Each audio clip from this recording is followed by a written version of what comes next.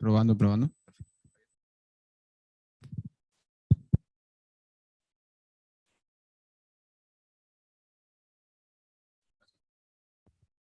Okay, well, hello everyone. Welcome to Aerospace Engineering 101. I hope you are really looking forward for this. No, just kidding. This is part of, welcome to the first Entrepreneurship Summit of the year. In fact, the future goal is to make twice a year an Entrepreneurship Summit. Diego here, my co-president, and Eugenio, happy to have you. And also we have the pleasure of having Javier. Javier is a BBA student. He did a master at IE. Then he found his own startup. He went through the whole path and exited his startup. It's a great pleasure to have him here. Now, Diego, if you want to say some words. Yes, first of all, I'd like to thank you all for being here. This event is for you and also made possible by you. We want to thank everyone at Campus Life who helped us. This event is also coincidentally co-hosted by a lot of clubs at IE. So in particular, the Echo Club, the Investment Club, Student Government, our friends at the Stork. This is all made possible because of them as well. So I want to thank them too. And as well, all of our team at the IE Entrepreneurship Club. Their hard work is what makes these events possible, and they've given in everything to make this happen today. So thank you for that. And yes, we hope you enjoy this event today. It's the first big event of this scale that an IE club has done since pretty much the beginning of the pandemic. So we hope to bring you value today by what our guests have, what Javier has to say today. And yes, we hope you enjoy it today. Javier, welcome to IE. Thank you. It's a pleasure to being here with you. Again, also for me, I think it's my first in-person event from a long time ago, before COVID. So yeah, a pleasure for me to share with all of you my experience and my story. I was in your shoes like 15, 20 years ago. So happy to share all my experiences, and hopefully you will learn something that you can actually use it for yourself.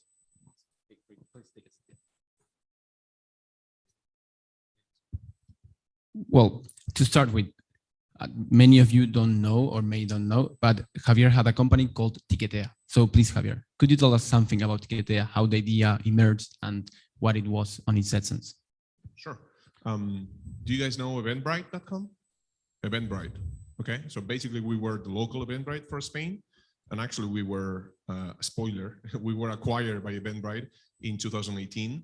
So basically what we created was a marketplace for ticketing. So event organizers could publish their event and sell their tickets online, and event attendees could discover and search for new events and buy their tickets online. So that was basically the main idea. We launched in, we launched in 2010.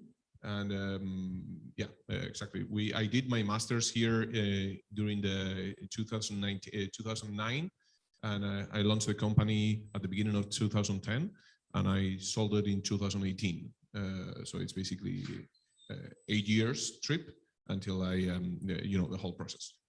Well, yeah, it's totally like the whole entrepreneurship path from ideation to IPO, in fact. But like for us students that are in that process as well, how would you advise us to do it? Like, because basically you did it as your last project of the master. Well, as a starter, as a small advice, how would you do that? Like, what do you recommend us to do? Projects that we think may be future startups, or how would you approach this situation? Sure. So as you mentioned, Tiquetea was my final project for the masters. So take it seriously. It's a great opportunity for you guys to spend some time thinking deeply about an idea. And for me, it was actually the beginning of Tiquetea. And the beginning of the idea came because I had this strategy class from a professor that I think is still here. It's called Nestor Miranda. I don't know if you have the chance to have with him, but we had this strategy class with him. And I remember this class talking about platforms, online platforms, where basically he did a breakdown of all the main platforms on the internet, Google, Amazon was also big at the time, Facebook, and all those big platforms. And he basically said something like, if you are able to find a niche where you can put together supply and demand of something, that's a great opportunity for you to create platforms. Platforms are those companies that are in the middle of, supply and demand. And if you are able to find something that can be digitized and you can create value in exchange of that supply and demand, that's usually a good opportunity. And he was basically telling us all these big companies that basically, if you think about it, most of them are at platforms. If you think about Google is a huge, it's a search engine, obviously, but it's also like a huge way to connect brands with users, right? So it's a platform, and they connect brands, companies who want to to get connected to users, with people who are actually looking for mortgages or tennis shoes or whatever they are looking for. So Google is a huge platform. Facebook is another huge platform for people who want to connect with brands, who want to get engaged also in the conversation. Or if you think about all these big companies, what they have all in common is that they create this platform where they put together, again, supply and demand.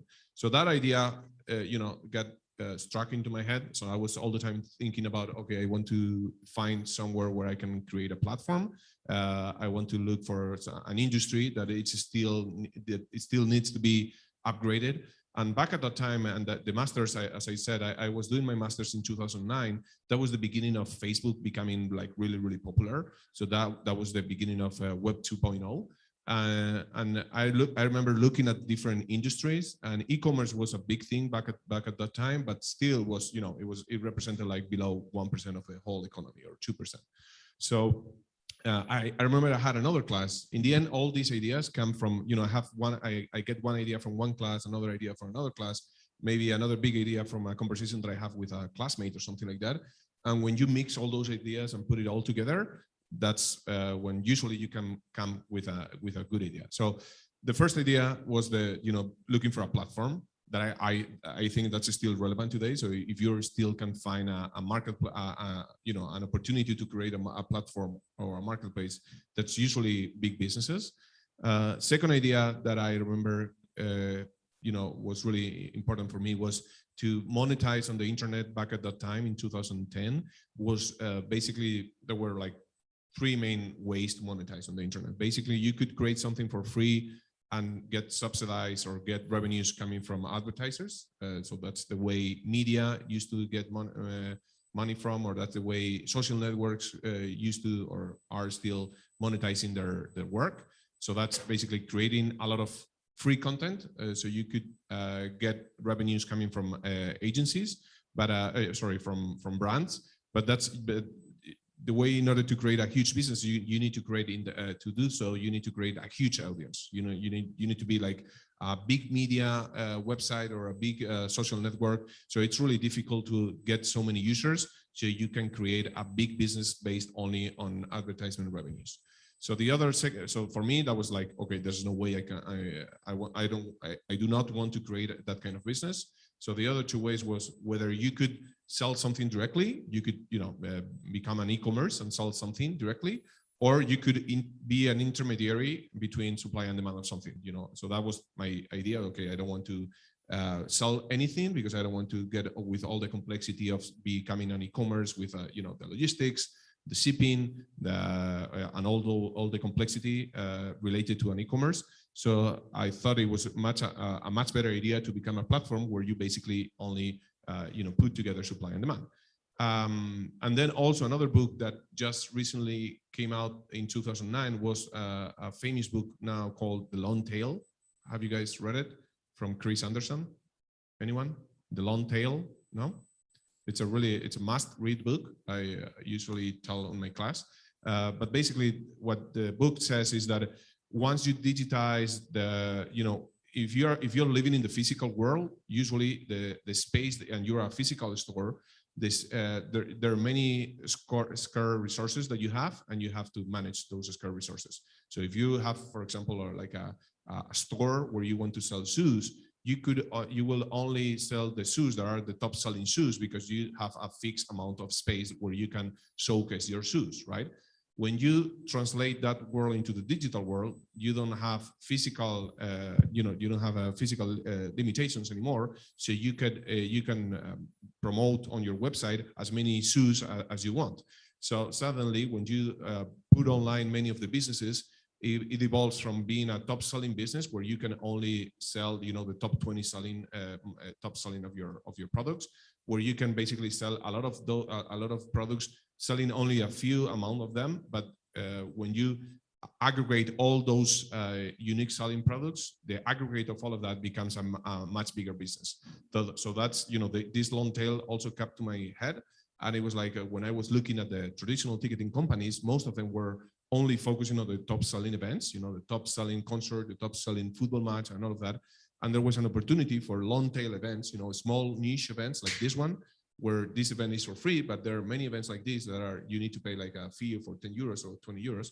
So for me, I saw the opportunity becoming like a long tail ticketing company. And that's actually the way we started was like, okay, if you want to find a ticket for a huge event, a huge concert for Coldplay, you can go to Ticketmaster. But if you want to find more local events like meetups or things like this, there's no place to go and look for that in Spain back at the time. And that's why we created Ticketea. Javier, while we're talking about this process of creating value in your own company of Ticketea, I have to say that I've looked at some of the slides that you present to your master students. And one of the things that caught my attention was one of the very first things you say is that you shouldn't follow your passion, you should follow your contribution.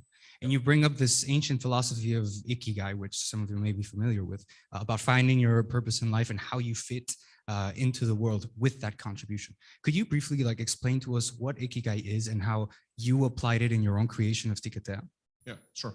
So first, I'm sure you have watched or heard this famous commencement speech from Steve Jobs, where, basically in Stanford, where he says one of the main ideas that he shares is like, you should follow your passion, right? And I think it's a really easy recommendation to give to many people, but to put it in reality is actually quite complex, because when you're 22 years old or 23 years old, you don't know what your passion is. Are you passionate about math, or are you more passionate about engineer, or are you more passionate about marketing, or are you more passionate about selling tickets online? So it's really difficult, or it's really challenging for someone who is 25 years old or 18 years old to really know what he's passionate about. And usually, passion comes after you become a master into it. So it's not something that usually is not something that you are born passionate about, selling tickets online. Is that you work on it so hard that you somehow, after becoming a master of that, you feel passionate about it. So I think it's much more powerful to try to follow your contribution instead of following your passion. And what you what it means is, and actually by the end, this is not an original idea for me. It's a original speech by Anderson Horowitz, and I think there's a great video where he basically shares this idea. And basically what he says is like, following your passion is a really egocentric vision of the world, where you want something that you enjoy yourself. On the other side, following your contribution is a more generous, it's a more open give back idea, where basically you try to focus on something that you are really good at. You try to focus on solving a real problem of the world, and that's your contribution. And if you actually are able to solve a real problem, people will follow you, people will give you money on exchange of that. So I think it's a much more powerful idea. And I relate that idea to the Ikigai, which you just mentioned, which is, the Ikigai is this Japanese famous term to basically try to identify not only what's your purpose in your company, but also what's your purpose in life, right? And that's basically the intersection of four things. First is what are you good at? You need to be good at something. Then what they can pay you for, because you need to be good at something that actually the market is looking for. So they are actually willing to pay you for that. What else? What the world needs also, because this is something that the world needs to have. There's a fourth one missing, which let me just give me 1 second. What you like, what you're good at, what the market pays you, and what the world needs. Those are the four ones, right? So in the intersection of those four things, the four things where and I think this is a reflection that everybody should do by themselves. So looking not only at the things that they will pay you money, but also the things that you are passionate about, but also you are good at it. Because I might be passionate about singing, but I'm sure nobody's going to be willing to pay just to listen to how I sing, right? So it's not the only thing that you need to be passionate about, but you actually need to be good at it. Okay, and in that intersection of being good, be passionate about, the market is willing to pay you, and the world needs whatever you're building. Those in the intersection of those four things are usually great ideas. Yeah, I totally agree with this topic.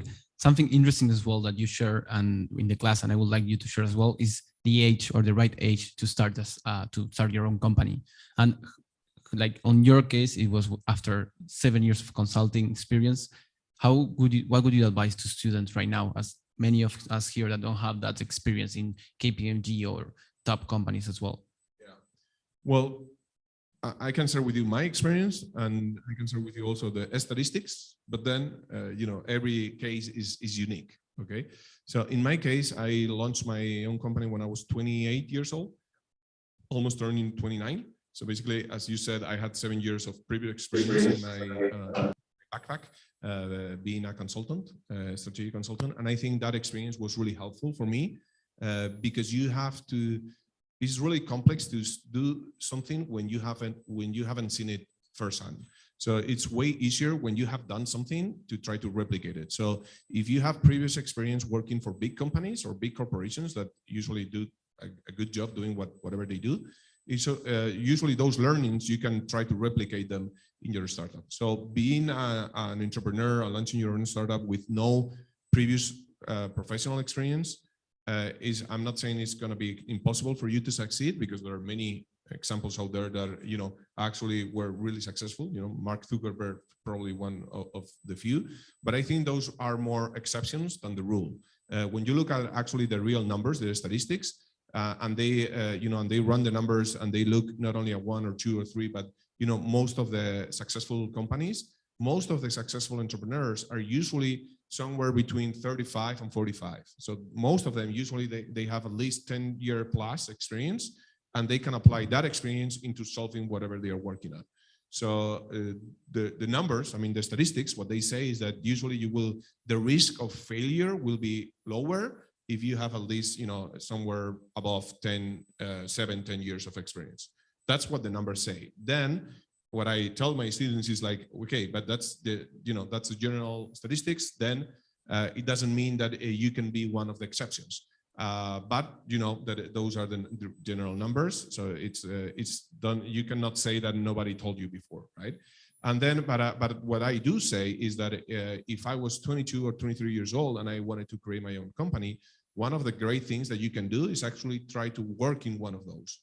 Try to join a startup, try to become one of the early employees in one startup, so you can feel firsthand how is it to build your a startup, and how is it, how does it feel to scale the team, how does it feel to raise money, how does it feel to close your first clients, and you guys being here as IE students, it shouldn't be really difficult for you guys to join a startup and become one of their early employees and experience it firsthand. When we look at your profile, obviously you have Ticketea, which has been one of your big achievements, but I also noticed that you're an investor in investing in seed companies that operate on technology. You also have your company Lumierna, which focuses on real estate and boutique houses.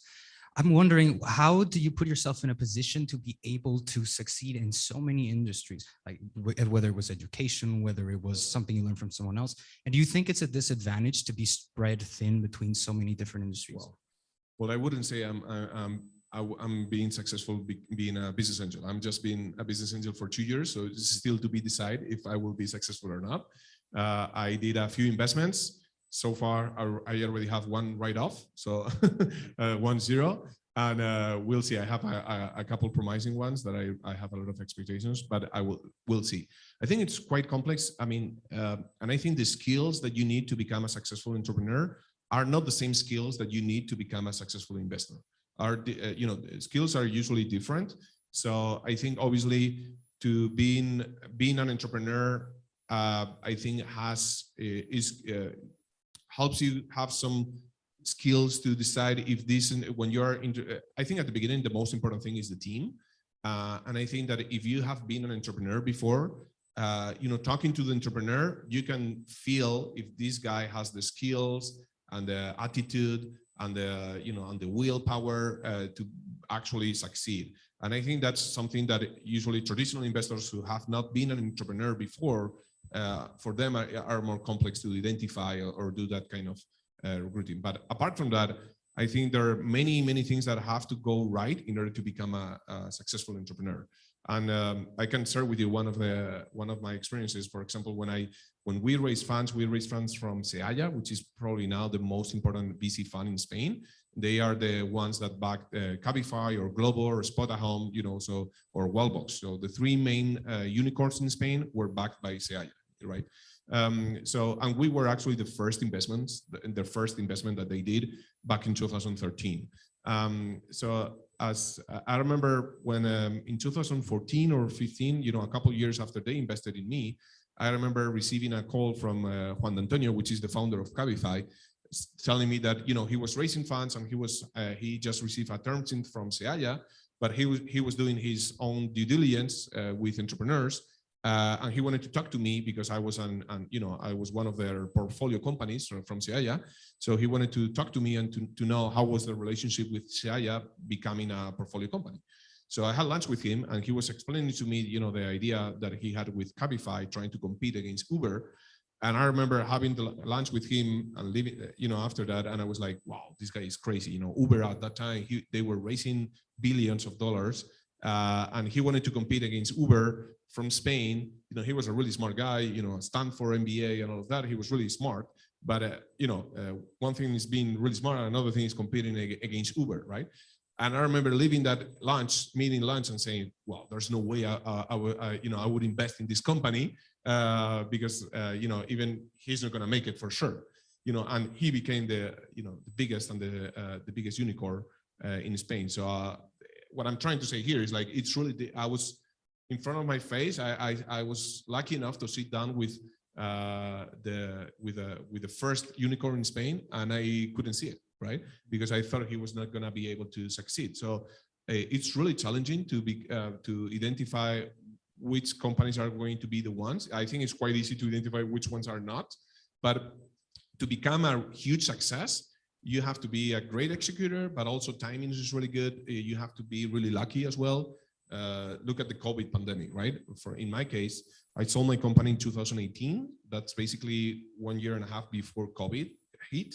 And I was selling tickets for online events, outdoor events. So imagine how big the tragedy was for my industry, because basically the live event industry went to zero for a couple of years. So, was I smart because I sold my company in 2018? No, I mean, nobody knew that COVID was coming. I was just lucky enough that I could sell my company before that happened. And it doesn't mean that I'm smarter or dumber if I didn't sell my company, but probably I will not be here if I didn't do it in 2018. So my point here is that you have to work hard, obviously, you have to be smart, that's obviously for taken, but also, and I know this is uncomfortable to hear, but there's many things that you cannot control, which is luck. Somebody call it luck, somebody call it destiny, whatever.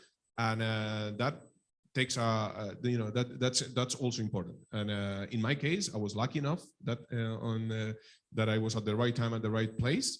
But I've seen also many other entrepreneurs who worked really hard as well, who were really smart, but they were not in the right place at the right time. Maybe they were too early. Maybe they were, they launched in a space where they had another huge competitor, just throwing money away to the clients or whatever happened. So success is quite complex, and it doesn't mean that only really smart people and really work hard people succeed. There are many, many smart people who fail during the process. Well, yeah, it's really, really interesting. And speaking about the things you can control, because obviously you can't control COVID. You mentioned a really interesting concept in your class, the fake it till you make it.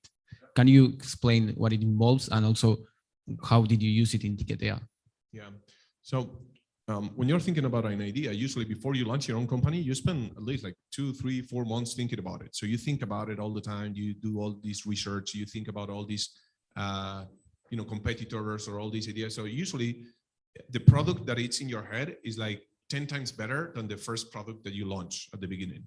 And that's fine, because at the beginning, what you need to launch is just an MVP to validate your hypothesis, right? And the problem in many cases is that when you launch, you don't have real clients, you don't have real customers, you don't have nothing. So imagine yourself opening a store where you are selling shoes, for example, but the store is empty because there are no clients, there are no shoes, there's nothing, right? So I think one of the strong ideas that Juan was just mentioning here is this: fake it until you make it. At the beginning, you have to try to fake to the market that you have something that you still have not. So in my case, in Ticketea, we were launching this marketplace for events, right? But imagine on day one, we didn't have any events, we didn't have any attendees, we didn't have any event hosters, we didn't have anything. So I didn't want to sell an empty store. So basically what we did is we built all these fake events pages where basically we had this kind of showcase where I was publishing events that basically were fake events, but were an idea of an event that could become a reality. So like New Year's Eve party, or like a marketing event organization, or I was publishing all these kind of fake events. And at the bottom, it said, okay, this is a demo event for commercial purposes only. Please do not buy any ticket or anything like that. Funny story is that we published this, I remember, black and white 9 years party. And the ticket was like 50 euros or something. And it was the party was taking place in Logroño, which is my hometown back up in the north of Spain. So it's a small town. And somehow somebody found about that event.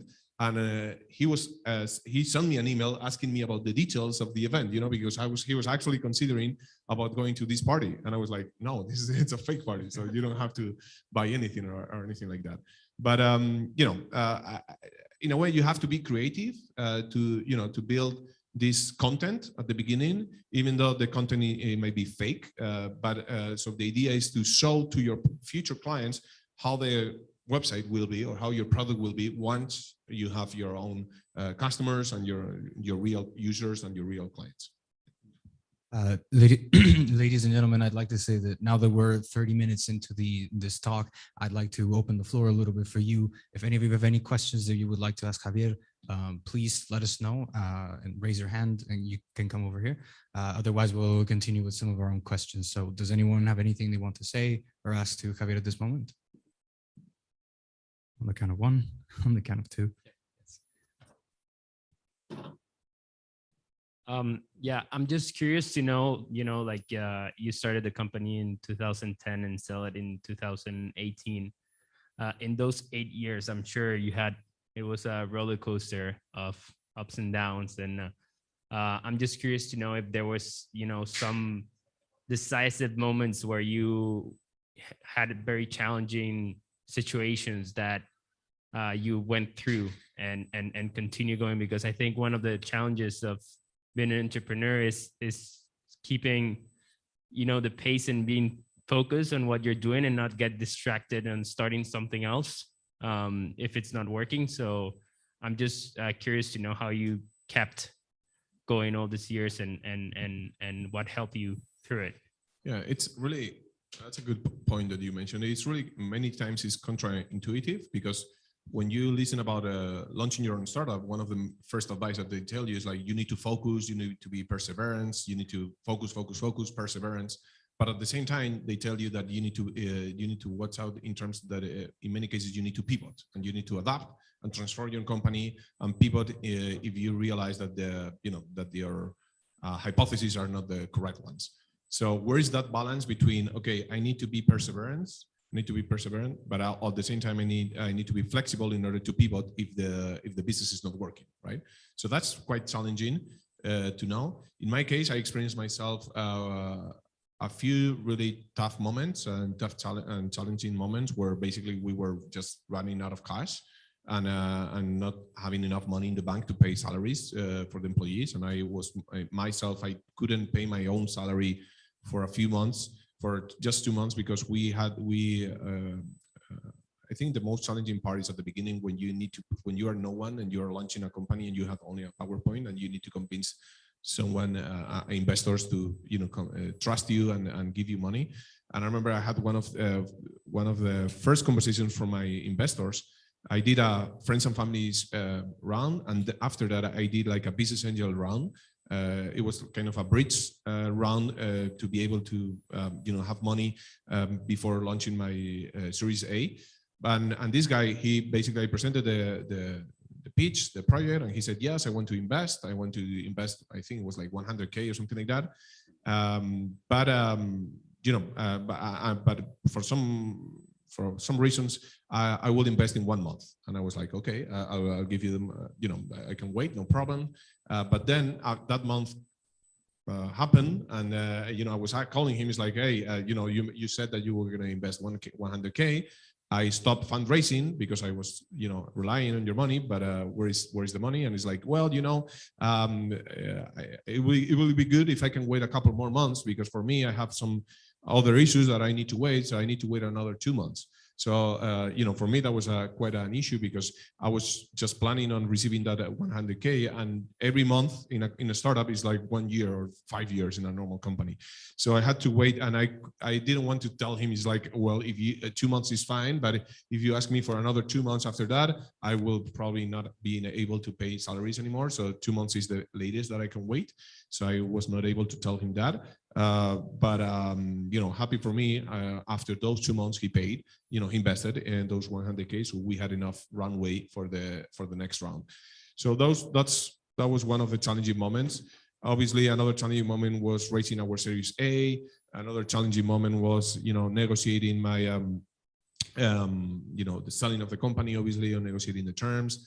I had also many challenging moments related to the team, recruiting, hiring, and also firing people.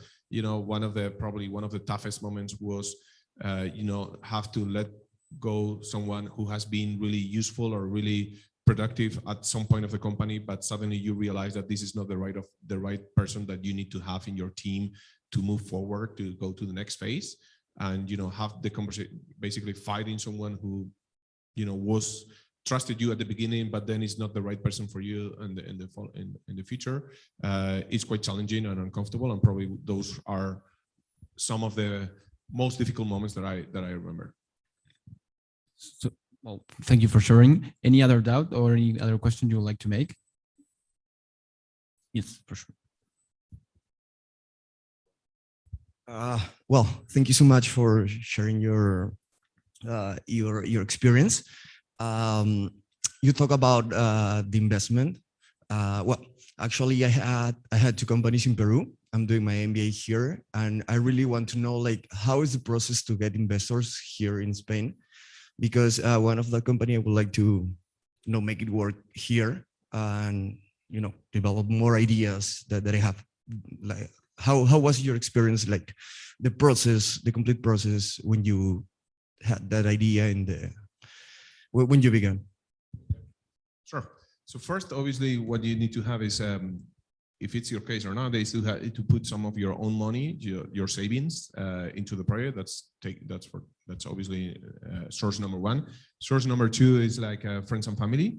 In my case, I didn't have any family. Well, only my brother, my brother-in-law. He did an investment, but I didn't want to have more family involved into it, because I knew it was a really high risk investment. So I didn't want to have any problems, and I prefer to get those things separated. But then what I did is I talked to many of my former bosses, people who knew how I was, who knew how I work, and I basically just pitched them. I told them, I'm leaving, I'm quitting my company, because I'm really passionate about this idea. I want to create my own company, and I'm looking for investment. So maybe if you want to invest, you know me, you know what I can do, and you can invest on me. So that's basically the first source that I used, and I raised, I think it was like 250K from previous colleagues of mine, people who used to work from with me in the past, or friends of mine who got enough liquidity to do those kind of investments. So that was the first the first source of money and that's how I raised my 250K first. And then after that, I raised some money, as I said, from some business angels. And the best way to get invested by them is try to first identify them. Know who are they. They are quite, now it's becoming easier to know, because most of them have public figures. Most of them attend to these kind of events. And if you Google it, you will be able to find quite easily a list of active business angels, right?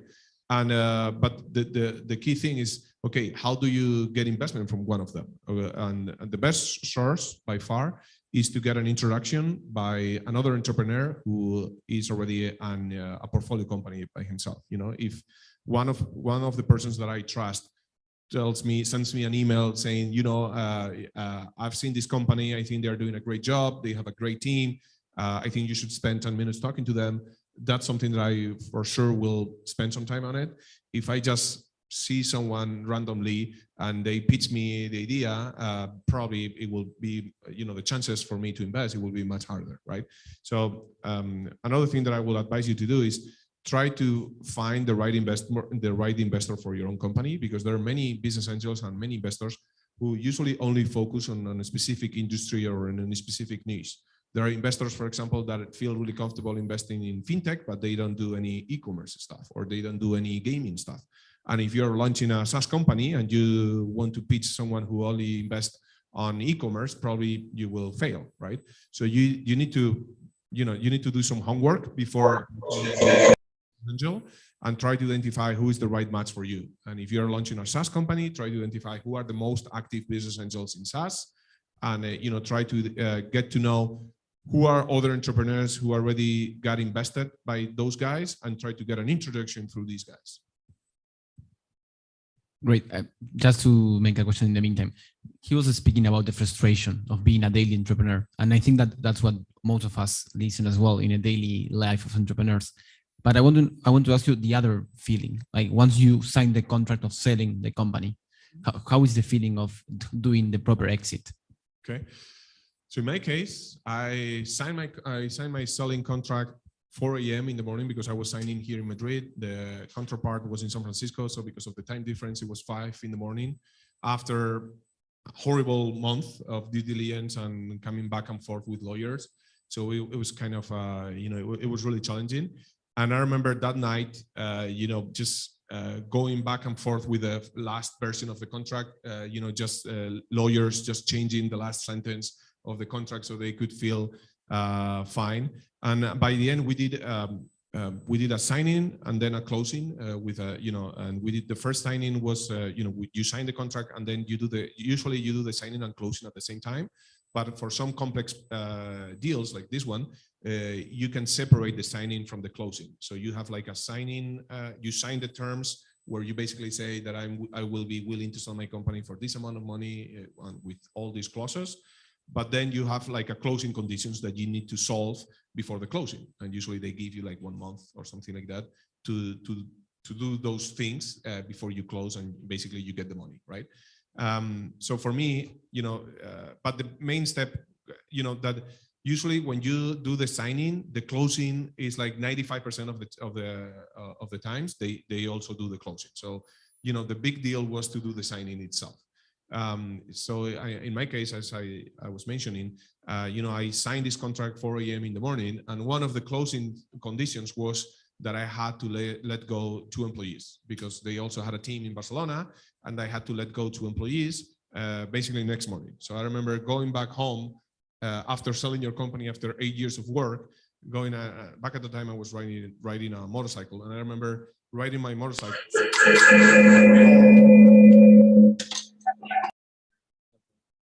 Somehow thinking is like, I remember thinking about this song from Alanis Morissette calling Ironic. It isn't ironic, and it tells a story about someone who wins the lottery and then he dies the next day. And I remember riding my motorcycle and saying, I just sold my company. Imagine that I just crashed myself and I died today. I don't know. I had those kind of feelings. Thank God it didn't happen. But then I went to bed. I remember my wife was asleep. And I just told her, like, hey, I sold, I signed the contract, and she was like, okay, fine. And she just get back to sleep. And the next morning, actually after just 3 hours after that, I had to wake up, obviously, and go back to the office. Basically, I had to fire 2 people. So that was not nice. And I couldn't say anything to the rest of the team, because between the signing and closing is this strange time where basically you cannot disclose to the team that you sold your company, but you have to do many things. So I had to let go those people, and actually I was not able to tell them the real story. So it was a challenging moment also. So yeah, in a way you are happy, but you are so exhausted because of all the work that I think I could not experience it myself until a few weeks later. Perfect. Ladies and gentlemen, again, if any of you have a question, you can just raise your hand and we'll give you the mic over for you. But there don't seem to be any at the moment, so I'll carry on for a moment. I want to talk about the topic of your actual sale of Ticketea, and obviously that was a big success to selling over to Eventbrite. That was a big sale. Now, when one has a company, you have among several options, those two. Do I try to build it up as much as I can in order to sell it off in the future? Or do I try to stick to my guns and make it as big as possible to try to compete with everyone else? To you, how did you manage to make that choice with Ticketea? And in general, how do you make that choice for your company? I think it all depends on your energy and your willpower. You know, how do you feel about it? So for us, in my case, it was quite obvious because I knew it was 8 years, which is a long time, you know, to be fighting the war on ticketing. And I knew that we were quite successful in Spain, and we were #1 in some verticals, such as live musicals or live festivals. We were #1.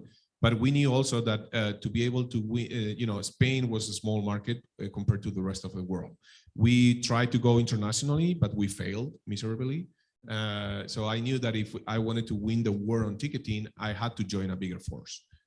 So I knew that for me, it was not going to be an option to be able to compete head-to-head against Eventbrite, which was going public, or against Ticketmaster, which was, you know, valued at several billions. So I knew that I wanted to join someone who was bigger than me. For me, the question was, you know, which is the right match for you to join? Because they're depending on the companies, where they can just acquire you so they can destroy you, or they can acquire you because they believe in what you're doing and they want to give you more resources to become and grow even bigger. So that was the case. That was my case for Eventbrite. We pretty much had the same DNA since since the beginning, and they saw what we were doing, and they thought that it was a great acquisition for them, also in terms of talent, because it was really challenging for them to recruit engineers, and we had back at the time we had a team of 35 engineers. So they saw an opportunity also to grow an engineer dev center here in Spain, who was able to work for Eventbrite, but from here with the salaries from here and not the ones from San Francisco, right? So for them it was a right decision. It was quite obvious to make the call, and for me it was Eventbrite was the beautiful girl in the party, so it was the right match, and I'm really happy actually that I did that. I was lucky enough that I had other options, but since day one, for me the real one and the better one was Eventbrite. Related to this topic, you always mention in class, which if you are doing the meme, I recommend for sure, is managing tech startups. By the way, he always mentions, do you want to be rich or do you want to be king? How would you relate what you just said with this concept? Yeah, when you meet some entrepreneurs, it's really important to understand their motivations on why are they launching their own company. And when you meet some of them, they want to launch their own company because they want to be their kings. They don't like to work for other people. They don't like to have bosses. So they want to be the king of their kingdom, and that's fine. But if you're that kind of entrepreneur, it will be really challenging for you to raise funds, and it will be because in the end, the investors know that in order to get their money back, usually it will be because they will need to sell your company, or because they will need to go public. And to be honest, in Spain, to go public is quite challenging or quite difficult. So 98% of the successes in Spain is because you basically sell your company to a bigger player. That's how it used to be. I think it will change in the future, and I think we will see many more Spanish startups buying other startups, even American startups.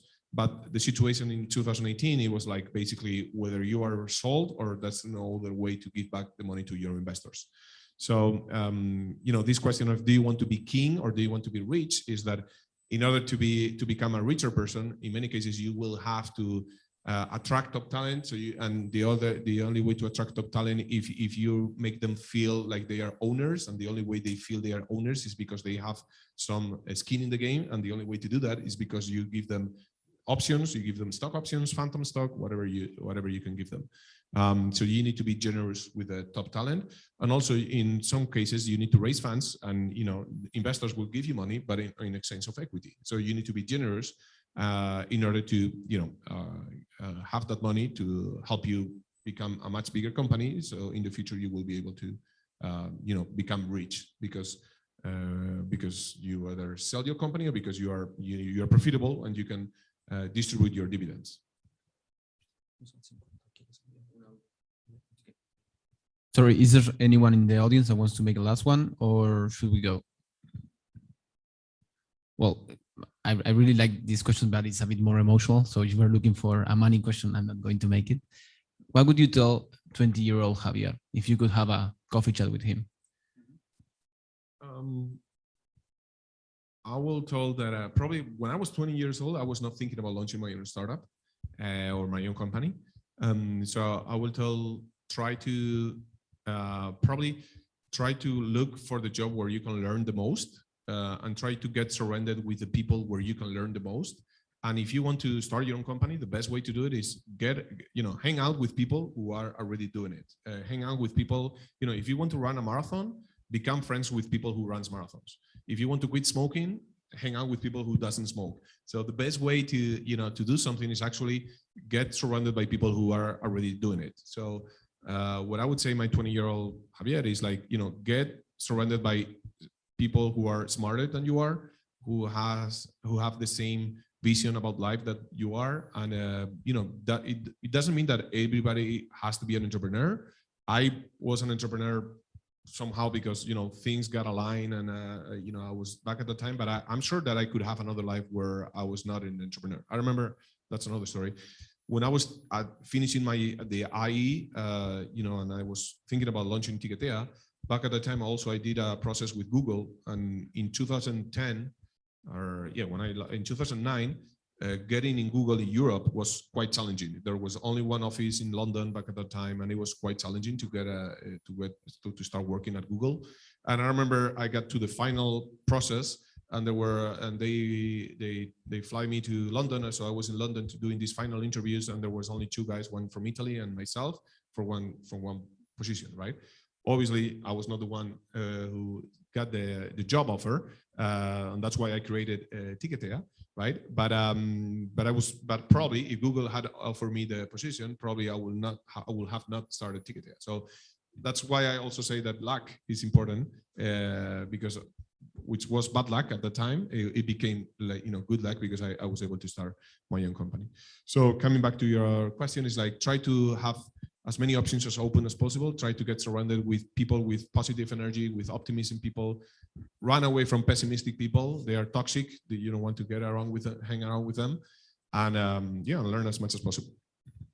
Well, thank you, Javier. For the rest of you, we invite you to stay touched because we are going to have also next events coming. We have now 3 startups that are going to pitch and also a networking event. But anyway, Javier, thank you for your time, for coming, and let's give me a big clap. Thank you very much. Thank you very much.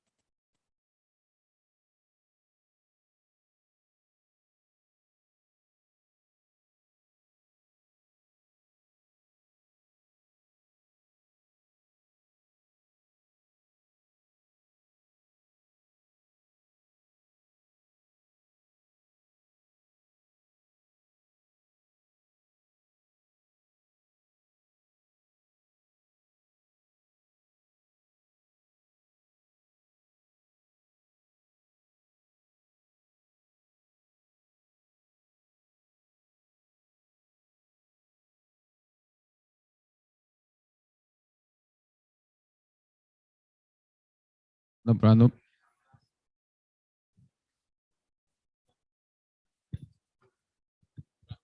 Anda para atrás, pues.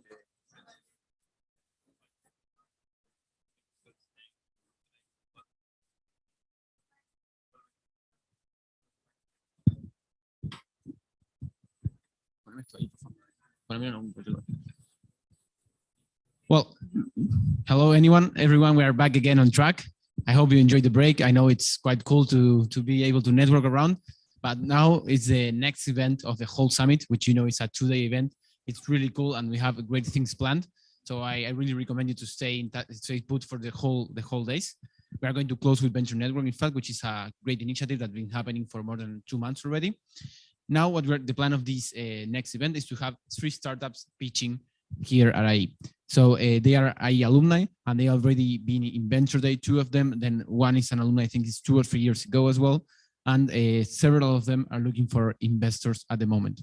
What I do encourage you to do is to really be engaging, because this event is for you. What they are going to do is they are going to pitch for investors, but instead of being investors, we are going to have you guys on the other side. So we invite you to make any question you want to have, like such as validation, founding, percentage of equity. They are here just for you, and there's no investor that's going to ask these questions. And for the people online, please put the questions in the chat. I'm going to read them for the startups. So the plan would be to have 5-minute pitch, which is the real one that we do in Venture Day, for example, and then 5 minutes of Q&A. I invite the first startup, which is Gundo. Please give them a great applause.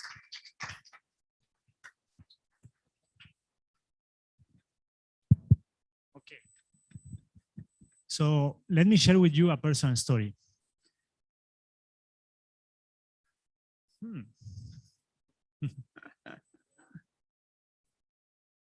No, it was working just a few seconds ago.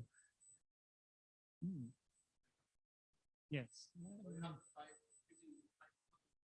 Okay, so let me share with you a personal story. 5 years ago, I decided to make a change in my life. I decided to start eating healthier, reduce junk food, adding vegetables, fruit, scanning the products, reading the label. I put a lot of time and effort on it, to then discover with my blood test result that I had some deficiencies that could lead to diseases. But I'm not the only one with this problem. 6 out of 10 diseases are related with what we eat. Every year in the world, 11 million people are dying because of not optimal diet. So what people need is a tool, and that's exactly what Gundo is. Gundo is a nutritional personalized recommendation system embedded in your online grocery. So you take your profile, your basket, and the algorithm analyzes for you.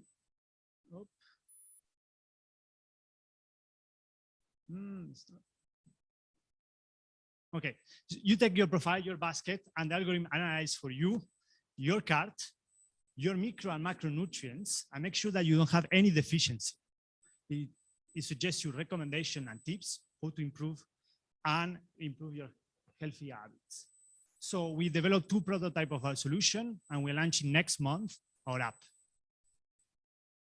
So to recap, we do not do the delivery. We reroute the order directly to the supermarket. And really our secret sauce is our recommendation system. This is what makes us unique.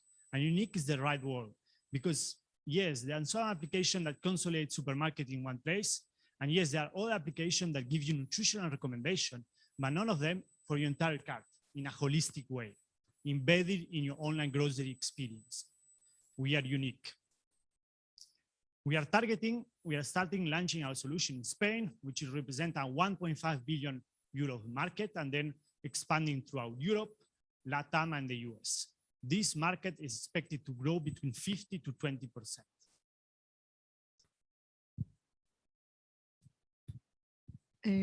We are going to 15 target communities that care about what they eat and their health via influencer, paid ads, offline strategies, and PR. Our core service is free, but our main revenue comes from a 3% commission from the online retailers. So basically, their benefits have better sales, more sales, better positioning, and improve the customer experience.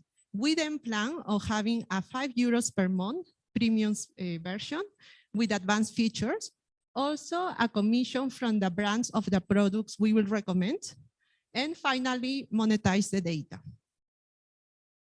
We forecast to break even in 2023, at which point we will have 100,000 users. Our unit economics are very solid, with our CAC of €15 compared with an LTV of €80. Till now, we have two big achievements. Our first investor and our first retailer, Planeta Huerto, the biggest online retailer in Spain, focused on organic food, bought by Carrefour like a few years ago. Our milestones, next month, we will finish the development of the app. Then we will focus in getting traction and opening a new round of fundraising to scale. We raised 100,000 euros, half from the investors, I said before, and the other half from our personal savings. And now you are invited to invest in the future in nutrition and retail. So this is an opportunity. No, we continue. And okay, so we have a full-time committed team. I'm Priscilla, the CMO, with more than 8 years of experience in the FMCG industry, managing different food products. We have also Elisa, the CPO. She's a clinical nutritionist and university professor who also founded a nutritional startup in Guatemala. And Jean-Pierre, the CEO, with more than 8 years of experience managing teams and projects across 3 different continents. We have also built an amazing team working with us in our next milestones, and a great advisory team supporting us with a deep industry knowledge and experience and connections, adding high value to us. So we are Gundo, choosing the right food for you. Thank you. Well, thanks to Gundo. Now I invite you guys to raise up your hand and make the questions you would like to have. And then when it comes to the people online, we invite you to put them on the chat so we can read them and we can tell them to the startup.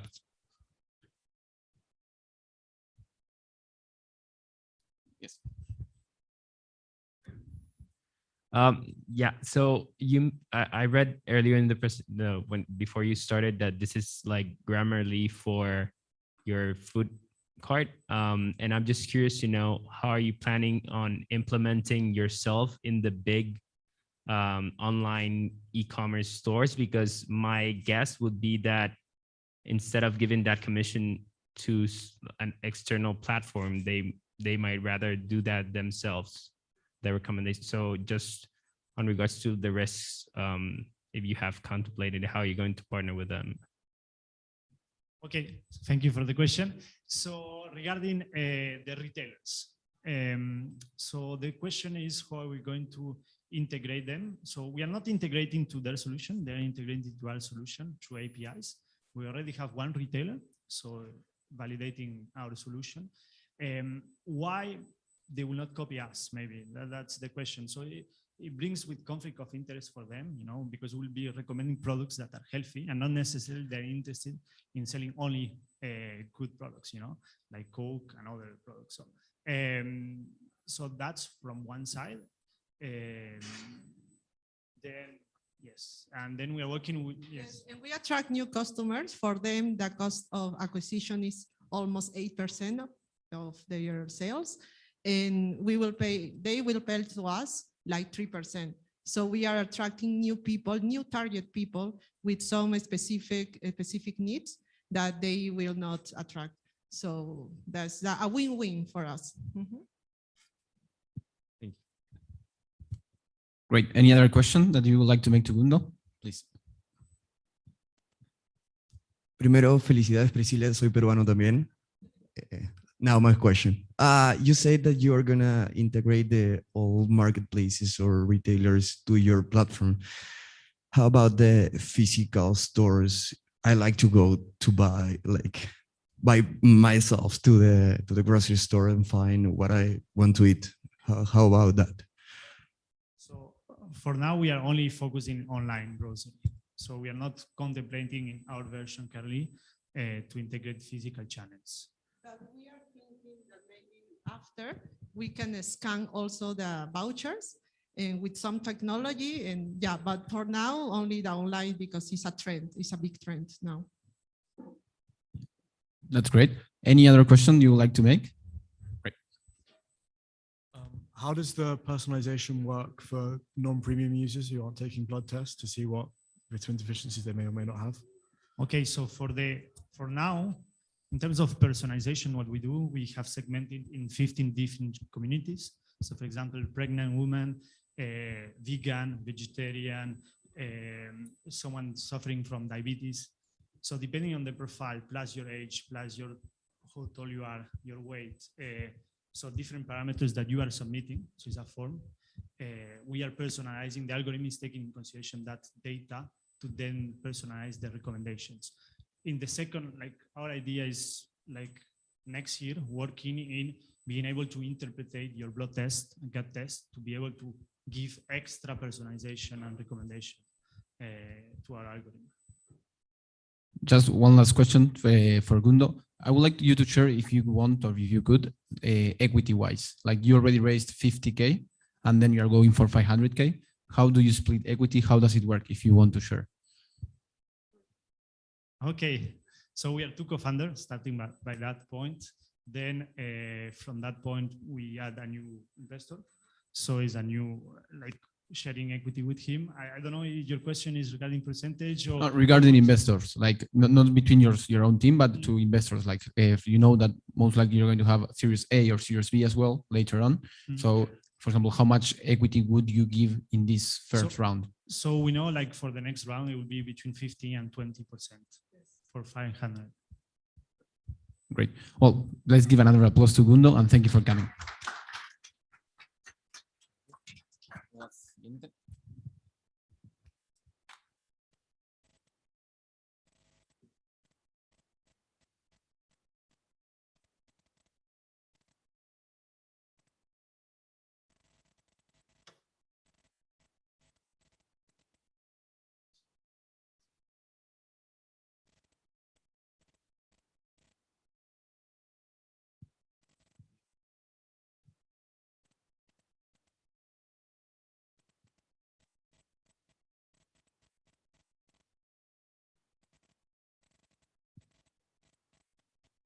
Well, for the next startup, we have Wana, which is a great offer for us students. They will tell you more about that. But also, thank you for the questions so far, and also stay here as well and try to keep on because we are going to have a catering afterwards, and there are two great startups coming. Let's give a great applause to Wana. Great. Hello. Yeah, this is working perfect. Well, sorry. Well, this is Jose.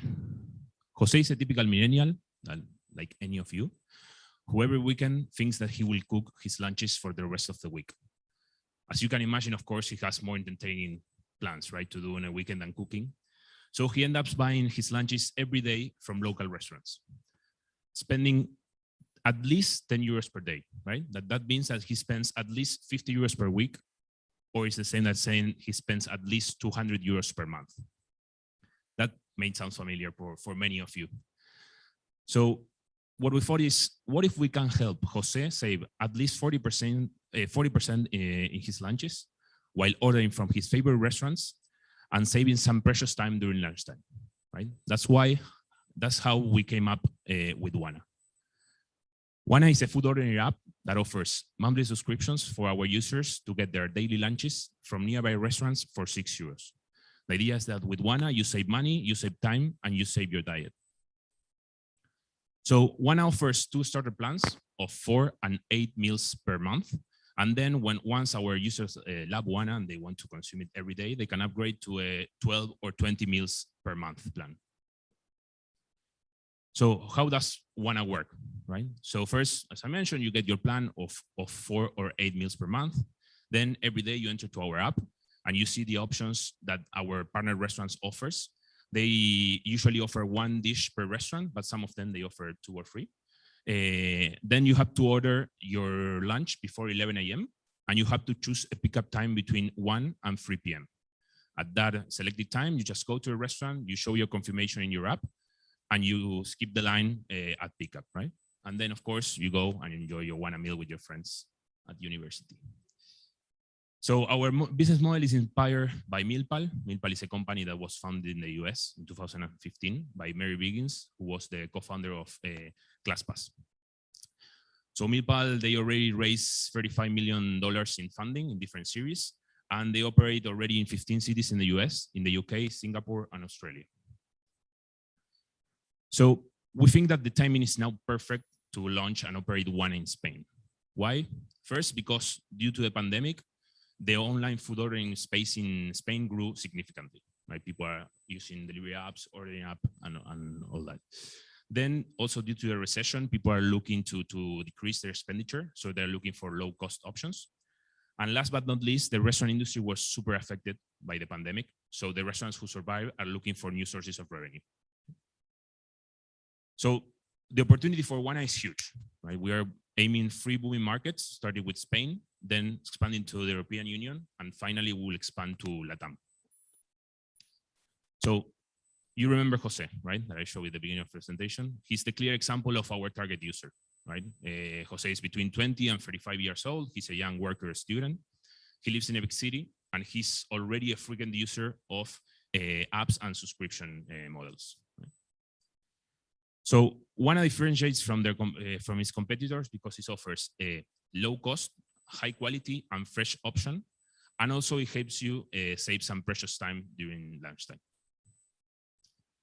So our business model is very simple. We monetize for our users that they pay €6 per meal. It doesn't matter how many meals you get, you will always pay 6. Then we pay to a restaurant €5 for every meal that they sell through the platform. So our margin is €1 per meal.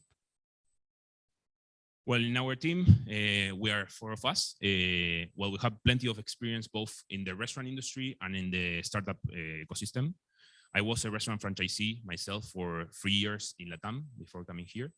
Guillermo is a serial entrepreneur who, after studying at IE, actually, he founded a restaurant group here in Madrid, and he operated for 8 years that restaurant group.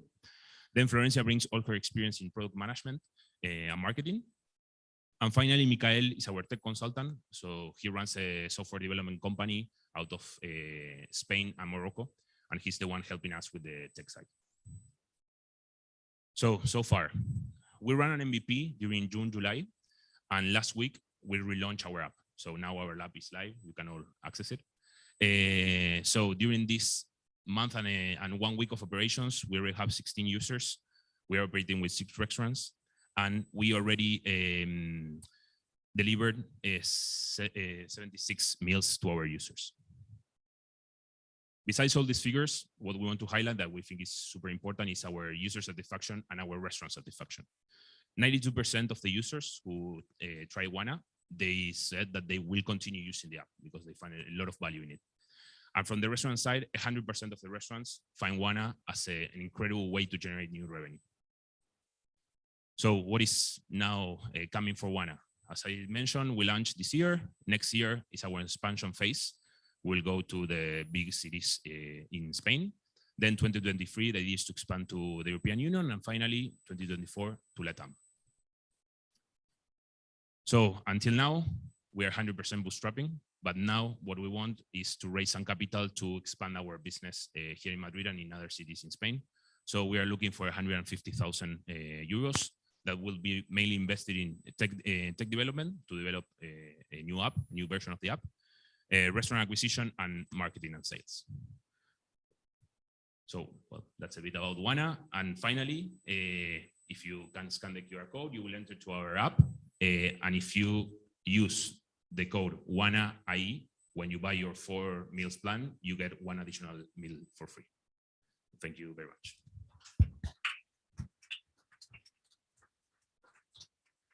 Well, thank you, Wana, for such a great presentation. I'll invite you to jump on the floor and make some doubts if you have any. Great. Thank you. First of all, I'd like to congratulate you on the amazing idea. My question is, what is the incentive for restaurants to want to partner with Wana whenever they're only receiving €5 a meal every time an order is placed? That's a good question. Okay, so for the restaurant, kind of our value proposition is based on 3 or 4 pillars. The first one is as we send them or the orders from WANA at 11:30 a.m., they are able to use idle time from 11:30 a.m. to 1 p.m. That now like the kitchen staff is there like just looking to the ceiling. So they're able to be productive during a time that now they don't generate any revenue, right? Then the other big value is the idea to bring new customers, right? It happened a lot with users that they really didn't know the restaurants that we have in the platform, and they tried the restaurant through WANA. So they went and said, well, actually the food here is amazing, and they return. And then actually it's also a thing of like kind of covering the fixed cost without much additional stress in the operations, because we ask them only for 1 dish per day. So it's kind of a standardized process. And of course they reduce the margin, but with €5, they're able to cover their cost and have some margin to cover all the fixed expenditures that they have. Okay, great. Any other questions? I'll start from here.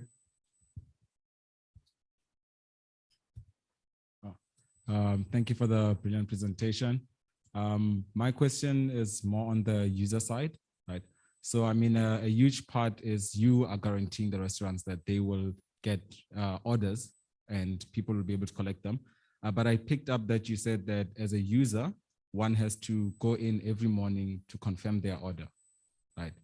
And my question would be, have you considered doing it the other way around? Where say, if I'm on a 4-meal plan, I can pre-select, right? Say, I don't want the stress of having to go in at every moment, and rather be charged a cancellation fee if I switch from the plan, in a sense. Yeah. I don't know if I understood correctly, but I will check with you. Let me know if I didn't understand correctly. What you're saying is, instead of having like a limit at 11 a.m. to order, like you get the plan and you can go freely to any restaurant and choose whatever you want to eat or not. So similar to, say, a Google Calendar, I can go to Thursday, 2 p.m. meeting, right? So Thursday, my order would be this from this restaurant. Yeah. Right. And now I don't have to worry about what I'm going to eat on a Thursday or checking in every day. Right. I only check in when I need to, if there is a change. Okay. So what you're saying is like, instead of checking every day, being able to kind of pre-select from a future day your meal. That's right, right? Yeah. Okay, yeah, that's something that actually we are considering. It's a possibility now, because of kind of a simplicity or kind of operational simplicity. We are doing it day by day, but at some point, yes, we are considering of you as a user enter and be able to see the menu for the whole week. And if you want to choose your meal on Tuesday for Friday, you will be able to do it. And actually, you can cancel it until Friday at 11 a.m. So like it will not be a cancellation fee. Like you will be able to freely cancel whatever you want.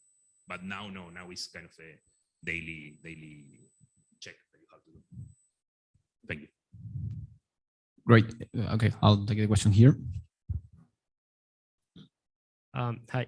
So I actually used to be a customer or user of MealPal, and it was great. I'm just curious to know if you think about, when you're thinking about lunchtime, because I used to do it for dinner. So when I was going back from work, most of these places like a Pokeball place or Just Green, like all these places around IE are very, very busy during lunchtime. And so I'm just curious to know have you thought about, when people are going to pick up their orders, how are you going to manage the customer experience so I don't have to wait, all this time? Because for their restaurant, I'm a person paying five euros to them versus the people doing the line that might pay 12 or more, right? So how are you going to be able to, like give this priority or at least the same importance so people are not waiting ages for their order? And the second is, are you thinking of doing dinner? Yeah. You're from New York, right? Yeah. Okay. The first one, actually, as we send the orders to the restaurant at 11 a.m., 11:30 a.m., what we talk with them, and actually like in our agreements with them and all that, is the food needs to be ready when at the pickup time that the user chooses.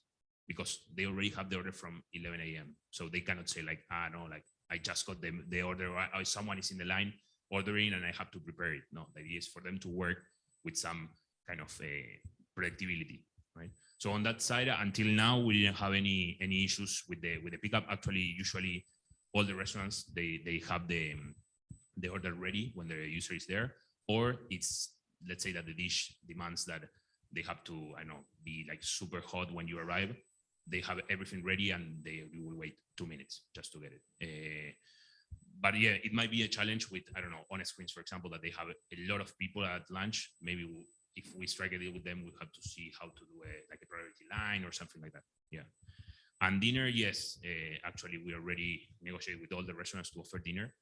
For now, again, for simplicity on the operations, we are only doing lunch, but it's on our roadmap to include the dinner. Okay, great. Let's just do one last question over there. Okay. Well, thinking as a restaurant, well, I've worked with a restaurant 3 years in Peru, and they are really hard to negotiate. How do you negotiate with a restaurant that have costs of each meal or each dish close to €5 if you're gonna only pay 5? And why, as a restaurant, I should go like with you if I have Globo that I can then I can earn more profit per each dish or something. I don't know if you mentioned Globo at the end. No. Yeah. Okay. Globo or Uber Eats, like. I first go with the margin and then I go to the delivery apps. On the margin, of course, like this is not for every restaurant. There are certain restaurants that they offer the cost of the dish is more than €5. Some of them, like they offer dishes that the cost is €12, right? And they sell it for 30. So that is not our target restaurant. Our usual target restaurant is the one who offers already a daily menu that is like a starter, a main dish, dessert, beverage, everything for €10. So when they start getting things out and they only offer a main dish, their cost is €1-2, no more than that. So actually they have a margin. Of course, they go to a reduced margin with us, but they value this kind of additional volume that we provide. That's on the margin. And on the delivery apps, yes, on Globo, maybe when you order, you pay €10-15, but you have to take into account that of that amount, Globo take 40% as a fee. Yeah, between 30 and 40% as a fee, all the delivery apps. So for restaurants, a lot of restaurants are super tired of the delivery apps because like it's nice to sell, yes, but at some point they say like, my numbers are not that enough. Like they take 30-40% of margin, it's not possible. And actually you as a user, if you check, usually you paid a markup in the delivery apps because the restaurants has to kind of raise the price to compensate the fee. So that's kind of a different business model. Okay, great. Let's give another round of applause to Juana, and thank you for coming.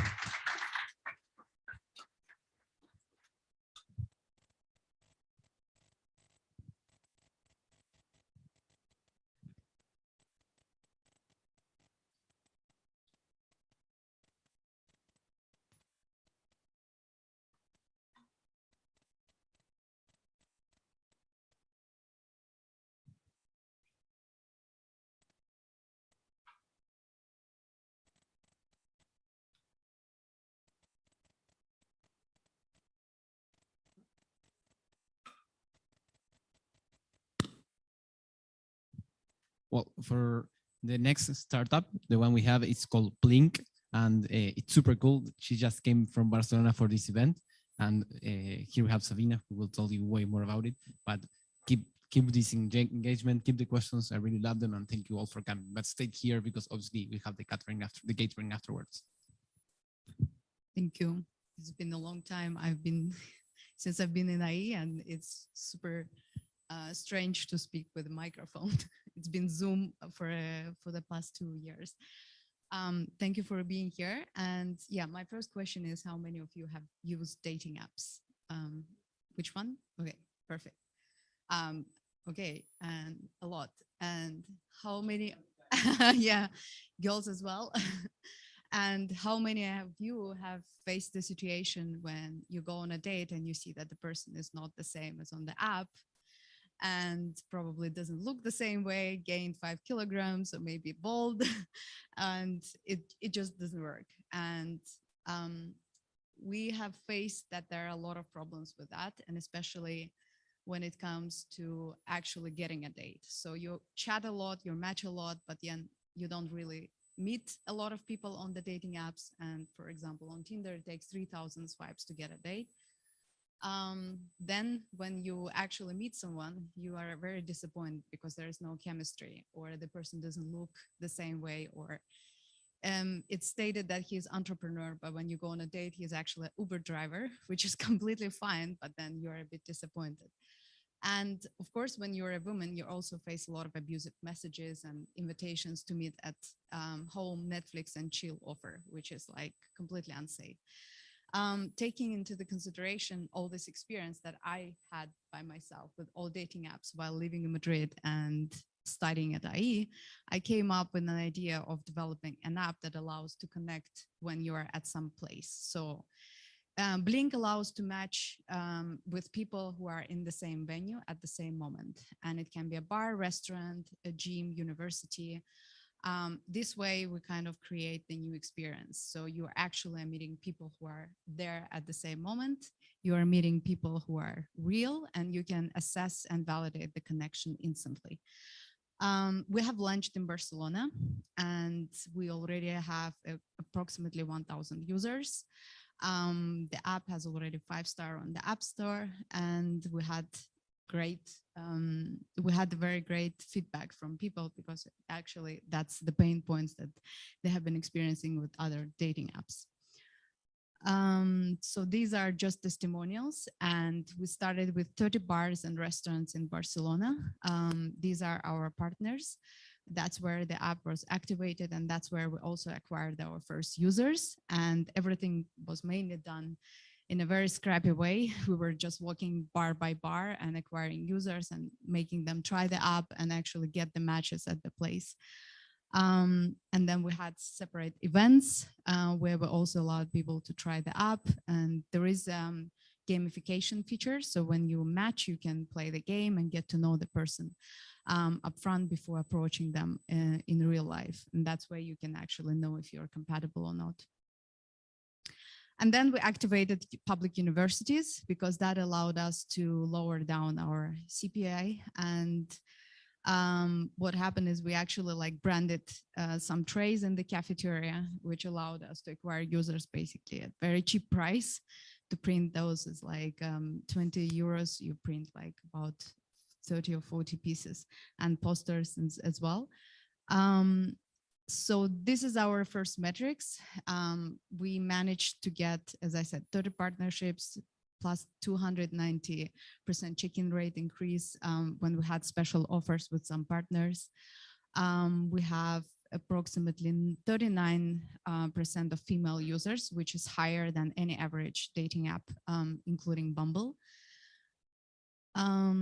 This is like how it works. So you basically check in at the place, and you are able to see people who are at the same place in the moment. You cannot check out their profiles. You have to be at the same place if you want to match with them. We have the special rating system. So the more you fill the profile about yourself, you get the special top linker badge.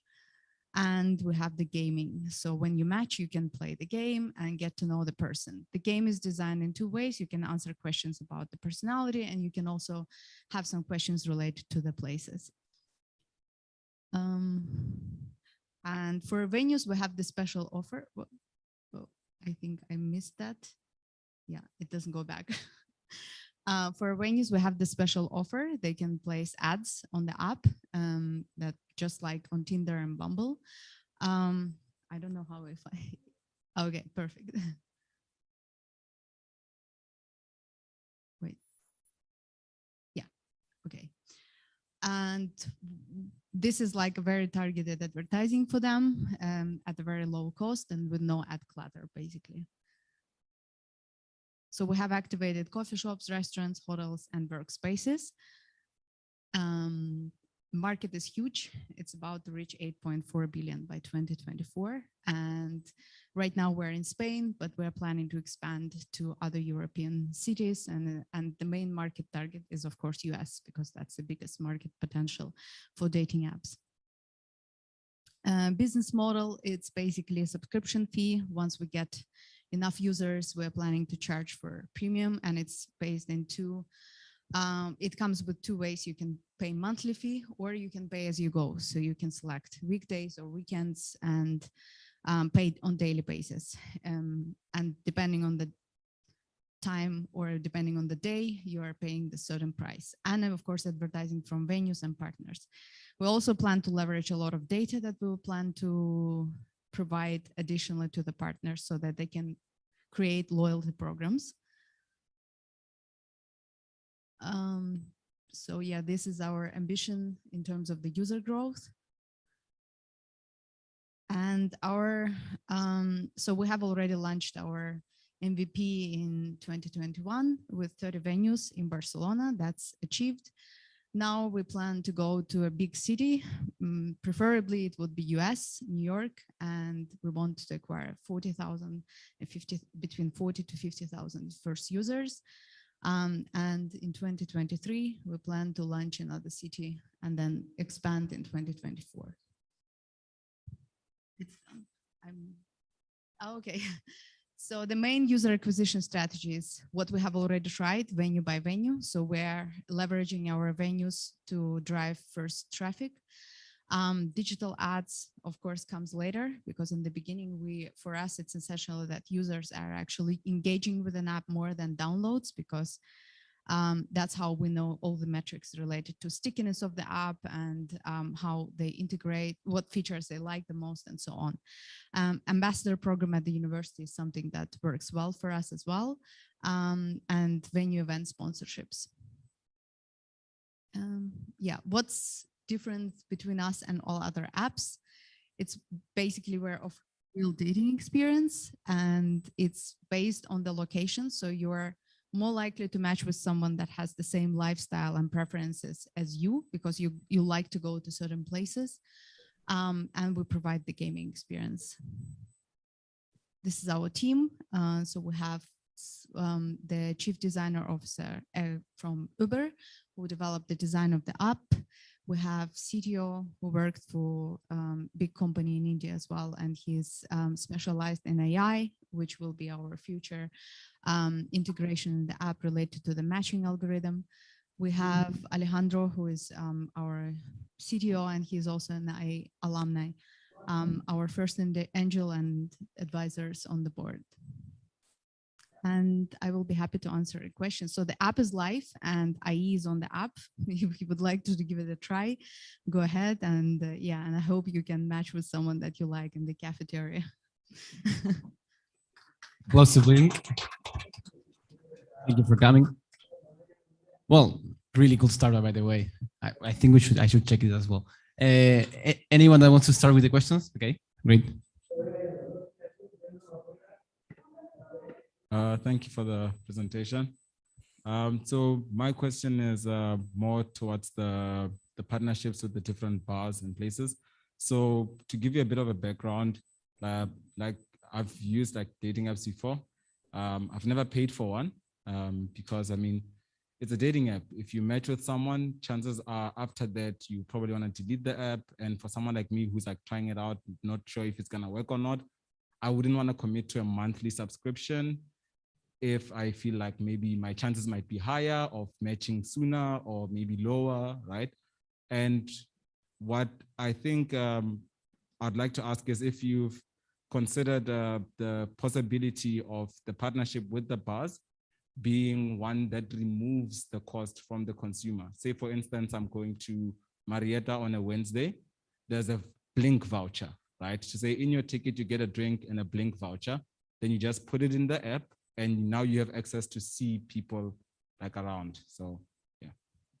Yeah, that's a great question. Actually, we already had testing with some bars where we had the special price for app downloads. So people could get like beer, free beer for downloading the app. And that's how we kind of tried this model. It can work. In this case, you have to be very interesting for the bar and restaurant. You have to have a massive number of people on the app. And that's when you drive traffic. And that's when you can monetize on that. Until then, you are actually using them as the place to acquire users, because that's where it's the cheapest for us versus like competing with Bumble or Tinder or someone else on online media. So for us in the beginning, bars are kind of they are helping us with the marketing costs. So they're reducing our marketing costs. They don't help us to generate revenue, but they're reducing our market cost, and they allow us to add value for user when they download the app. Let's say get a free drink or get a special discount, like 50% on the second drink and so on. In the future, once we get the critical mass on the app and we're able to drive people to certain places based on the events, and that's something that on the roadmap as a feature to sign up for the special events at the places, that's where we can actually monetize. And we want to try both. You know, we have a lot of assumptions, and then when you actually launch and try things, it doesn't work the same way, so you have to turn around. So these are like 3 models that we have developed that we want to try out. Subscription, that's probably more for the US market, because people are like they're fine with paying subscription, while in Europe it's like hard to get someone pay for the app. But in the US, people are okay with paying subscription. So that's why we have developed the second option, when you pay like monthly, daily, weekend or weekdays, and you can select that I want to use the special feature for 3 days or 2 days to see some people at the places or match with them before going there. And then the third option is, as you said, the bars. And when we see that there is a huge potential, for example, when we drive traffic and we can monetize on the data and everything with the bars, then we can remove that assumption of charging users for the apps, because we will see that we generate enough of revenue from that. Until then, it's like a plan. Okay, great. Thank you. Any other question around that you would like to ask Link?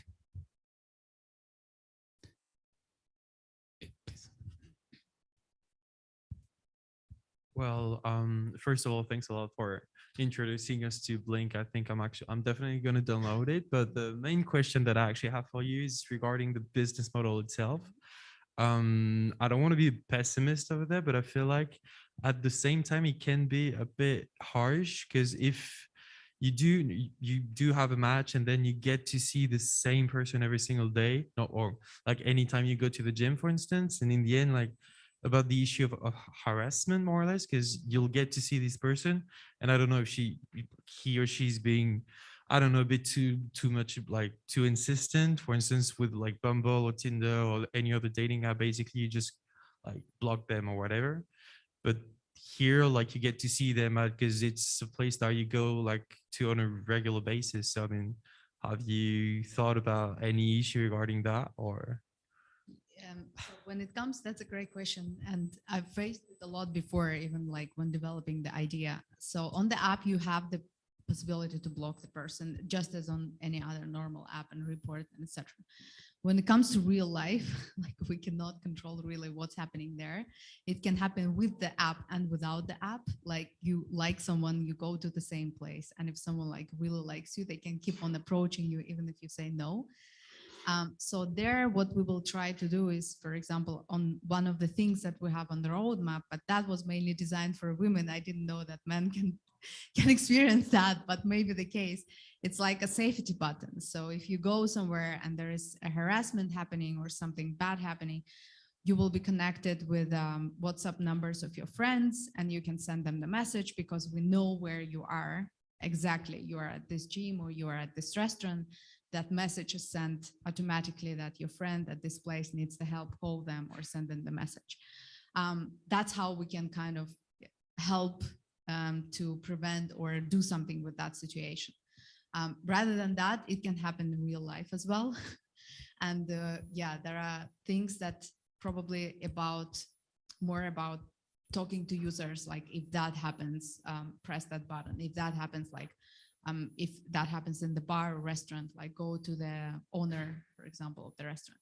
I believe that, for example, in case of Tinder or Bumble, where the first date can happen in the apartment, where no one can actually save you, that's where like you don't have any more options, whether this is the public place. So whatever happens, you can find a way. Okay, great. Let's give another round of applause to Blink and Sabine. I invite you all to go find a snack and something to drink upstairs. We're having the catering, but also you can leave your stuff here because the summit is still going in this room, as well as you can join online to the next event or the ones tomorrow as well. So thank you for coming, and keep in touch and keep posted to the Entrepreneurship Club because we have great initiatives coming. Thank you everyone for joining.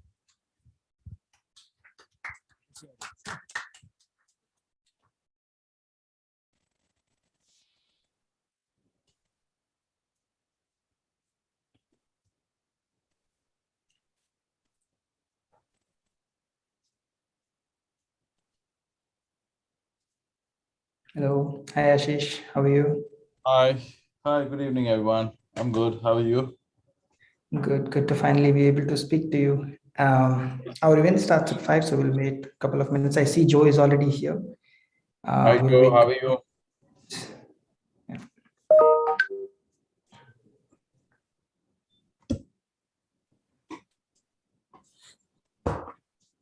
Joe is on mute. Yeah.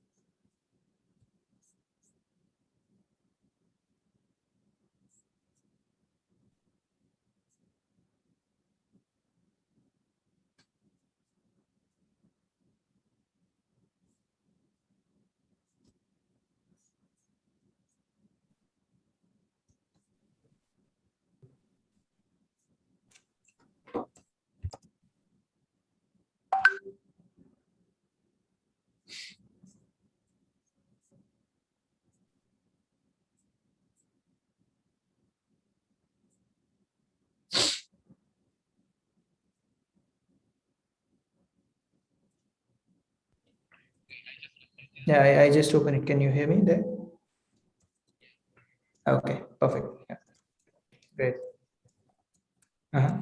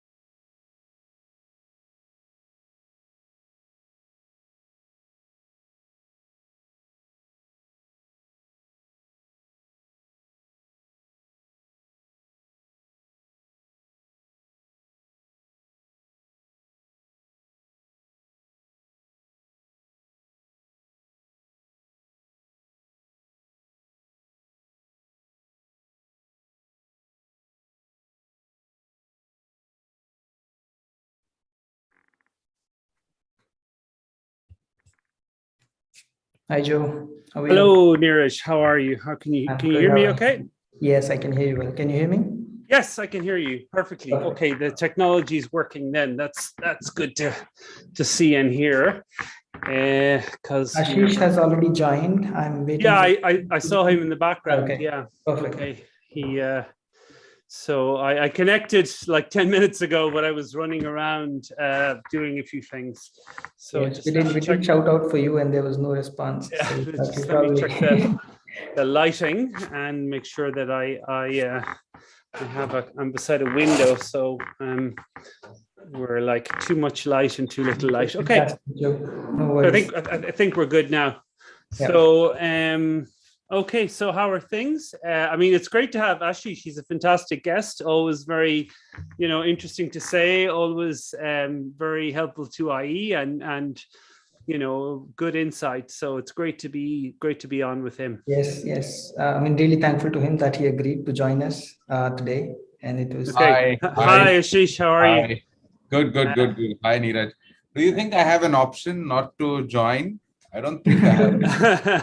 Well, I was not very sure if you would or not, so I just sent out a request asking you if. I think see, as an alum, I think it's always we have to find time to do this thing. Yeah, that's true. That's true. Yeah, I mean, it's people like you who keep the community. Yeah, because otherwise, the entire premise of alumni falls flat if you are not able to give back to your school. Exactly. Right, and I don't think you're asking me for my dollars. That's the next step, Ashish. That's it. It begins with a few interviews, and then next thing they're looking for your investment. But that's okay. See, if I see that you guys, anyone over here can do 10x, I'm okay to give my money. Okay, but anyway, I always say to you, you get to keep 2% of it anyway. So whatever you give us, you get to keep 2%. So but the returns are always net of fees, right? So I have to, you guys will ask me my fees also. Yeah. That's funny. So I was just explaining to somebody recently that investors often make the entrepreneur pay their legal fees. That's very usual in Europe. I don't know whether that happens in India as well, but yeah. So it depends. I tell you, it depends. Before we start, we can have this small chit chat. Yeah. So, early stage, I think the founders pick up the legal fee, but as we go a little bit more in the late stage, then I guess because there are too many investors and they're writing too many checks, etc., and each check is like $20-30 million per investor. Investors pick up their own fee because they would want to have their own. Initially, the set of investors, the number of investors per deal is not much. So you usually are okay, comfortable with the deal. You're comfortable with a deal counsel, right? So yeah, that's pretty normal. I think at seed round, the terms are pretty standard anyway. So the fees aren't that big. I guess as you get into later rounds, you have a lot more. You have ratchets and you have things like that need individual legal attention. So you also have competition. They have to test competition clauses and those kinds of things. And those are very specialist legal services. I don't think people are worried. In the seed rounds, people aren't worried about that. But shouldn't it be at seed round? So my estimation is the deal fees do not go above, let's say, $50,000. Oh God, that's huge! I mean, that's Max. Even very big. Max. Yeah. I think to also say that the seed and Series A rounds, the ticket size has also gone up. Yeah. Right. So you have to keep it in context of that. I think 1 year what has happened this year is phenomenal in terms of the activity on the venture side. And I often people often move from sell side because it's so hectic and people burn out very quickly to get on the private side or the buy side. But the buy side has been crazier than the investment banking this year. Of course, investment bankers have also been burning midnight oil. Sorry to interrupt you, Ashish. I think David is already here. Hi, David. Can you hear us well? Hello, Neeraj. Yes, I can hear you. Thank you. Perfect.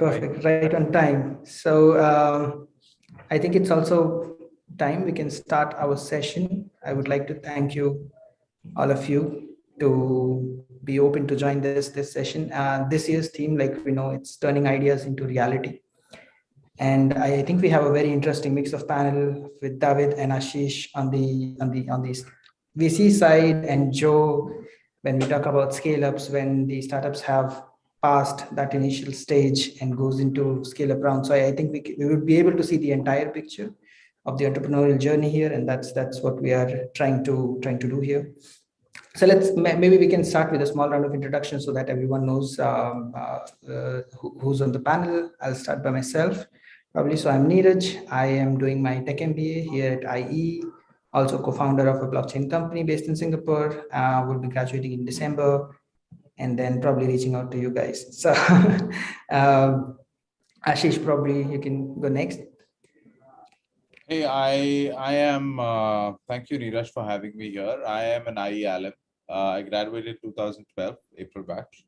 I am currently heading Mirai Asset Venture Investments in India.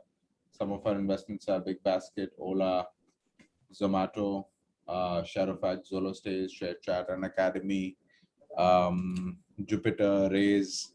So there are a bunch of investments that we've made. Mirai is South Korea's largest financial services firm for $50 billion assets under management. I look at a $1.5 billion venture fund. I do seed stage to early stage to growth stage investment to pre-IPO investments. That's a little bit about me. Great, thank you so much. David? Yeah, thanks.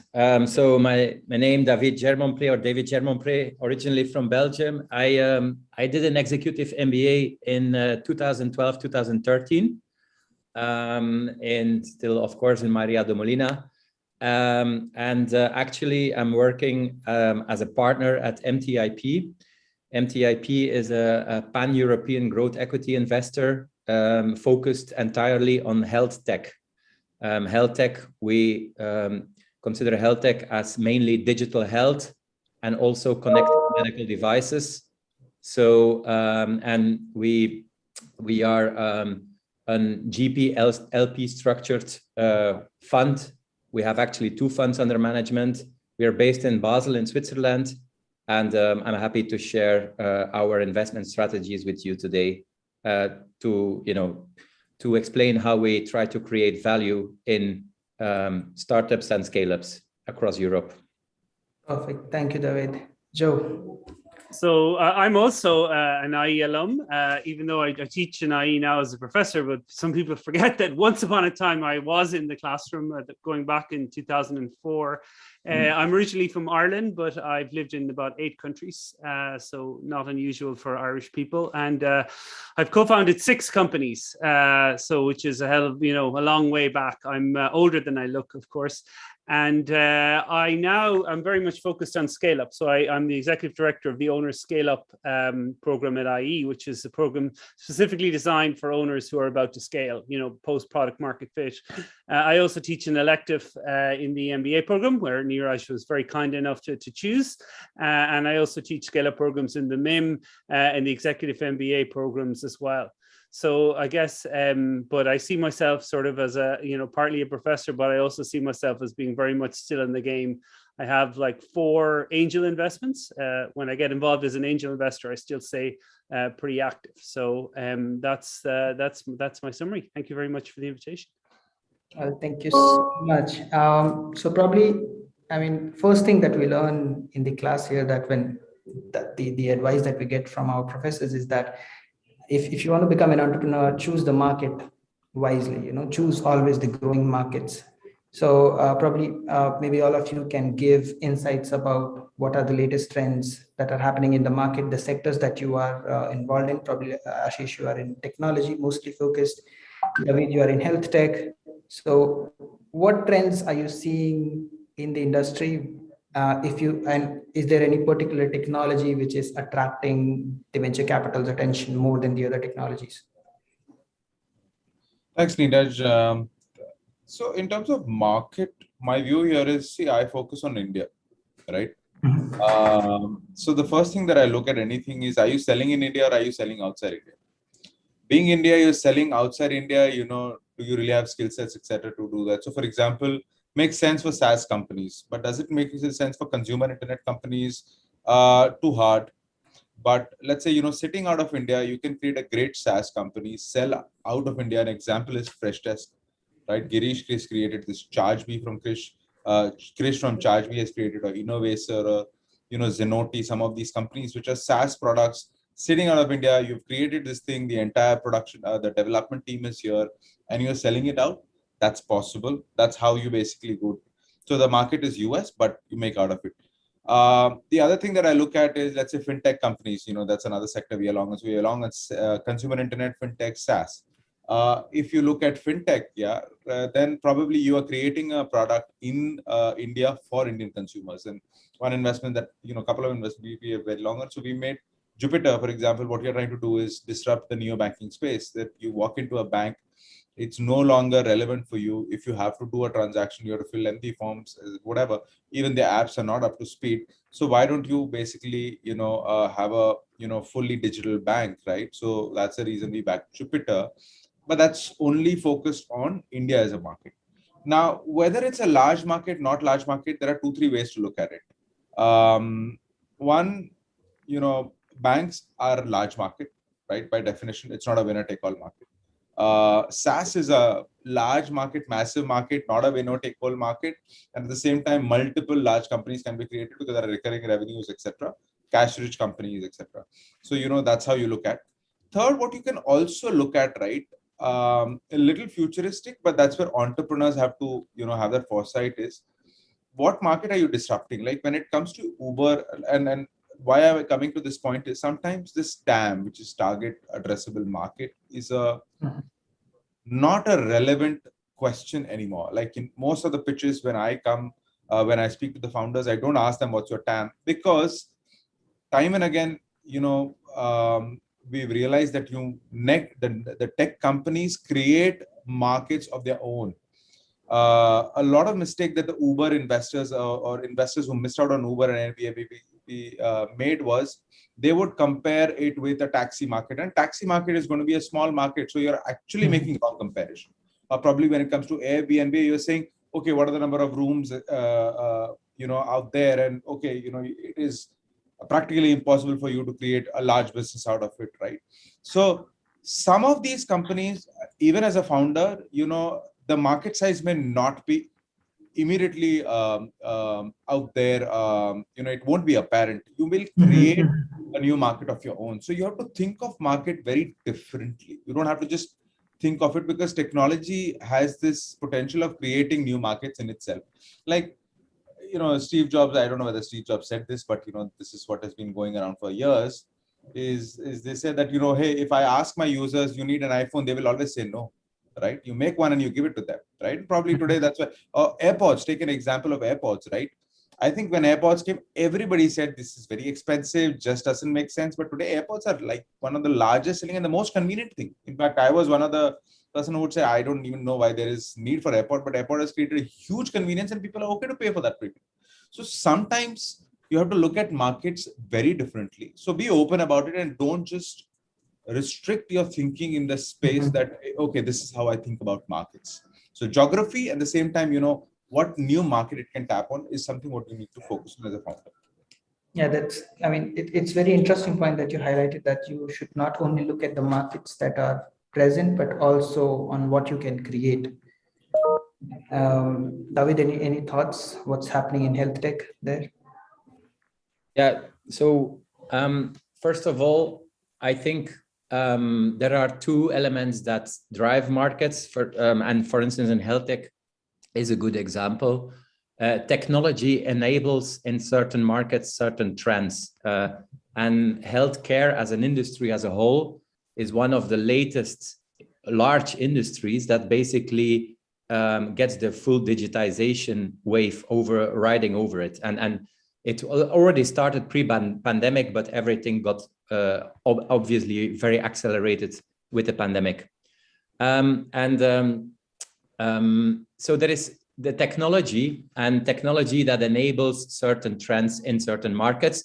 And then you also have to create, obviously, a kind of consumer demand for those technologies. But first, focusing on the technologies, For instance, of artificial intelligence, big data, connectivity like 5G enables that, of course, certain technologies can be implemented in healthcare models that were not possible 5 or 10 years ago. One of them, and let me just describe 4 trends there, is decentralization of care. It's bringing healthcare from the hospital to the home of the patient. For diagnosis, for treatment, and also for prevention of care, you can do now with pieces of technology, either software alone or a combination of software and hardware, you can do a lot of things at home. We have, for instance, invested in a medical device that is connected to the cloud for doing home dialysis of patients with chronic kidney disease. This is a paradigm shift in a multi-billion market, because those patients had to go 3 or 4 times per week to a clinic or a hospital to clean their blood. And so, you know, that's just one example how technology really disrupts and really strongly.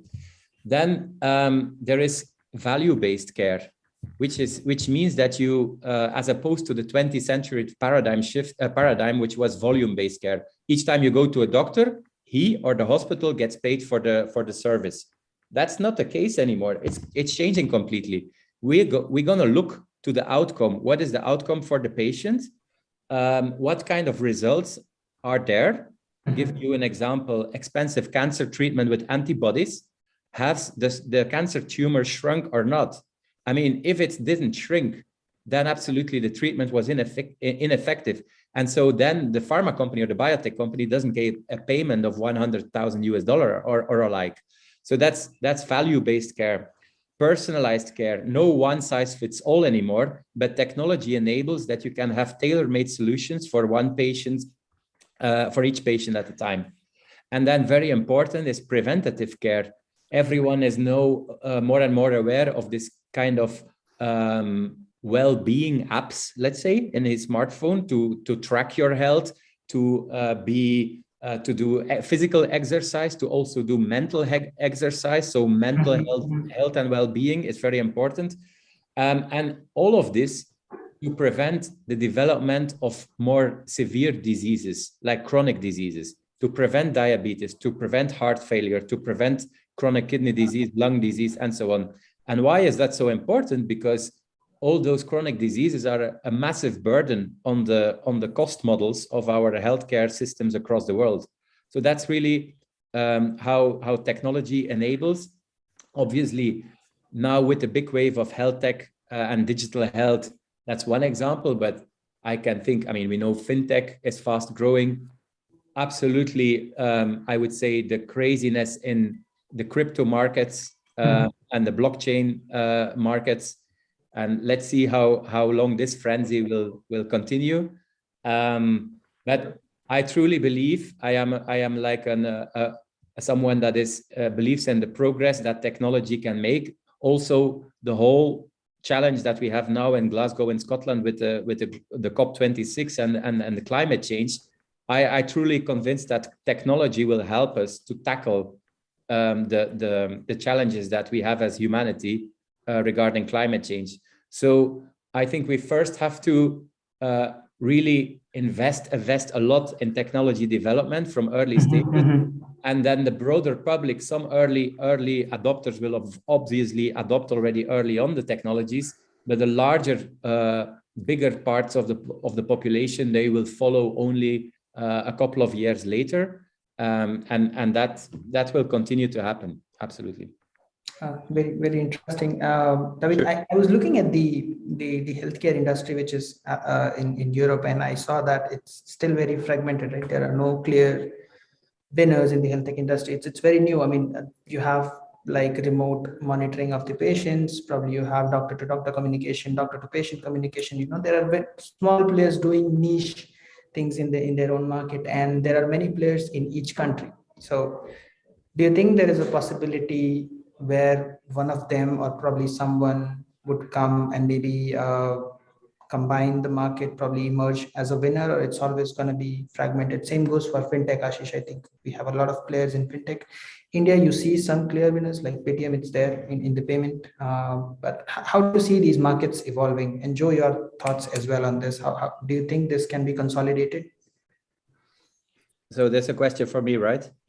For all of you. Yeah, you're trying to make us compete here. This is like the Hunger Games of so probably, the Squid Game or something. Yeah, I was all set to answer the last question about the big market, but yeah, Joe, maybe your thoughts, Joe, on consolidation, if it's possible. Where do you see it? And then well, just let me add that the phrase about above all else a big market is a famous phrase that originally came from Don Valentine in Sequoia Capital, and it goes back almost as old as I am, to the early 70s when they invented the industry, and it did sort of become like very much seen as being the thing, because Don had such a powerful and had so many exits. But as she said, Tim Draper came out when the Uber valuation was being questioned, and he talked a lot about that Uber had created a category, and he wrote a famous memo kind of attacking the notion of above all a big market, because he said you're creating a new category, so you can't do it under traditional sort of lenses. So I think that the big markets now, whenever people ask me about this, I always say that innovation is connecting the unconnected. So in a way, what you're trying to do is connect two big markets rather than identify one, because that's sort of where the magic goes. And then, of course, if you get 1% of anything big, that's a lot. So that's sort of my own question. But David wants to get in about, or David wants to get in about healthcare, so I'll let him jump in. I think we should make this conversation, by the way, very interactive. So please interrupt me whenever you want. Your question was more about the fragmented markets in Europe and both fintech, health tech. So a lot of these hurdles have to do with regulation, right? On the one hand, regulation. On the other hand, reimbursement schemes. That's typical for healthcare. Regulation in some markets, the regulation is European, but in like, for instance, approval for a new drug in Europe, it's the EMA, the European Medicine Agency, that approves. And US is FDA. And obviously, for a lot of European scale-ups, they start in one European, and that is the case in our portfolio. They start in a European home market, and then they immediately go to that big, massive market, which is the US market.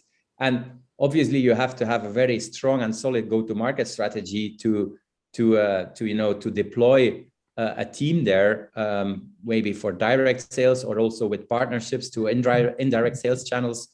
But that is still, like the golden market for us. We have some models where companies can expand from like one country, let's say starting in Germany, then going to UK market, France, Switzerland.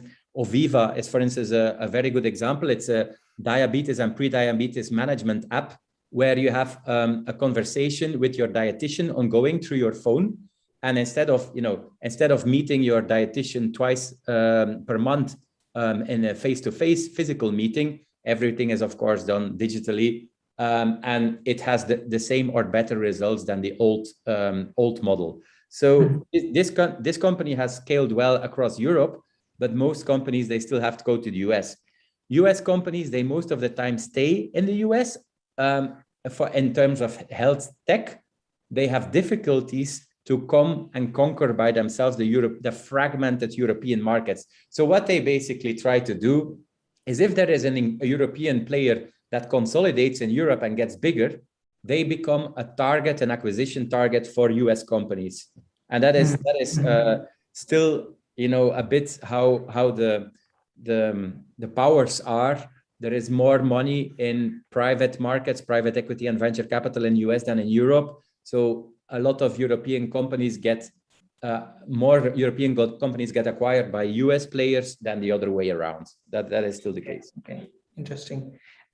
So let's move from markets to the entrepreneurs? I mean, when we talk about founders, what do venture capitalists like see in founders and decide to invest in? Is it because, I mean, at very early stages, it's just the idea with which the founders are approaching the venture capitals, right? So what are those key elements that the venture capitalists look at in the founding team, or probably in the idea to make that decision to invest in those individuals? Ashish, probably you can start with this.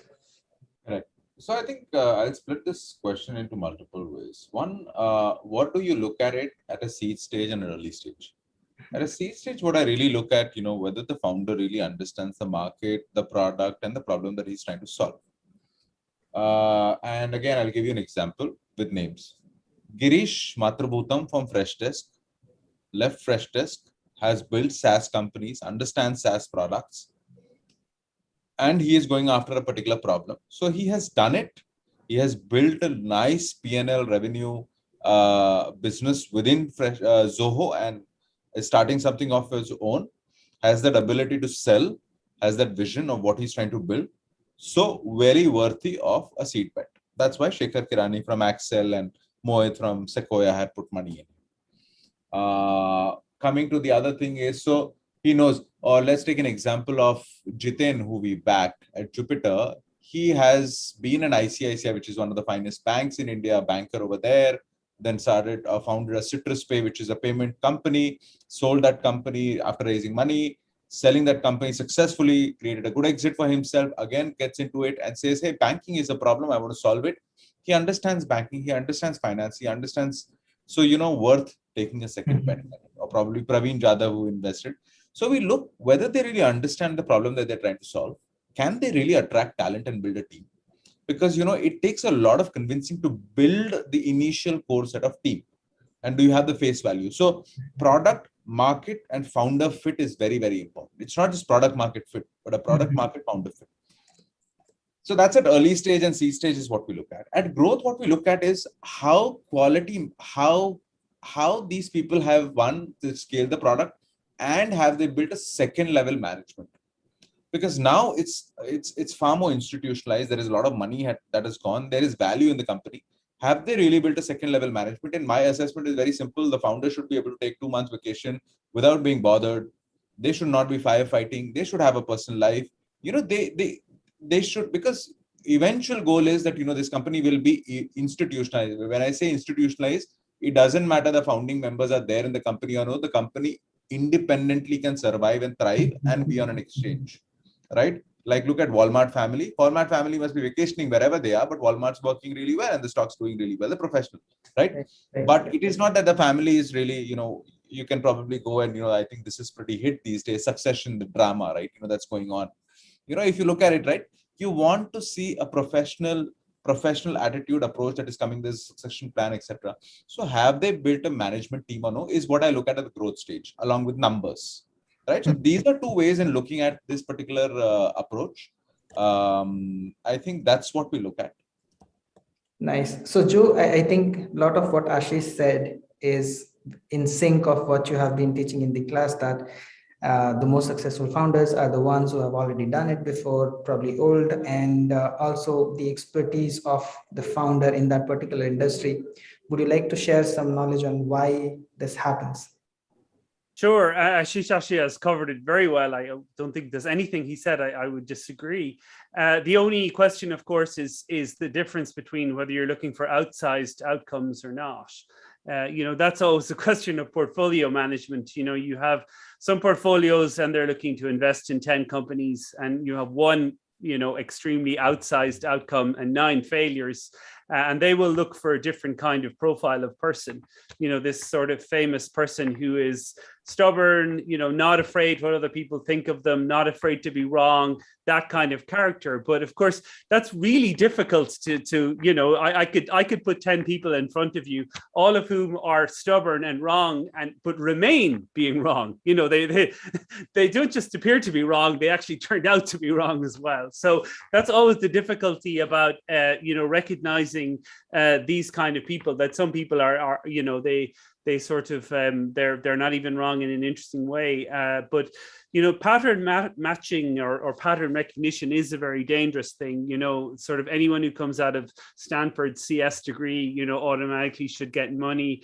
You know, I know as many kind of quiet, humble founders that have done incredible things. You know, I think of HubSpot and these kinds of companies where, you know, you would never have kind of funded that, you know, quiet, humble, you know, sort of profile, but they've gone on to build like a $1 billion company. And I think the big thing really about a founder is, you know, a sort of an ability to work, to know what they do well. You know, it's really dangerous to see somebody who thinks they can do lots of things well. You know, that's really difficult to have in a team. So it's quite good when you say, look, you know, I know this industry very well, but you know, I really don't know anything about how to bring in how to fund this company, or I don't need anything about the operations, but I can build a wonderful creative experience.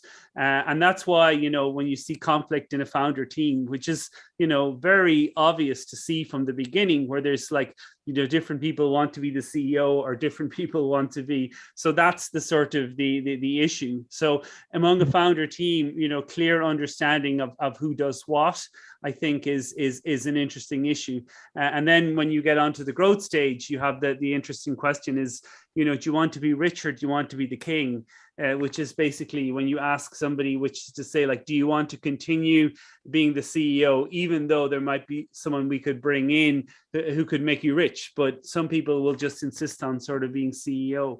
So I think that's an interesting question. So I would always refer to those two things about people who are interesting and not afraid to be wrong and not afraid to be criticized. And those are sort of interesting people for outsized outcomes. But I think why older people are successful, which is something I may have said in every single session of our sessions, because there was, you know, one of the things about the tech MBA is that there people who do it tend to be slightly older perhaps than the MBA, is that one of the things you know is that you know yourself what you're good at, and you stop this kind of rather tiresome thing that I do sadly still see among MBA students of wanting to be good at everything.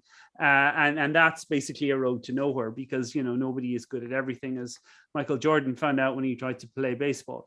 So that's a sort of like a joke there for our North American friends. So I think people who are older generally know what they're good at and know what they need help with. And I think that's a very healthy thing in a founder. Right. That's very true. Anything you would like to add on top of this, David, before we move on to the next question? Yeah, very briefly, I think most of things have been said. When we look at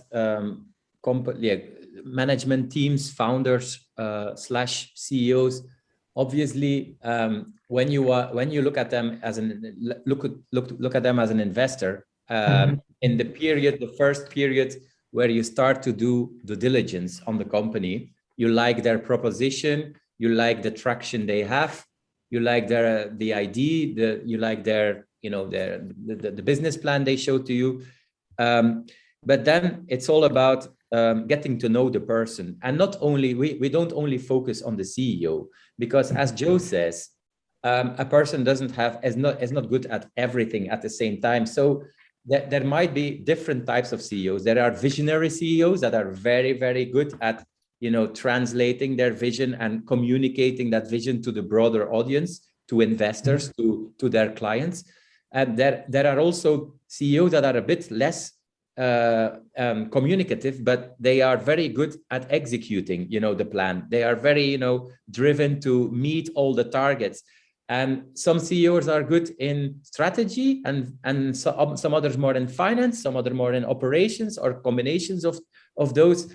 And what we try to do is to build a bit the complementarity in the team. So after our due diligence, we will say, look, we've met now the entire executive leadership team, but we would like to strengthen it further with this and that profile. So that's, for instance, we need a commercial head in the US, or we need a commercial head in UK, whatever. And then another aspect, and that's the last thing I'm going to say about this, is about trust. When you speak as a founder or a CEO with investors, you have to build trust. You have to be genuine. You have to be honest. if I find out during my conversations over several weeks or even months with people that they have been telling me things that are not entirely correct, if I feel that they are trying to exaggerate, if I feel that they blow up some numbers, then the trust level goes down with me. So it's absolutely very, very important with investors to be completely honest and genuine. And that is much more appreciated than people that just try to show them better as they are. That's something very interesting. You said that people try to show a lot of things to the investor, and that messes up the relationship.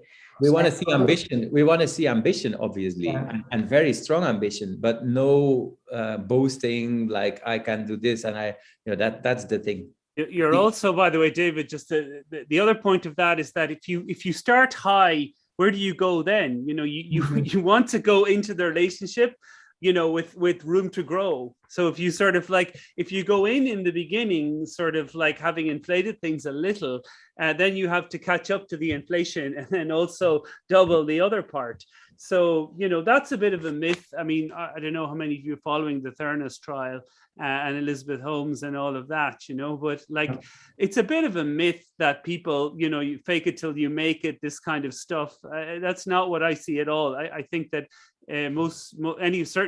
certainly people who's not in their first company, if anything, they want to dial down expectations. I mean, they sell the story in terms of the future, but they're quite, they don't want to go in too high because they know then, that they're just basically building trouble. I think the fake it till you make it is something that is, I mean, it's certainly there, but I think there is a more honest conversation.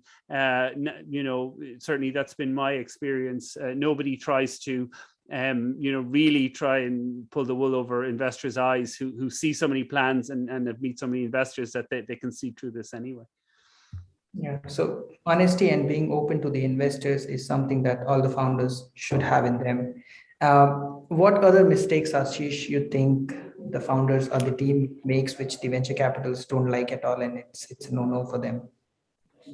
So, a couple of things. There are you are eventually betting on something, and the probability of things going right for you to get the return is very low. So absolutely there are many things that will go wrong. Like one thing that goes wrong is founder goes rogue. He loses his calm. He basically gets angry at smallest this or the other thing. Competitor pisses him off. He's basically all over the place. He's yelling, shouting in his team. His team leaves him. He thinks too much of himself. He starts getting distracted. So, in terms of what can go wrong, there are like thousands of the things.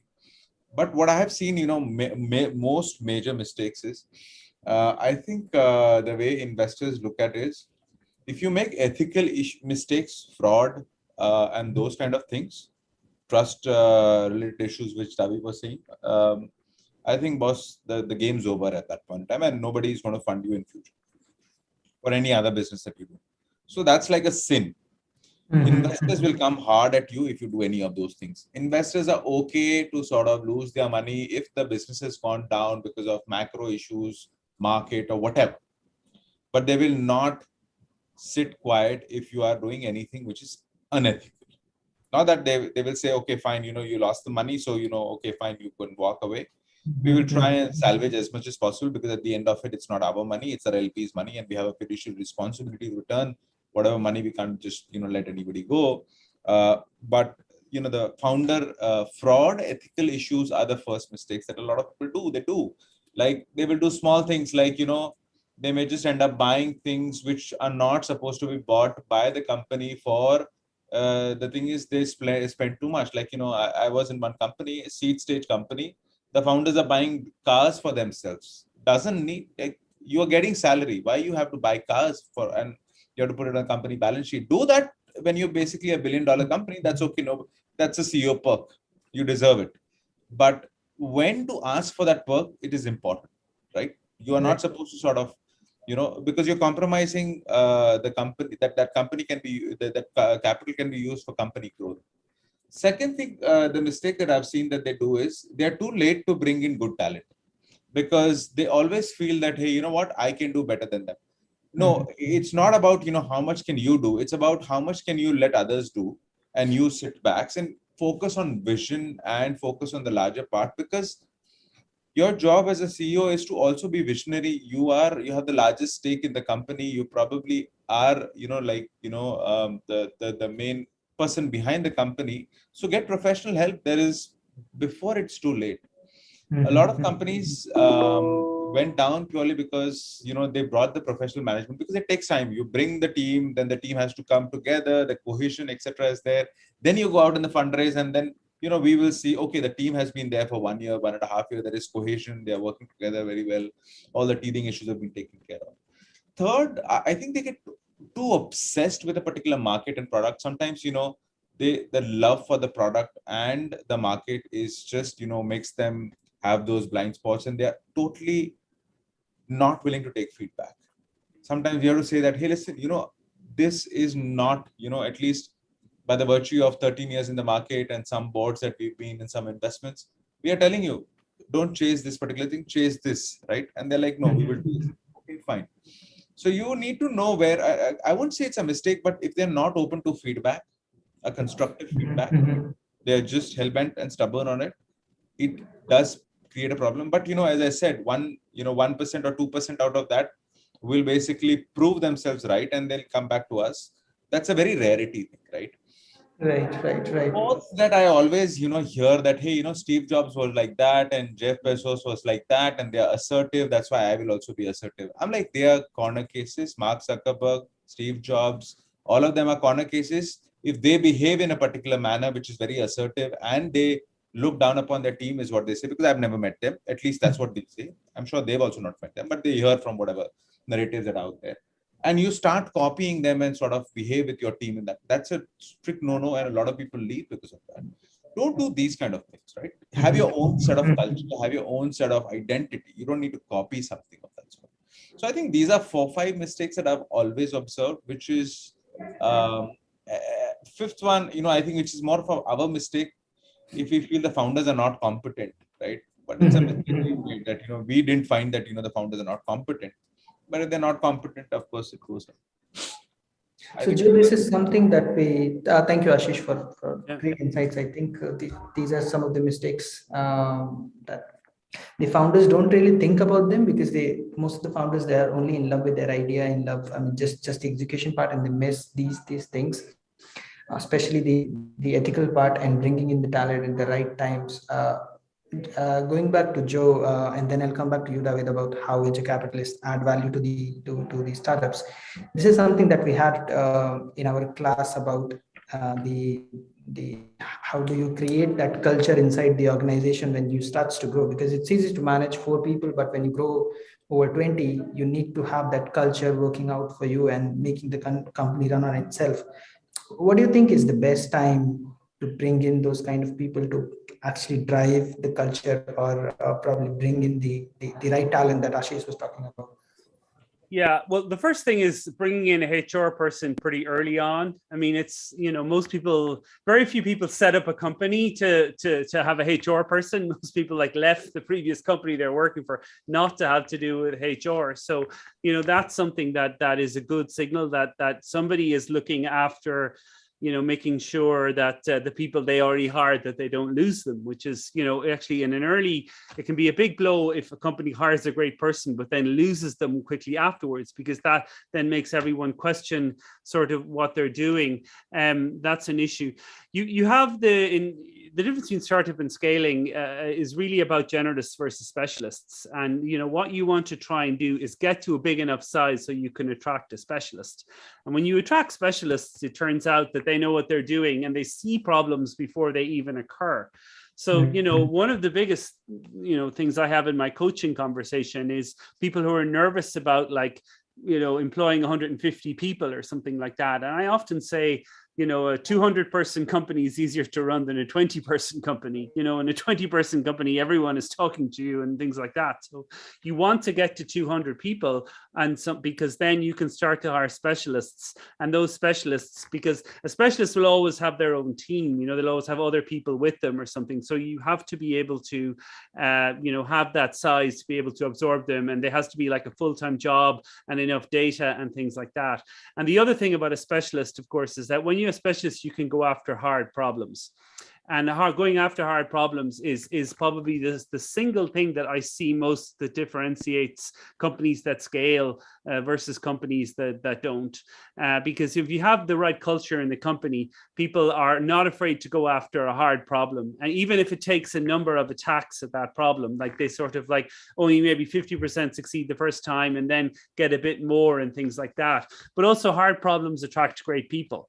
You know, and that's a sort of the big secret of like hard problems are, you know, one of the most wonderful sort of things you have. So I think those are sort of the things that you see moving from generalists to specialists, and also attacking hard problems. And then you create a culture. I mean, one of the biggest problems with organizations, I was just writing a piece on corporate innovation yesterday to being very careless on an internet forum. I made a comment about corporate innovation, and someone asked me to write a thing.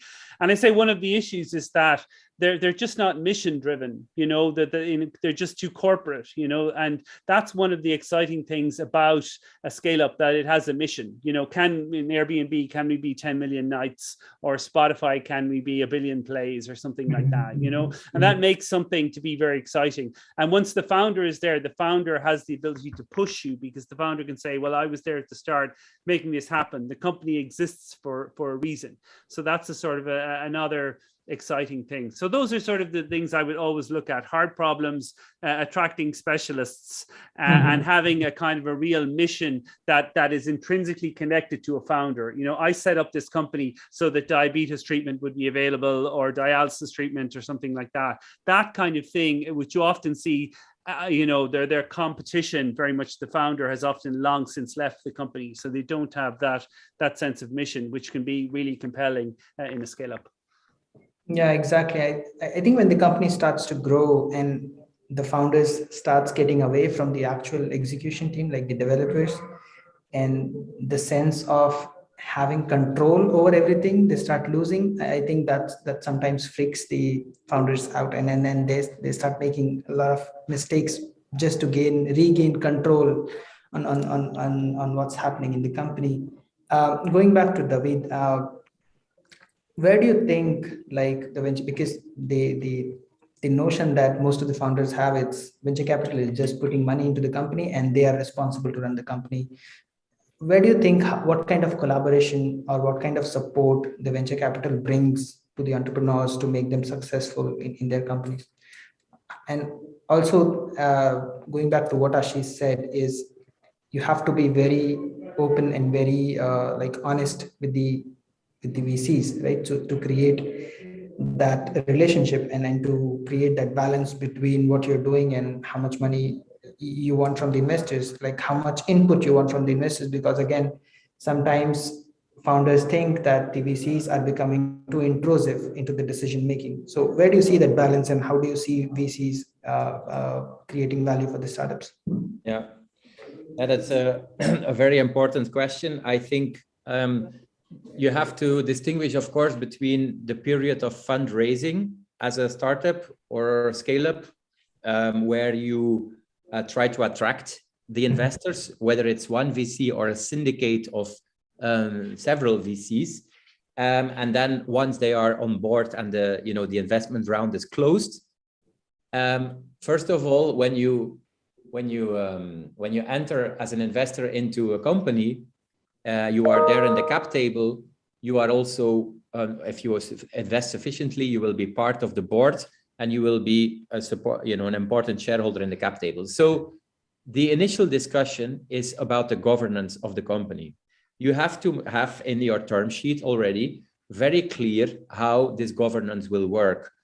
So how the board will look like, how many people that are on the board, what is a majority to take majority decisions, what kind of special majorities you need for taking more key decisions, And then the same on a shareholders level. So in the general meeting of shareholders, you also will decide what kind of decisions can be taken with the 50% plus one, and with what kind of decisions can be taken with a more qualified higher majority. Most of the times in a board, I've been on board since more than 10 years, and I've never, very, very seldom you vote, you really vote. Most of the boards try to find a consensus, right? So there is very few voting, official voting, but still in times that tough decisions have to be taken, you have to have this legal framework in place to make sure. So it's very important to have a proper, very good legal governance structure embedded when you take VCs on board. Second thing is, of course, VCs have to bring smart money. And so when you are a founder, you just don't want money in your company. Like, okay, I raise whatever, 2 million or 5 million or 10 million or even 20, 30, and I have a cash runway right now of 18 to 24 months. That's not enough. The first layer is, of course, those board meetings, and board meetings happen in most companies between 4 to 6, sometimes 8 times per year, but that's already a lot. I think most of them are 4 to 6 board meetings per year. But then in those meetings, you will, of course, run through all the aspects of the business. What I find important, if you are a hands-on investor, that you actually have weekly or bi-weekly calls with your management team, so that you really know from a very close point of view what is going on in your company, and that you are a kind of coach. There is, of course, the chairman of the board, but you can be as a VC as well a coach for the company, where you give them strategic advice, where you open your network for them. Very important.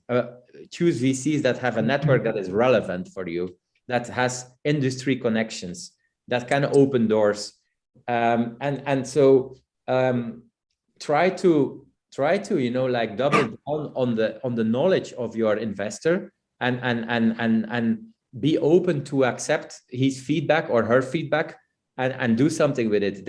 And it's this ongoing conversation that really adds value, much more than just taking the money and that's it.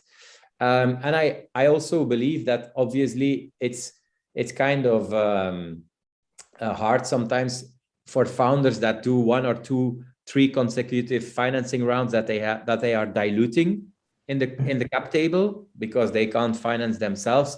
But yeah, that's why you have to be sure that you onboard those VCs that can create the value, so that the pre-money valuation of your next financing round is already, a very nice uptick compared to the post-money valuation of your former financing round. And that is really why you want high value add investors. Right. So it's not just money, it's the expertise that the VCs bring, and also their industry connections that they bring to the founders or to the startup. Anything else, Ashish and Joe, you want to add on top of this before we jump to the quick Q&A from audience? Yeah, I think my view is very different over here. I have a very contrarian view to that. I like to invest in founders who don't need money. Take my money, come to me with a very specific help. Ashish, I want to get connected to one investor in Hong Kong. I want to get connected to one investor in Europe. I want to connect to this particular person. I will find out if I know someone. If I don't, then I will basically say, I don't know. I'll walk out. I'll let him. Because I think the founder knows things 100 times more than the investor. I have a portfolio. He only has his company. He better know things more than me, right? So I don't want to, to be very honest, I personally find, and I'm saying it from last 13 years of what I have been, VCs adding value, etc., is actually just a soft sell by VCs. But to be very honest, best founders don't need any help. Best founders will be very precise with their help. I need this. Can you help me? No, it's okay. I'll go and figure it out. Because that's what we want them to do. I cannot go and tell Big Basket or Zomato founder Dipinder how to do your last mile delivery. He knows it better than me. But he can come and he can say, hey, listen, I'm going for an IPO. Can you tell me how to go about this particular thing? I'll say, okay, I know this is what you do. Or no, talk to these 4 people. So my value is probably in giving that. Other things where, probably investors can add value and what you can look up to them is, for example, SaaS. You want them to sort of, see whatever mistakes that people have done. We have seen some of these in the last 13 years or whatever years of experience we have. Probably we can help them not make those same mistakes. Right? So that's another thing that we can help. Open doors and probably tell them, okay, on these things, I don't think there is anything else that investors can really do. And a validation for that is what is happening in today's market. Why are people taking Tiger's money? Tiger's not taking board seats. Tiger's not doing anything. Tiger's simply saying, take this money, don't disturb me. If you really do well, I will double down. It is giving the most founder-friendly product today in market, fastest capital without too much of oversight, and it's creating a portfolio. It's the whole reason why this entire year has been disrupted by Tiger. I was going to say something else, but I just want to agree wholeheartedly with Ashish. What Tiger have done, they've actually really changed VC. I mean, people talk about VC, but they've brought this kind of Wall Street ethic of, working 100-hour weeks and bringing like fast decision making. And a lot of VCs who, had their sort of like horse riding or whatever they do in the afternoons, have been very much, aren't so happy about Tiger anymore. I mean, I've heard a lot of those stories because that's the people they hire, like unbelievably hungry, understand that, they're not exactly just give them the money and let the guy alone. I have to say I tend to be, Niraj, I don't know whether this is something you want to hear or not, but I tend to, as a professor, very often say one thing, and as an entrepreneur, perhaps do something else. But as a professor, I will always say corporate governance is really important, blah, blah, blah. But my own experience as an entrepreneur is that every time I hear everyone mention corporate governance, it's bad news. There's something bad coming. That's why I tend to sort of like focus on building a great product that people enjoy. Generally, corporate governance means some, board member is sort of serving me with something that I have to give them 2.5% more equity because I didn't file some statement or something like that, that kind of stuff. So I think let's kind of, as we go on to questions, let's talk about that entrepreneurship is the most fun you can have with your clothes on. And, it isn't all legal and corporate governance and being people, doing stuff in your ear. It's building great products that people love and building healthcare solutions that save lives and, getting delivery and stuff. And like, there's a great company in Spain.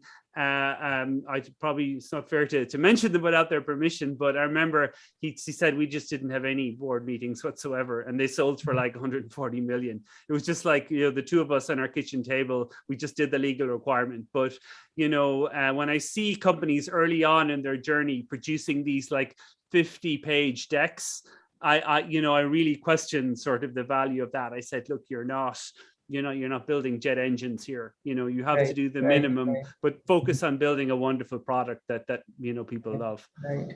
How I see is, I think what David said, and if I understood correctly, it's VCs probably help grooming the CEOs who maybe don't have that expertise of running the companies probably. But I think it's what Ashish said is right, that the CEO has to be kind of knowledgeable enough to go and ask for help, which is very specific. Just don't go and tell the VCs that there is something wrong with the company and do something. No, you go and ask for specific help, that this might be going wrong. Can you help me with this? Go with the solution and ask for resources to fix it. Yeah. Probably. I just want to add one thing on this, because we are a thematic investor. We invest in health tech. And so it's very common that we invest in a company and we have already spoken with all their competitors. So basically, we know all the business models, and even we've been sometimes in the data rooms. We will not, copy the files and give them to the company we invest in, but it's in our brain, the strategies that are being developed, whether it's now a B2B2C or a B2C strategy or a B2B strategy. And so I think from the board perspective as an investor, or just as a shareholder, you can add strategic value and give insights to your team, to your CEO or your founder. Obviously, it's up to them. They have the big knowledge. But what I am saying is that you want to be a value add investor, and Yeah, it basically you write the story together. It's and they have shares in the company, we have shares in the company. So you drive for the same purpose. That's my point. Right, right. I understand. Okay, so we have 5 more minutes. Let's open for the questions. Anyone in the audience wants to ask any question, please unmute your mic and ask. This goes for the people who are sitting in the area 31 as well. I think the mic is muted there. You can unmute and ask the questions from there.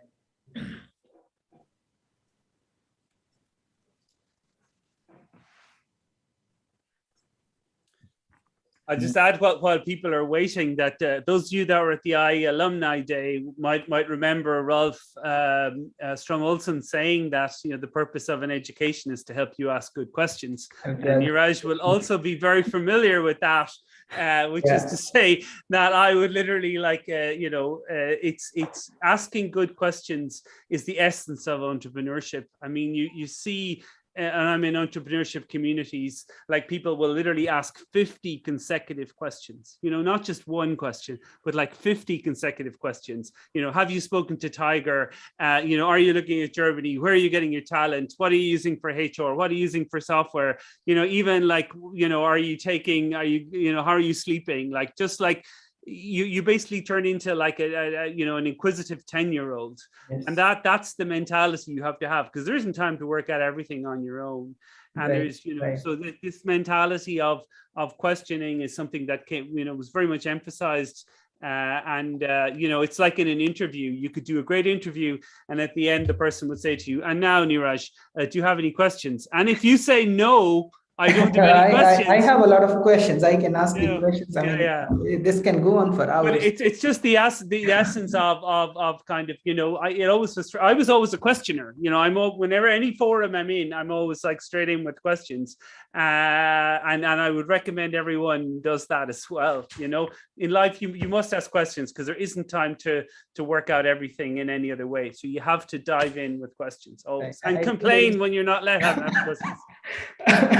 I think there are no questions from the audience, but I'll ask one from Ashish, because we know a lot about from the Indian market. So what we have seen this year in India, it's more than 30 startups have become 35 unicorns in 1 year.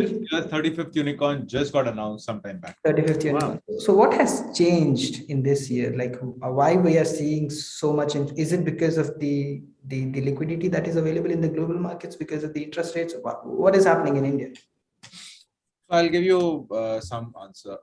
Early on in America, there was consumerism. That means Walmart and, your all consumer companies, Coke, put all the consumer companies were there. And then came technology, 1980s, 90s, etc., which created a large economy, what we are seeing today.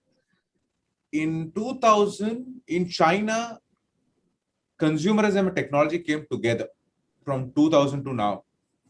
In India, consumerism is going to come little later, and technology is already there, with Geo, etc., 2 cents per GB kind of data. And when I say consumerism, what I'm saying is GDP per capita.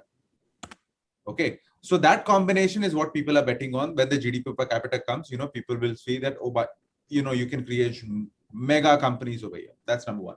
Second thing to keep in mind is, you look at what venture needs large, massive markets or consumer base. US is a massive consumer market in its own. China is a massive consumer market in its own. And India is a huge consumer market in its own. As I said, GDP per capita, which is consumerism, has to come in. We are very tech native. Everybody speaks English. We speak English, right? We have one of the largest tech companies, one of the largest tech talent. I'm sure you must be an engineer. I am an engineer. Almost everybody over there is an engineer. Right. So, it is possible for us to basically, and which is what is happening, is we will export a lot of tech talent and talent over, which is what, again, people are betting on. So it creates an excellent infrastructure for creating large tech companies, is why people are coming. What also happened very interestingly is COVID gave, growth of next 2 years in just 6 months. I don't have to tell anybody that go use Zomato as an app, which is a food delivery app. I don't have to spend anything to do that. If people are sitting at home in lockdown, they have no option but to use a Zomato, no option but to use a Zoom. no option but to use something like WhatsApp or whatever. They use it.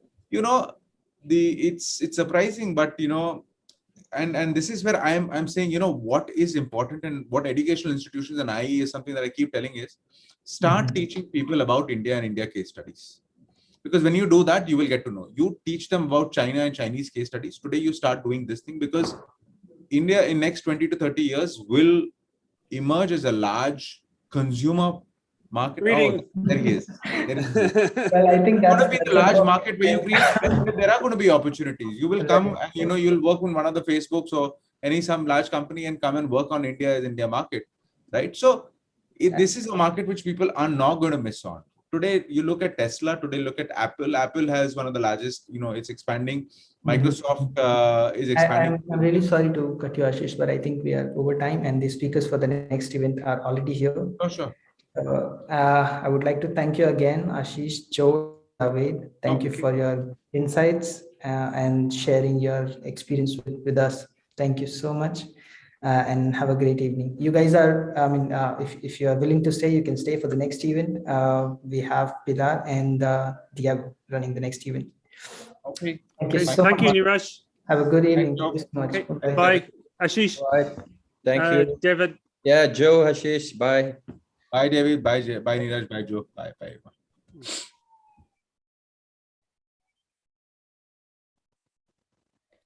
Well, hello everyone. Welcome to the next event. I'm Pilar Calvos and I'm here with Carlos Lorente. Hello everybody. Thanks Pilar for inviting me to this panel. Can you hear me right? Yes, I can hear you. Don't worry.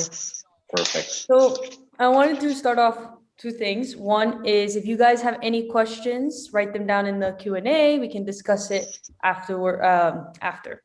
And I wanted to tell you something crazy, Carlos. So today I was in class, I was in marketing and I was taking notes of the class. And next to me, I have a person next to me on their screen. They're on your website. They're looking at your clothes. They have the race car. They're looking at the race car shirt. And I lean to this person. I tell them, I'm interviewing the guy today. And they're looking at me like, oh my God, you are? So I was like super excited this morning to get to start talking and get to know each other. So I'm really excited. Yeah, that's really cool. I'm happy to hear that people at IE like what I'm making. My little idea. It's really nice. I love it. Like I've seen it. I was already debating today of getting a sweater that you have there. It's really cool. So yes. Thank you. You're welcome. Don't worry. So let's start then. Overall, as when you were younger, did you ever have like a entrepreneur experience of any sort? Not really. Like I was a normal kid. Like I like music, skateboarding, hanging out with my friends. I didn't do like I've got friends that did little things, little businesses on the side to save some money. But in my case, no, I was just in the creative world. I've seen that I had a band, I played the guitar, I did skateboarding and all that. But no, in the business side of entrepreneurship, no. I learned it afterwards at university and my career. Okay. And were you into art? I'm assuming so, no?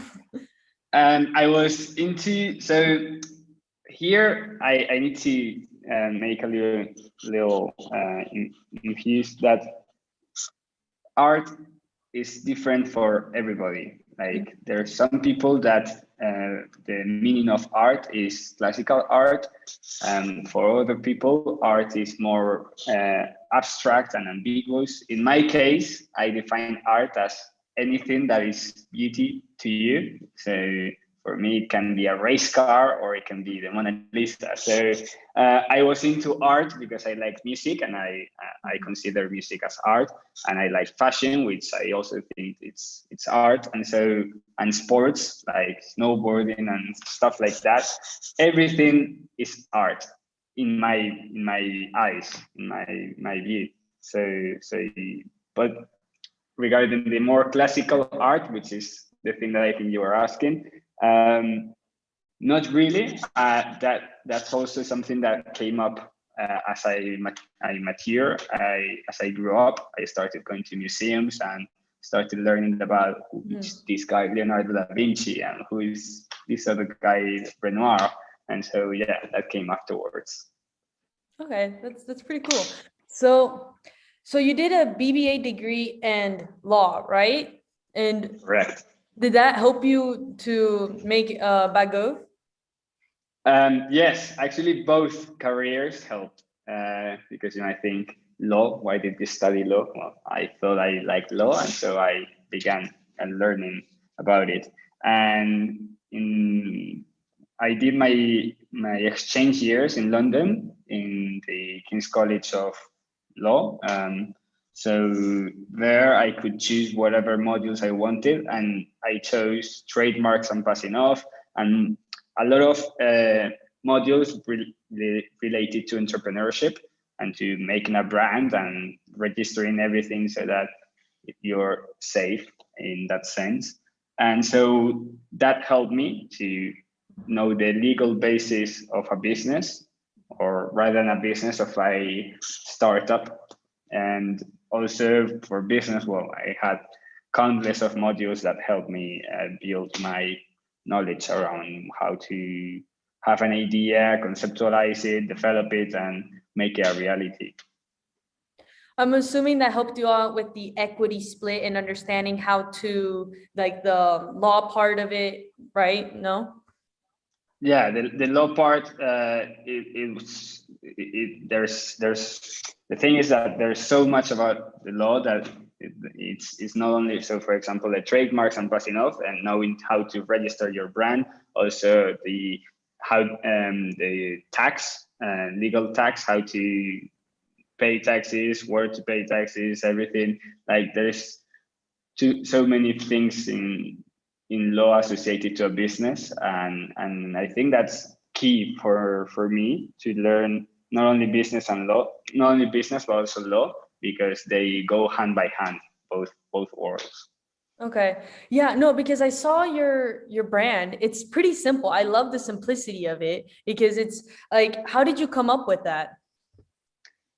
So yeah, I consider myself like a simple person. Like I like what I like, and what I don't like it, and I don't like complex things. And one of the things is that Bagoof, my brand, we don't have a physical store. So our store is our website, and in our website there is literally no distractions. Just the product, the description, and the choose your size and buy buttons. Like there is no, it is what it is. Like we don't want to trick anyone to thinking that this is a complex system or a complex business. No, we're just a small clothing brand that we do these designs. If you like them, have them, buy them before they are sold out. And so that's what we do. So yeah, simplicity is key. I think there was a say that is like, keep it simple, stupid, or something like that. So yeah, it's keeping simple a business is key. Okay, no, I like it because the brand is simple, but then you actually look into the design of the clothes and it's more complex. And I know I get that there's a story there, and I love it. No. So, okay. So Bagoof, how did you start off? Like where did the idea come from, and when did you just start developing it? So about a little bit over 3 years ago, I had finished a summer internship, and I had already graduated from IE, and I had finished an internship, and I was with a friend in a bar talking about life and what was next for us. And he told me that he was going to study to become a diplomat, and I was thinking, okay, what I'm going to do with my life next. And he told me to pursue what I do best and to pursue my passions. And so one of them was fashion. And at the time, I had no idea about fashion. Like I only knew that I liked clothes, but I didn't know how to make a t-shirt or hat, anything. I didn't know how to make anything. And I didn't know how to make a product at all because I have never made a product for the general public. And so I decided to dive into fashion with an idea, and I had come up with an idea. And my main goal was to make one t-shirt, right? Even one t-shirt, even if I don't sell it and I wear it, that's it. That was the main purpose of the brand. And so I came up with the idea of merging the worlds of art and fashion, because I wanted to make clothes that inspire the consumer. I saw that in the market there was an overload of t-shirts and garments that are fast fashion, and that they would put a smiley face, for example, and sell it to the masses, and it would be low quality and it will go out of fashion in the next year. And so my idea was to make timeless garments. And I thought, what are timeless things in life? And art is timeless. And so I was like, so what if I mix art and fashion and make timeless products? And so that was the idea. And as I said, my first goal was to make a t-shirt, and that's how I started. And I made it, and now 3 years later, we're still carrying this idea that we had 3 years ago. Okay, what was your first design? The first design was a capsule, a 50 t-shirts capsule, with the logo in the t-shirt and a little description of the vision of the brand. So what I just told you, this brand is going to merge the worlds of fashion and art. We build sustainable garments inspired by masterpieces, merging the collaborating with artists and taking art pieces from the past and using them today and giving them a second life, making meaningful clothes for the owner. Okay. No, that's pretty cool. I like the concept of the art and being timeless, because it is true. The overall idea of art is something that we don't like get a lot of it from, like we don't take advantage of it. We just see as something like, oh, it's just there. But I love how you take it in. So, and overall with fashion, has it been hard to like compete with other people? Because of course with fast fashion and everyone just buying and taking it away and just not using it again. You said to compete with other people. Yeah, like because you're competing with other brands, right? So okay, so that's something that I was worried at first, because I thought, why would I start a t-shirt company if there are already thousands of brands that have huge budgets to do this? But the thing is that if you have an idea and you test it and it works, just keep going with it until it doesn't work. That's what I've been doing for the last 3 years. I had an idea, I tested it, I knew that there were barriers. I knew that I started with a budget of 500 euros, and that's nothing compared to the resources that any other company has.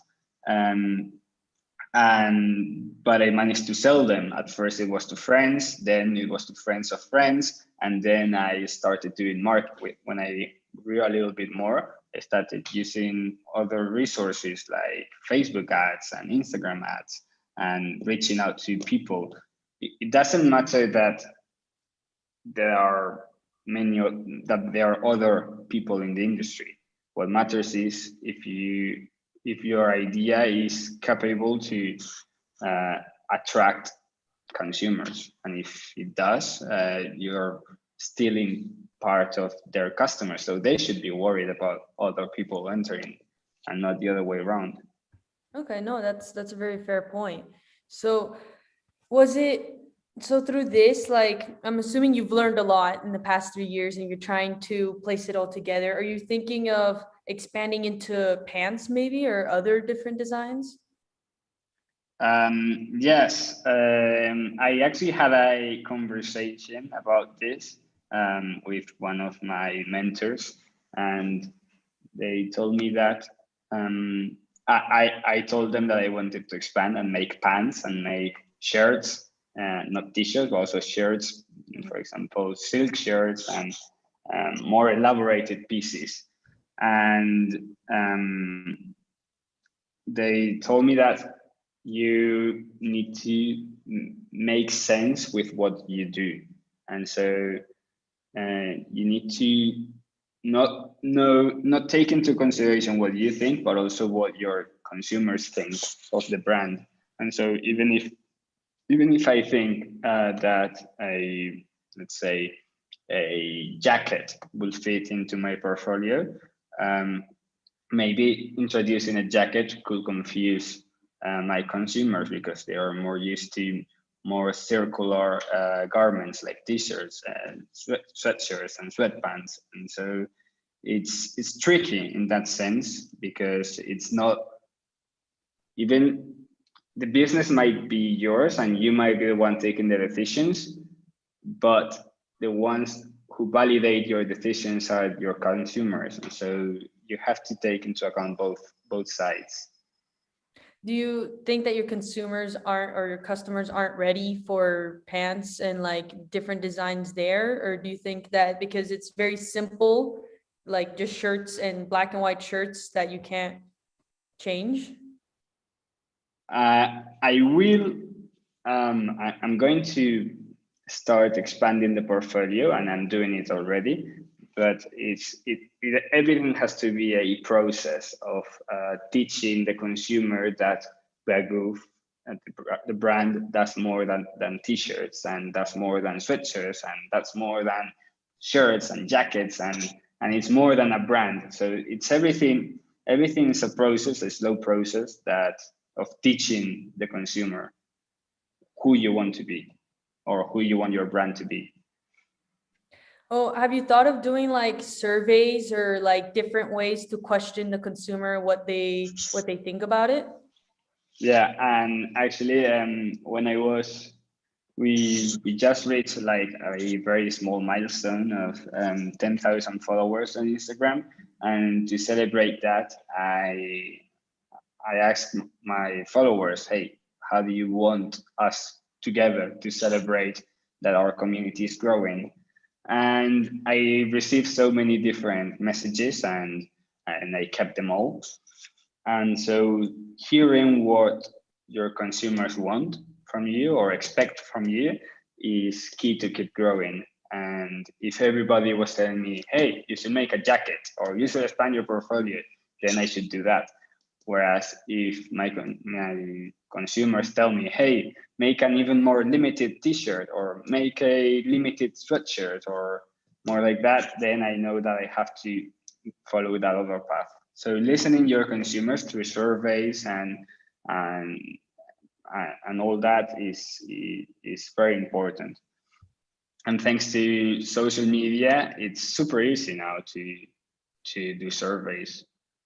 Yeah, of course, it's a big advantage on it, and like advertising through social media and surveys it's pretty good to do.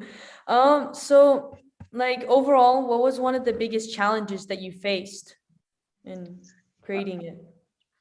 In creating Bagoof, the fact that I had no idea about the fashion industry. I knew the beauty of fashion, but I didn't know what was behind each garment. And there is a world behind making a t-shirt or making a sweatshirt. There are different types of techniques of printing. There are problems with your finance, your balance sheet, your suppliers, logistics. There are different costs that you don't take into account. You need to measure everything to make the numbers work and have positive margins, because if at the end of the day your margins are negative, you should not be doing that. And or maybe something is wrong that you should correct. And so yeah, that was my biggest challenge, not knowing about the industry and learning by experience.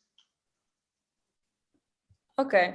And was delivering a issue as well, because you're only online currently? Yeah, so when I began, I sold mainly to my friends and friends of friends. And then I started diving into traditional marketing, such as going to pop-ups, going to markets and stuff like that.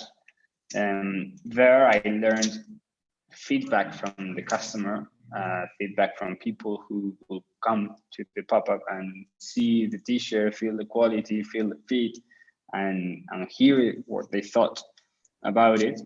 And then after that, we took a different path, totally different path, and went online, fully digital, and we expanded from Madrid to the entire of Europe, and we started selling abroad. And now we realize that our customer is not necessarily Spanish, but more European. And in fact, almost 90% of our sales are outside Spain. So it was key to know how to reach our customers. And that was, in our case, online. Okay. Are you thinking of expanding to like going into online store, and I mean in-person stores, like making your own physical store? Not for the moment, because everybody that I've spoken to in the fashion industry that have higher knowledge than me, they've told me that what people are looking for is digital companies, digital brands, digital everything. And so having a store has its benefits, but also its downsides in our world today with the pandemic and all this.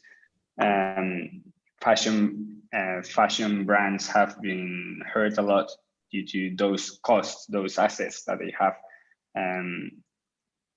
And also because it would be very difficult for me to pick a city to place my shop, because as I said, my customers are not in one place. They are all around Europe and even outside Europe.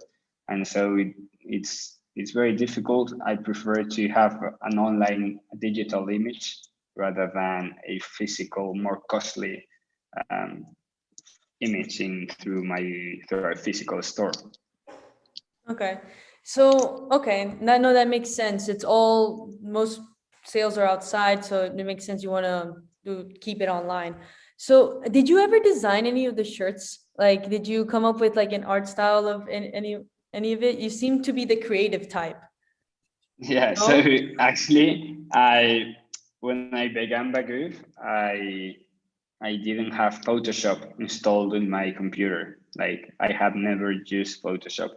And today I make every single design. I make them myself, or I speak with artists to use their artwork, and I take their artwork and put on a t-shirt and the design and everything. But everything related to the design goes through my computer. And so that was another challenge, having to learn another tool that I hadn't learned in university, and having no experience with it. But yeah, I do the designs. I do the designs, the packaging, the logistics, the speaking with the artists, the marketing campaigns, like everything. You need to learn about everything when you are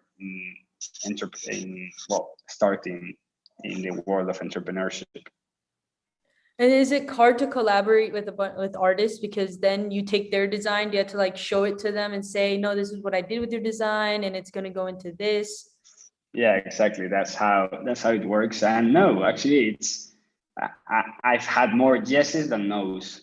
And it's always via Instagram. Like, I will drop them a message and say, hey, I like your art. this is what we do. This is a mock-up of what I would do with your artwork. Would you be interested in collaborating with us? And obviously we give them a license fee for their work. So every t-shirt or hoodie that we make with their artwork, we give them a little percentage of every sale. And and I'm very happy and glad that people are liking the idea and want to work with me. So that's pretty cool. You just put both law and business side into one transaction. That's amazing. Oh my God, this just connected it. And overall, do you what's the next step that you're thinking of taking with Bagov? The next step. So, and this is key. And I had to learn this with time and working in the youth. You need to, in my case, I need to have clear short and medium term goals rather than a long term goal. Like, I have no idea where Bagoof is going to be in the next 5 years, but I know where Bagoof is going to be next month and where I want Bagoof to be next year.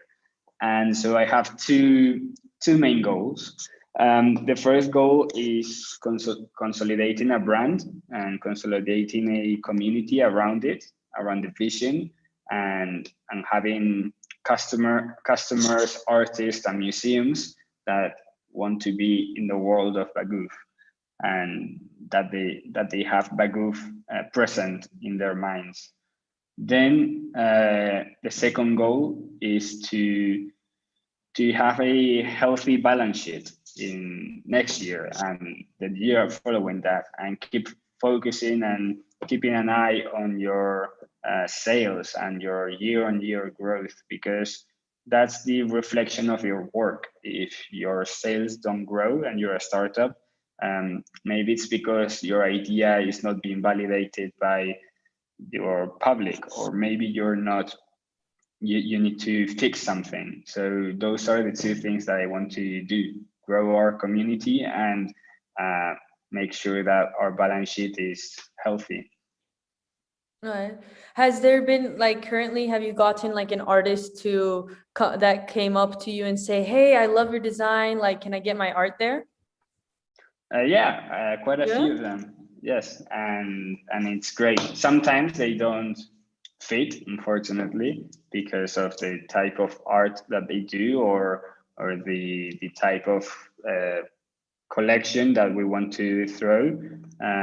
Because, for example, if we're going into a more classical collection with paintings of Renoir and more classical style, and then we have a modern artist, it doesn't tend to fit in. But we're always talking with them, and I keep following everybody that reach out, and I hope that we can collaborate with everyone, because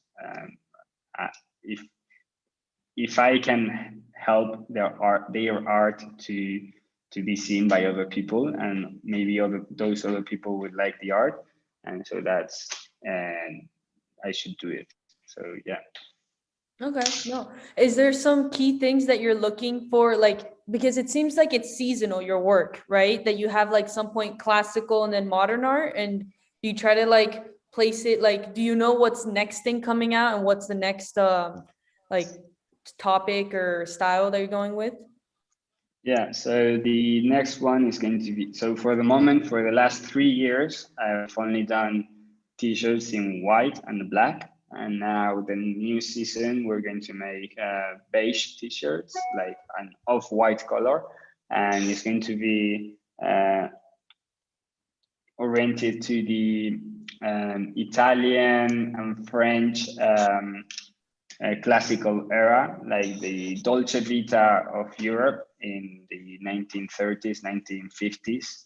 So it's going to be quite classical, quite a little bit luxurious in a way. And that's the vibe that we want to transmit through the new collection. All right. Where do you get this inspiration from? Because it seems like I saw the one you had the Van Gogh one, which was beautiful. And then Yeah. I love the balloon dog. It's my favorite. That's Yeah. and where do you get this like the next idea from? Like, do you have like a way of thinking like, okay, the next day I'm gonna go with this? Like, why the Italian art pieces next? So basically, I do most of my work and my leisure time. I spend it in Instagram, and so that's where I start thinking, and that's where the creative process begins. If I see something that I like, for example, a picture of a movie from 1960, I will save it into a folder, and then when I have enough things saved, I will sit down and go through all of them and be like, okay, what is that I like at the moment, and what works with my groove, and what do my customers like, and what do I like currently, and let's see if we can link both things and come up with a new a new concept, a new collection, a new concept for the new collection. Okay, no, that makes sense. And I'm assuming you have multiple playlists now of like, or not playlists, like groups of different things that you came up with. And like, how do you know which one exactly? Because I'm assuming you have Italian or like different movies, like pictures you can put together, you know? Yeah, so there is so many things, and with practice you learn that maybe you see something and you like it for yourself and you will save it to your personal folder, and then some other thing you see it and you're like, okay, I like this, but doesn't fit in with what we're doing at the moment. I'll save it for the future in a separate folder, and maybe something you would see it and you like it. For example, the art of an artist that you somehow find on Instagram, and you message him to start a relationship and start talking. And so when the day comes, you already have the connection, and you can throw them the proposal. So everything it's just it's very natural. There's no key formula to the youth. Everything's very natural. All right. Do you have a team with you? Like, do you have other people that you can discuss with this? Because it seems like you're doing most of it. It's pretty cool because you got like so many things going on. You're able to put it all together. I've always had my friends that I could count on them and talk to them about the brand. Also my girlfriend and my family and all this. And we started having like an internship position for the last year or so, and so we've had 3 people that have rotated in the brand, and so yeah. But it's always been me and maybe one more person helping with, and also not only helping me but also learning from the brand, because if I had done an internship in a brand like Bagroof, I would have learned so many things that I'm learning today. So that would have saved me a lot of time and a lot of problems. But yeah, it's basically me and another intern at the moment. Okay, pretty cool. But the idea is to, as the company grows, we will grow the team and make a family if we can. It all depends on how the public likes the brand and how far we can take the idea, which for the moment is going well. So I'm very happy and grateful for it. That's good. You're breaking a brand community and getting people all together connected. I wanted to ask if anyone in the audience have any questions. Okay, so we actually do have some questions. So overall, we have from Pia, what makes your brand sustainable and how do you merge fashion with sustainability? And it is with different fabrics of the amount. So that was the first key that I wanted to do. The first thing was, okay, I want to make cool designs that are meaningful to to the owner, but also I want to make timeless garments. And to make them timeless, I need to make quality garments. And today, quality means sustainability. So we work with European factories, mostly in Portugal. We're now in talks with Italian factories too.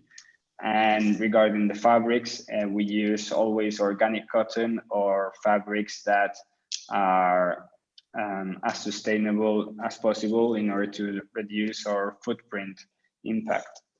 And I think, did I forget something? Yes. No. And I merge fashion with sustainability because they go hand by hand. If I'm making a t-shirt or a product, I'm contaminating. It's inevitable.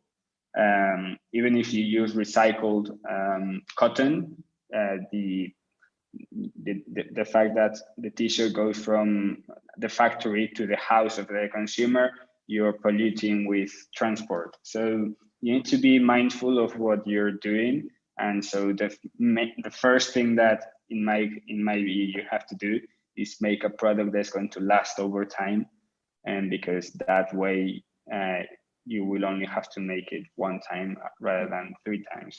So that's what I want to do. I don't want Bagoof to become a fast fashion company. I want it to be limited. I want it to be exclusive, and I want it to be high quality, regardless of the cost. If the costs go up, as in the last year, the cost of cotton has increased by 50%, which is unbelievable. And in my case, like in my view, it doesn't matter. It doesn't matter that the cost of organic cotton has increased. We're still going to use it, and we're still going to be sustainable, no matter our margins. If our margins don't work being sustainable, we will not carry on with Bagoof, or we will look at different solutions, maybe use recycle, or maybe use different types of fabrics. But yeah, being sustainable as a millennial, you need to do it. Like, you have no other choice but to do it. All right. We have another question from Elena. She says, being that you didn't know how to design a physical shirt, a t-shirt, what were the first practical steps you did to learn and dive into the industry? The first thing that you have to do, and you can take it for fashion, but also for any other industry, talk to people that know about it. Like, I didn't know about fashion.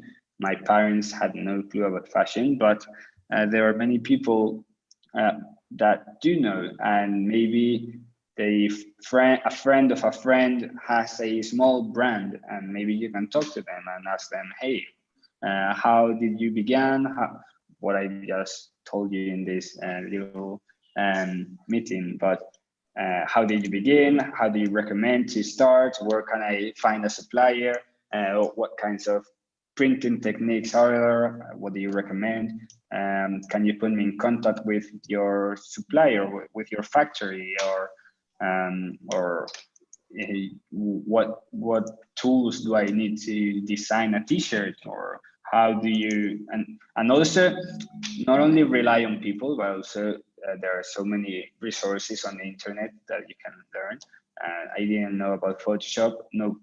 Nobody taught me about Photoshop. You just Google Photoshop course, and you can pay. I paid a €9 course for 20 hours teaching you how to Photoshop, and you learn there. Like, you need to have the initiative to learn.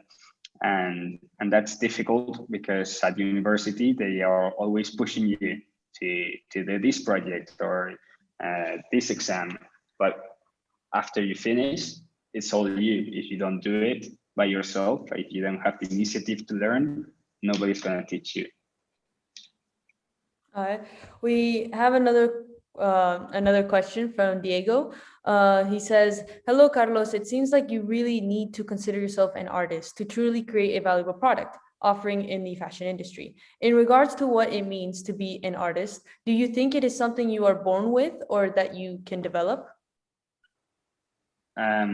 I think everybody is an artist. I think that everybody that do something different is an artist, and everybody does something different. Like maybe you write your name in a particular way, and maybe you write your name in capital letters or with a different lettering, and that's enough to consider yourself different. And so now, obviously, there are levels of being an artist. Like, I'm not saying that because you can write your name in a certain way, you are Van Gogh, but there is your art is something that you have to work on. And if I look back into my first design, it's like miles away from what I'm doing now and miles away from what I'm going to learn how to do. So everything is a process, and you need to learn to work on your techniques and to work on being creative and by work you improve yourself and your abilities. All right. And are you like right now, you're pretty happy with the art that you're turning out with, because it's like a whole progressive thing. The more you're doing right now with Baguf, the more you see like, wow, I'm making it more interesting. Let me try this design. And so are you excited? I'm assuming so. Yeah, I'm super excited, and most of all, I'm super grateful that there are so many people that like the brand and the concept behind it. And so, for example, I had a customer that sent me a photo today in wearing the last T-shirt in the Louvre in Abu Dhabi, and I was like, okay, so my T-shirt ended up being worn in a museum that is 6,000 kilometers away from home. So that's awesome. And I love that people, I love the feedback from people that like the brand, the idea, and that want to support it. So, and that's what most drives me, the fact that I have a lot of support from the public. And that's what keeps me going. Yeah, no, it's satisfying to finally see like people saying, "Oh my God, I love it! Like, do this next," or "What do you think about this idea?" And no, I'm generally happy for you because it's pretty cool what you're doing, and keep it up. It's amazing. I mean, I know that it's still very small. It's a small brand. But that's the beauty of it. If it was a Zara already, like, okay, there's no room for improvement. But knowing that there is an entire path to walk with the brand, and that's beautiful in my eyes. That you have endless opportunities and endless ways to carry your vision. Mm-hmm. And you have multiple paths to choose, which is crazy, because the thing is that I find interesting is that it being small, it still carries a lot of like, there's more communication with your consumers, and you get to know more of them and be able to shape how they see everything, like how they value your product. Yes, and in for example, my business email, which is the email that we have on social media, and the email that we have on the website, if you want to contact the brand for support regarding a size change or a return or a question about sizing, it's my email. It's carlos@baguf.com. So that tells you that the brand is small and is close to you. It's close to the consumers. Like, you know that who you're contacting is me. Like, it's not like a team of support that is going to be different from the marketing team and it's going to be different from the designing team. No, everything is in one side. And so I always speak with our customers and everyone who messages us via Instagram or via email, and we share feedback. And I'm always asking what artworks would you like to see next on our t-shirts or on our hoodies, or what product would you like to see next?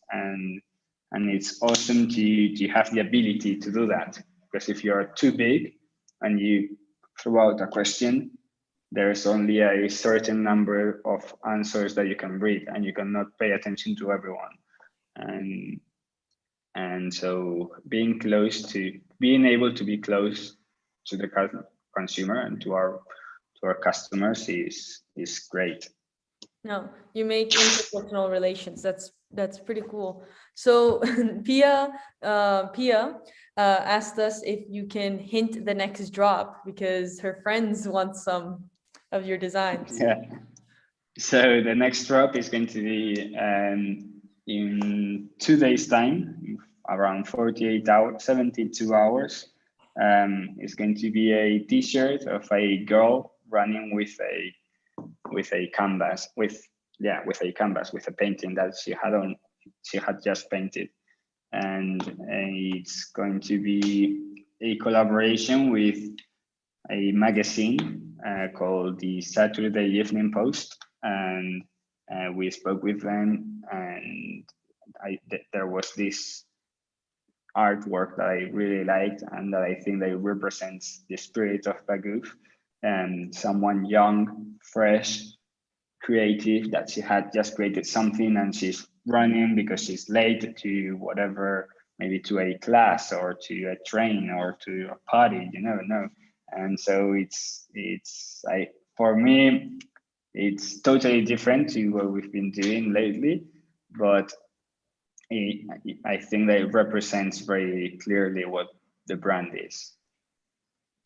So, okay, everyone heard it here. We got to check out for the next drop, guys. It's in 2 days. I'm excited now. So, okay, I'm pretty happy. Overall, what advice would you give people who are starting out a business in fashion? It's the same advice that I will give to anyone, whether that it's fashion or maybe tech or maybe the law industry, or any startup at all. Take it step by step and set your own goals and your own pace. So, and by goals, I don't mean I want Bagoof to be in Paris Fashion Week in 2030. No, I want you to set up a goal in the next 3 months. So in 3 months, I want you to see I want you to have your business plan, for example, or in 3 months, I want you to have a first prototype or a first sketch, or in 3 months, I want you to register your brand, come up with a name and register it, and set up goals in the short term, and in order to begin rolling. And that's the most important thing, because I've met so many people that have had ideas, great ideas, but they never go for them because they think that they need something else. And the only thing that you need to do is start. If you don't start now, you're not gonna make it. So set up a realistic goal in three months' time. Okay, no, that's my best advice.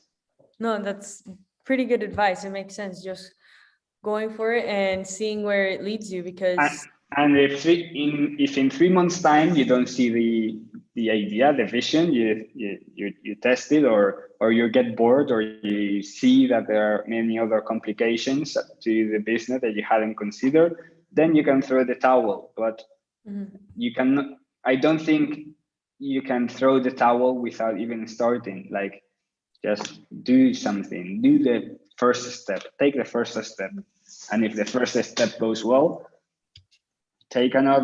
have another goal for another 3 months' time, and then 6 months' time, and then next year. And then once you have the startup working, then you can think of more medium and long-term goals. But at the beginning, don't start dreaming about how it could be, or the problems that you might have in the future. No, just do the first thing that you have to do. Sure. No, that makes perfect sense. And are you currently in like medium goals, or are you slowly now achieving longer goals? I mean, I have both short and medium goals. My short goals is month by month. I need to meet a certain number of sales in order to keep the company growing.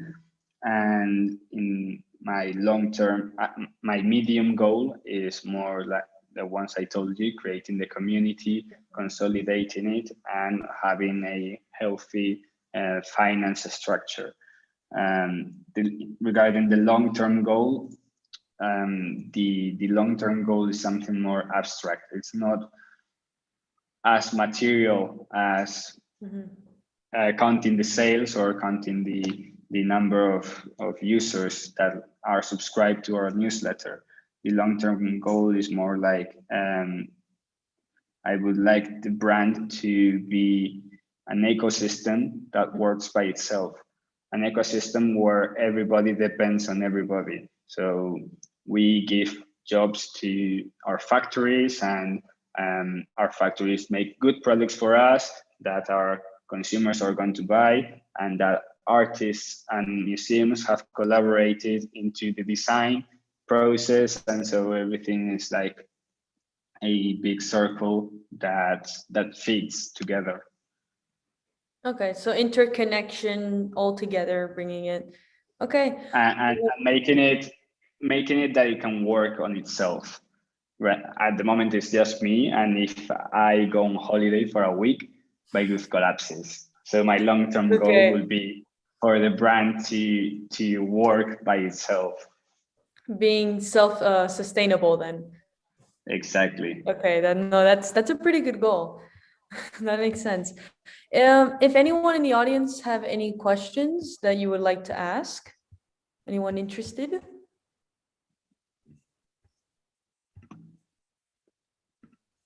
Okay, well, I don't know. Overall, I'm pretty happy to have met you, because I've been so excited. We've been contacted for a long time. Yeah, and the event was rescheduled due to COVID, but now it finally happened, and I'm super happy to be here and for you to have invited me, because I'm always glad to reconnect with IE, which is where I started basically. Of course. Well, thank you so much for your time here. So thank you everyone for listening, and go by to his website, Bagov, and go get the new drop. Okay, thanks everyone, and yeah, and if you have any questions about the brand, don't hesitate to message me. And thank you, Pilar, for having me, and everyone for listening. Okay. Okay, perfect. Thank you so much, everyone. Let's go on a 10-minute break. See you. Bye-bye. Bye.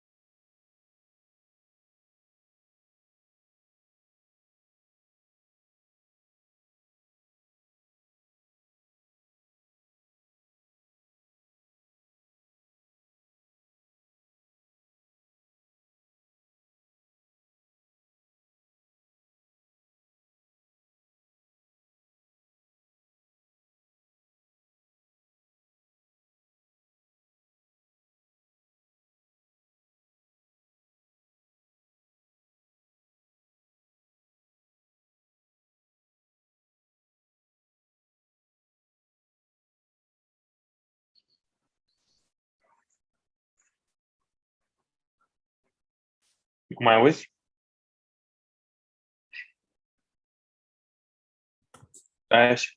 Hello, may I? Hello, hello. We'll be starting very shortly in 4 minutes. We're waiting for the rest of our guests to arrive. And yeah, we're on a short break period, but we'll be right there, okay? Thank you very much. Thank you. Thank you.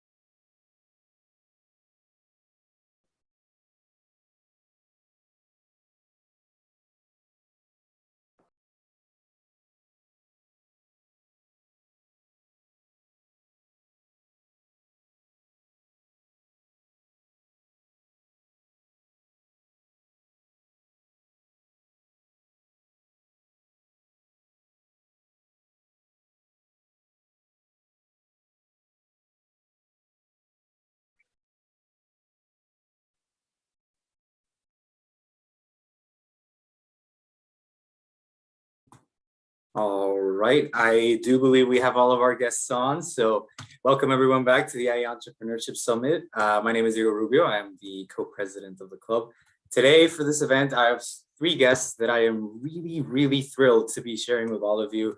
As you know, the topic of today's panel is sustainability, and I truly believe that all 3 of our guests here today are the best possible representation of how entrepreneurs can help towards in that path towards entrepreneurship, sustainability rather, in very unique ways.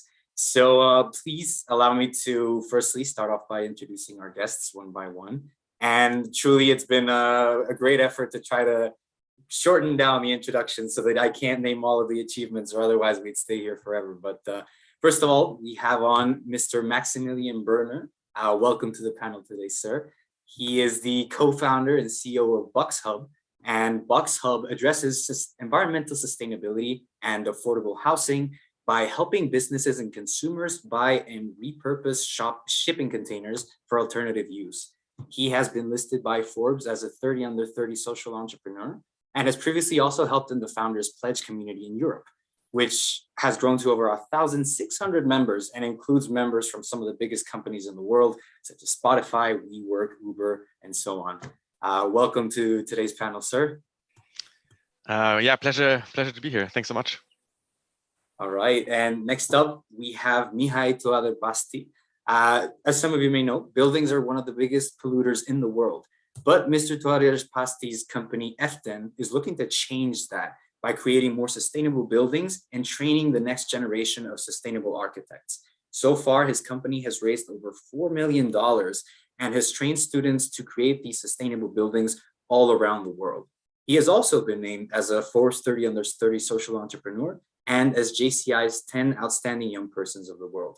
Mihai, welcome to today's panel. Thank you very much. Thank you, everybody. It's an honor to be here. All right, and last but certainly not least, we have Pablo Urbano, the co-founder and CEO of Awada. He was also actually named an Acumen Fellow in 2020.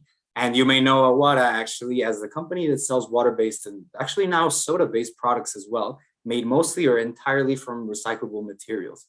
Awada was the first company in Spain to actually be given the social enterprise mark and reinvest 100% of its dividends back into social impact projects.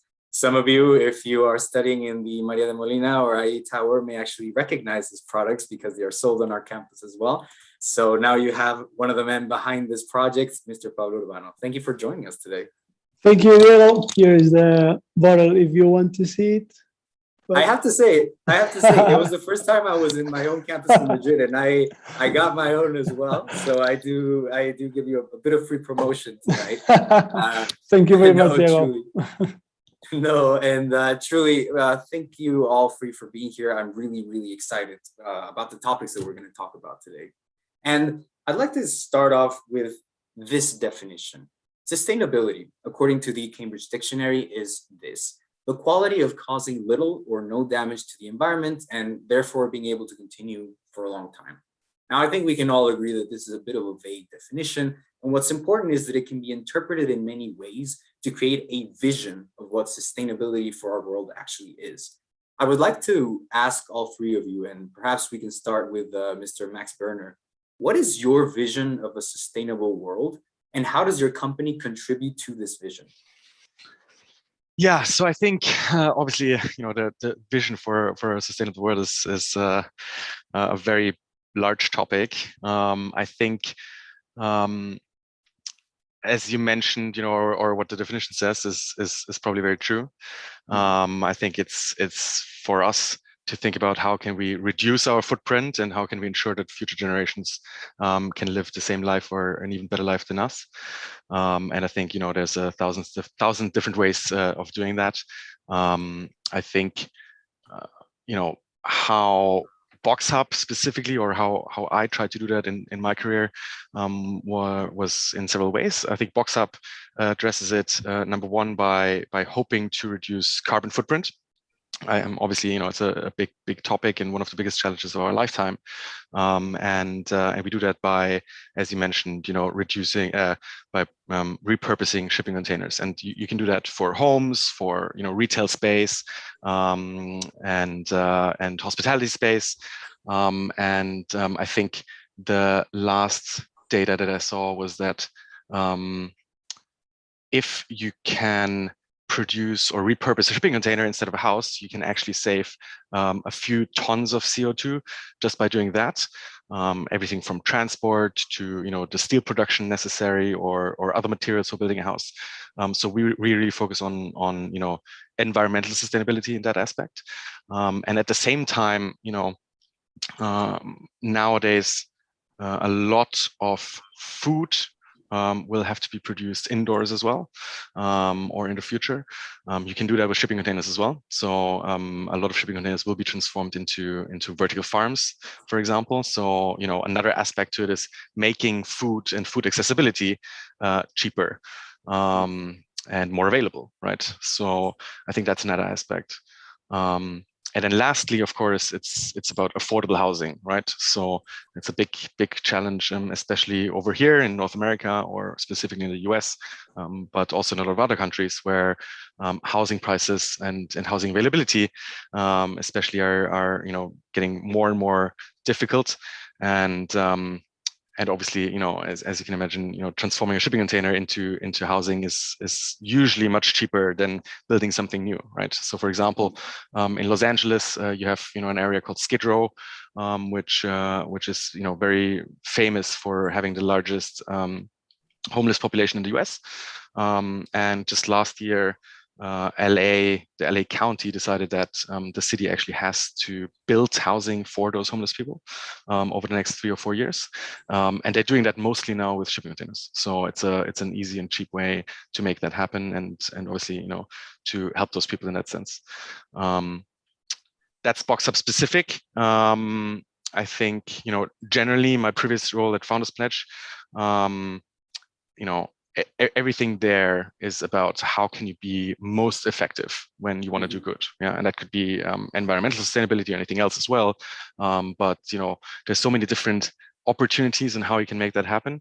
And the most important thing here is that you need to measure or look at the data on how much impact you have, or how much impact a specific charity has or a specific project, and historically that has not really been done, right? And also I think governments don't do it enough, and so that's how Founders Pledge helps successful entrepreneurs, is by doing the actual research and measuring how much impact they would have with a project. Or if they want to say, okay, I care about homelessness, or I care about climate change, then for Founders Pledge to find the most impactful charity in the world for them. Right. And so I think here I think that just the most important thing to remember is data, and looking at the data and really understanding what works and what doesn't. Of course. Yeah. Very interesting. Very interesting. Actually, Mihai, maybe I can ask you to jump in here next, as I've been over the course of the last month looking at all of the projects that you've been working on in these different houses, and the way that they're so futuristic and they work in such interesting ways. I throw the same question at you. How do you envision a sustainable future? And how does your company contribute towards that future?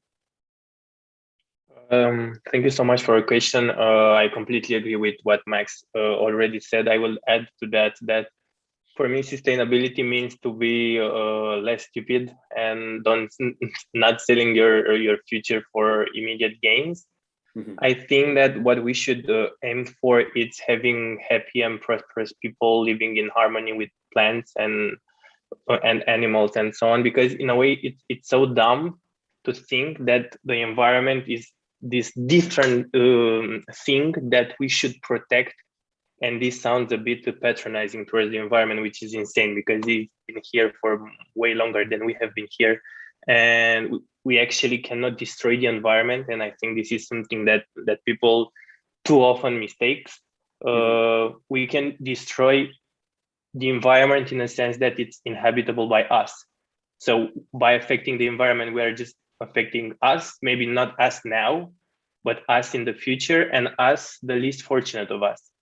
Because of course, the richer you are, even as a person or as a country, you can build more resilience and you'll be better prepared for whatever happens in terms of sustainability. And that's the irony, that the richer are generating most of the damage in terms of climate change, sustainability, pollution, and so on. And the big change will happen, the systemic change will happen only in a legislation fashion. And for that, you need to drive change from the grassroots. But in the end, the full spectrum will be accomplished only when the political parties will gather and decide to act on it. And we've done that in Romania with one of our projects. We changed the legislation. So we a bit understood what's the road in changing the law for 20 million people. And that would be it. Thank you. All right. Awesome. Perfect. Pablo, what is your answer to this question? And is there anything that Max or Mihai have said that you would like to? I'm completely agree with Max and Mihai. It's difficult to add something. And maybe that for me, this sustainability is like do not disturb the nature flow. Do not alterate all the components of the atmosphere or the land or the sea. And basically, it's not damage the planet that we are living. It's like, do not disturb, but do not alterate your house. It's crazy, and I completely agree with Mihai. It's like completely stupid for us, like the human being is our house, and it's crazy that we are polluting it.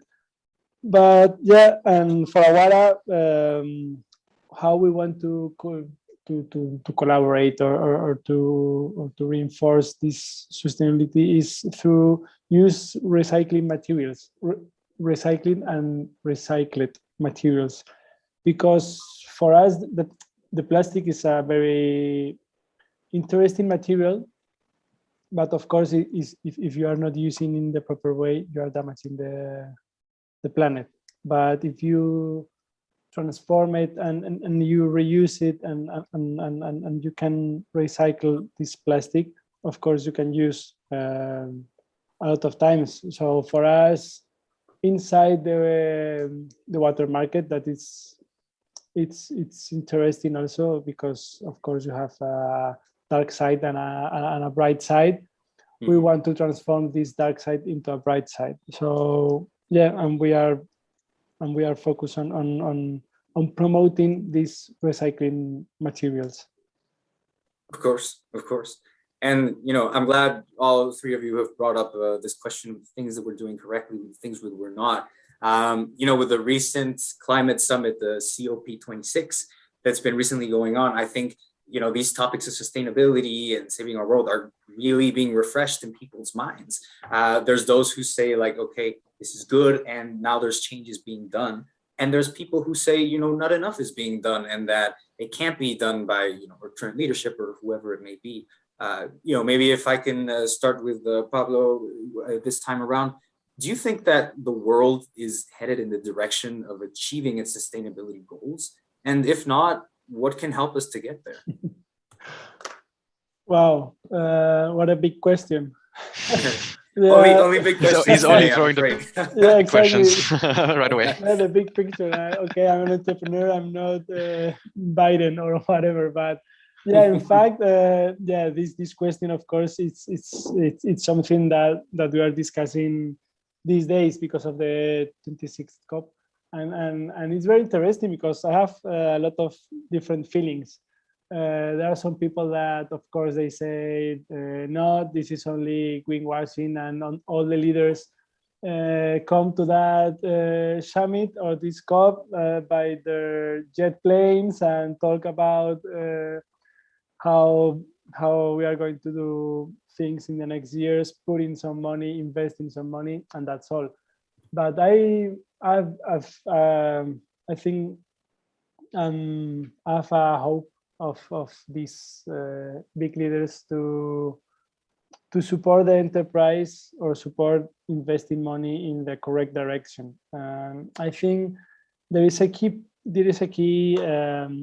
player in all this formula or this system, and it's the enterprise. And the enterprise should promote the sustainability, but in a real way, in a way that we can feel and the consumer can read and can learn from the enterprise that it's real, and they could buy products, acquire services that they are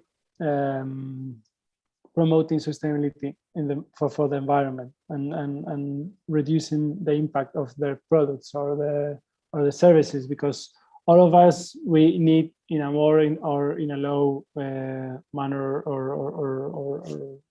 or number of things. We need food, we need drinks, we need clothes, we need the basics of all of us.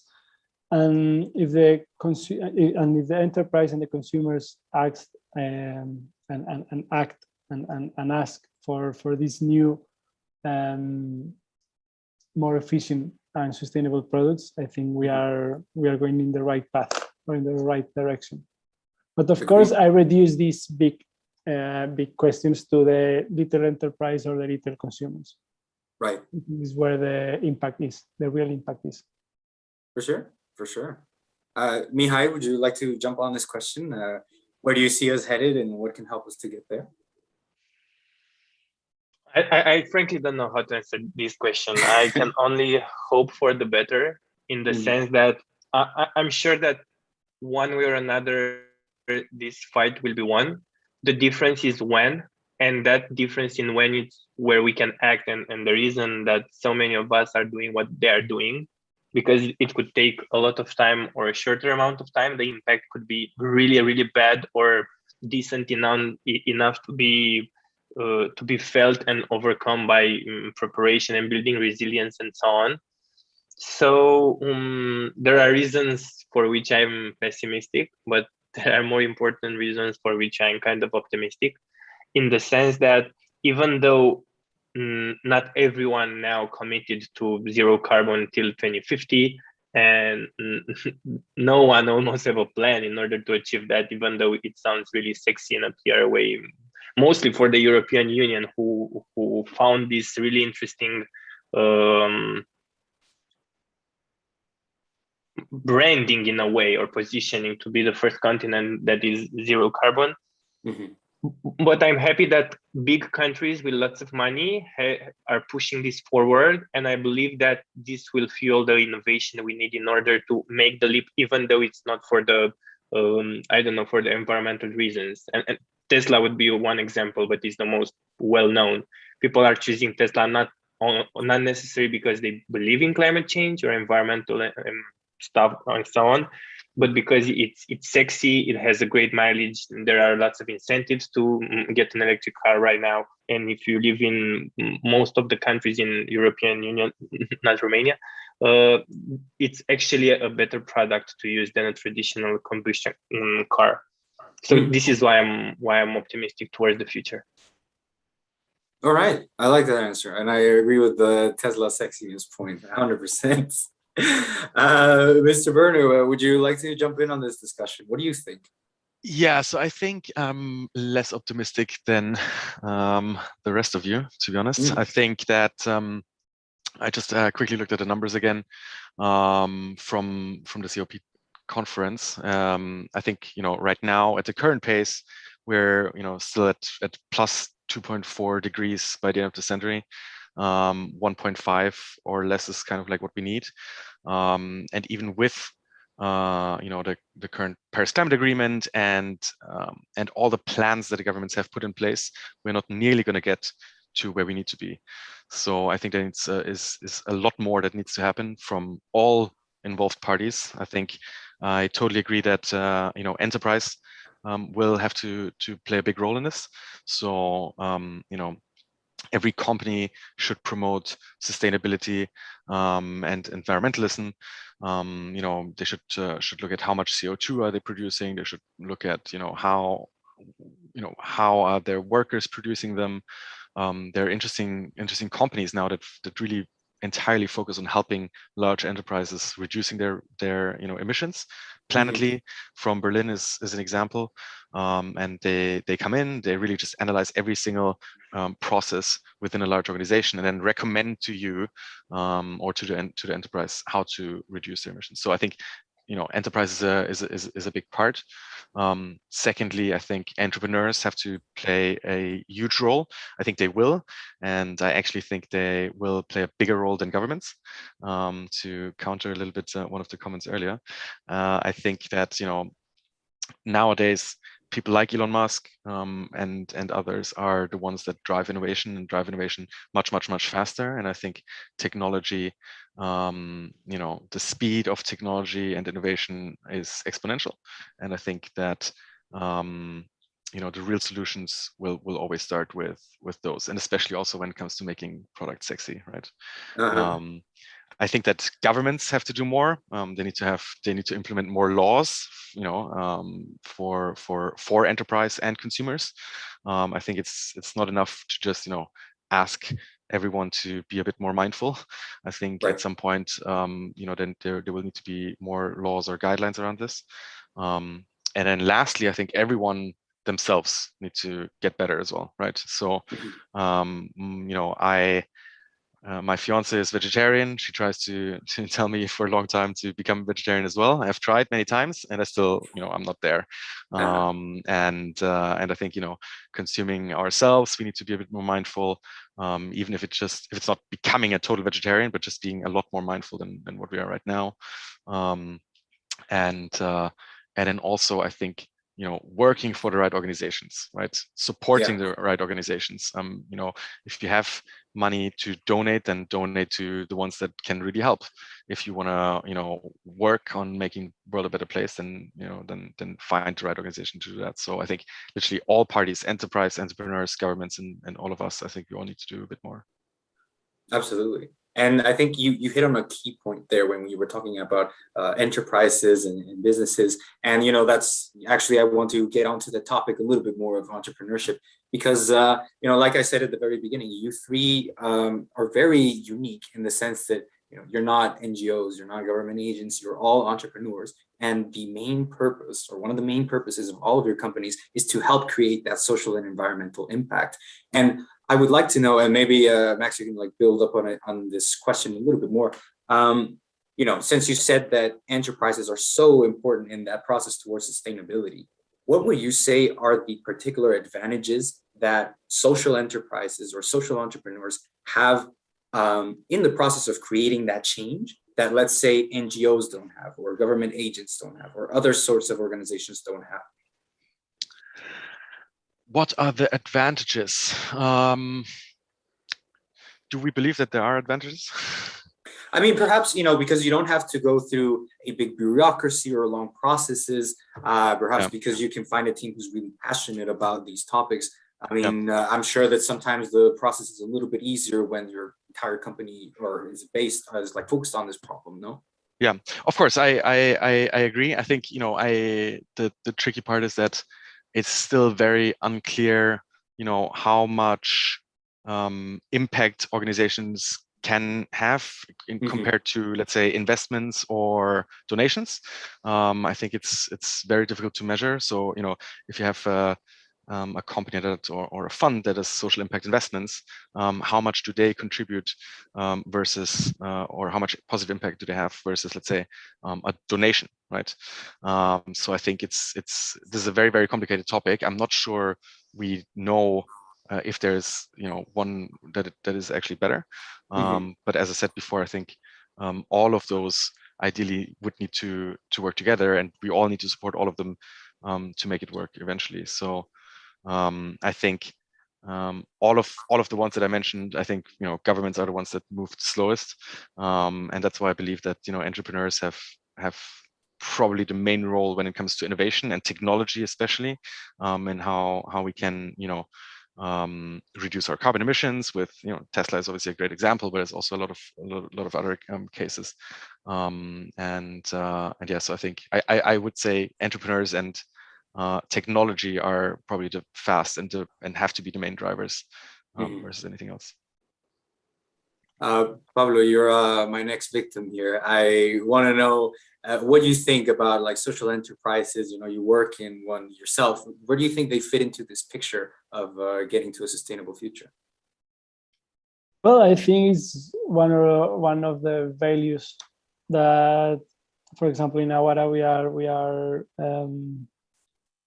we are supporting also the sustainability and the social impact. And for us, it's our core advantages. I mean, when we went to a client, we go to a client and we express what is Awara and which are our values and what are we doing with the money that we receive as a revenue. And we express completely detailed all the costs and etc. It's amazing because the consumer trusts in you, because we don't have to put anything under the carpet. We show everything and we are very transparent. So for us, it's completely an advantages versus other competitors, and we create that feeling with our consumers and with our customers. And it's very important to develop this relationship in order to acquire more clients and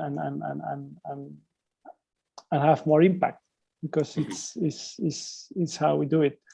And I completely agree that the entrepreneurs are one of the important piece of the cake in the future, because if you are an entrepreneur, you have to be very fast.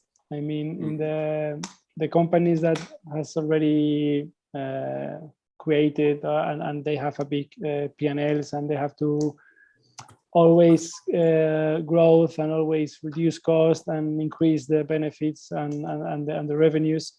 When you have a track record, it's difficult to introduce that innovation in terms of ways to reducing cost to increase your sustainability. But if you are an entrepreneur or if you are a new enterprise, you're born with these values and you're born with different P&L. Right. So if your costs are higher than the others because you want a more sustainable world, I think it's in that case it's easy, because it's your main is your main business. And for the others, for the big corporates, it's difficult to change and to increase their cost and to reduce their margins, because they are their stakeholders, they shares holders, they do not want to do that. Then they push you to go for the big margins. So yeah, of course, I also agree with Max that the social funds or the impact funds should support this enterprise to convert or to transform this enterprise into a more sustainable products or services. Yeah, it's completely it's basics for all of us, and also for the consumers. Of course. Mihai, if I can go to you next, and you actually have some background in this topic, as I was reading about your efforts with Energiata and how you were talking with the Romanian government to help push the prosumer economy in your own country. I think of firsthand, you can tell us a little bit about the importance of social enterprising and entrepreneurship in the process of creating change. What do you think? Coming from a background which is not actually a private company, but an NGO, what I learned in all these years is that for whatever reasons, people are thinking that private companies and NGOs are really different. And actually they are not. An NGO it's like a private company which does not have a profit, but that doesn't mean it doesn't have expenses like salaries, and good people need competitive advantages and salaries and so on, and benefits. Right. It doesn't have profit, but you need money in order to develop projects and create products and so on.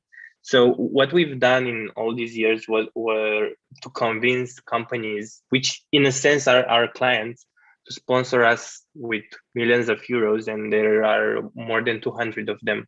So we've worked closely in this partnership towards a more sustainable world, towards sustainable buildings, green energy, changing the legislation and so on. And I believe there is a very big complementarity here, in the sense that what we've done, we couldn't have done it as the private companies, because for so many years we would have been in a loss.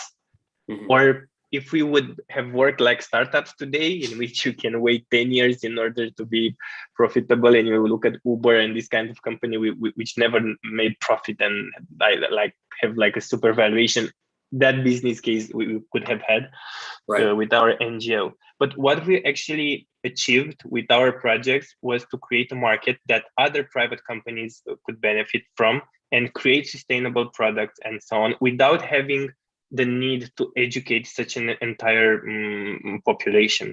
So I believe this is where private companies and NGOs could work together, in a sense that they can achieve more together than separately.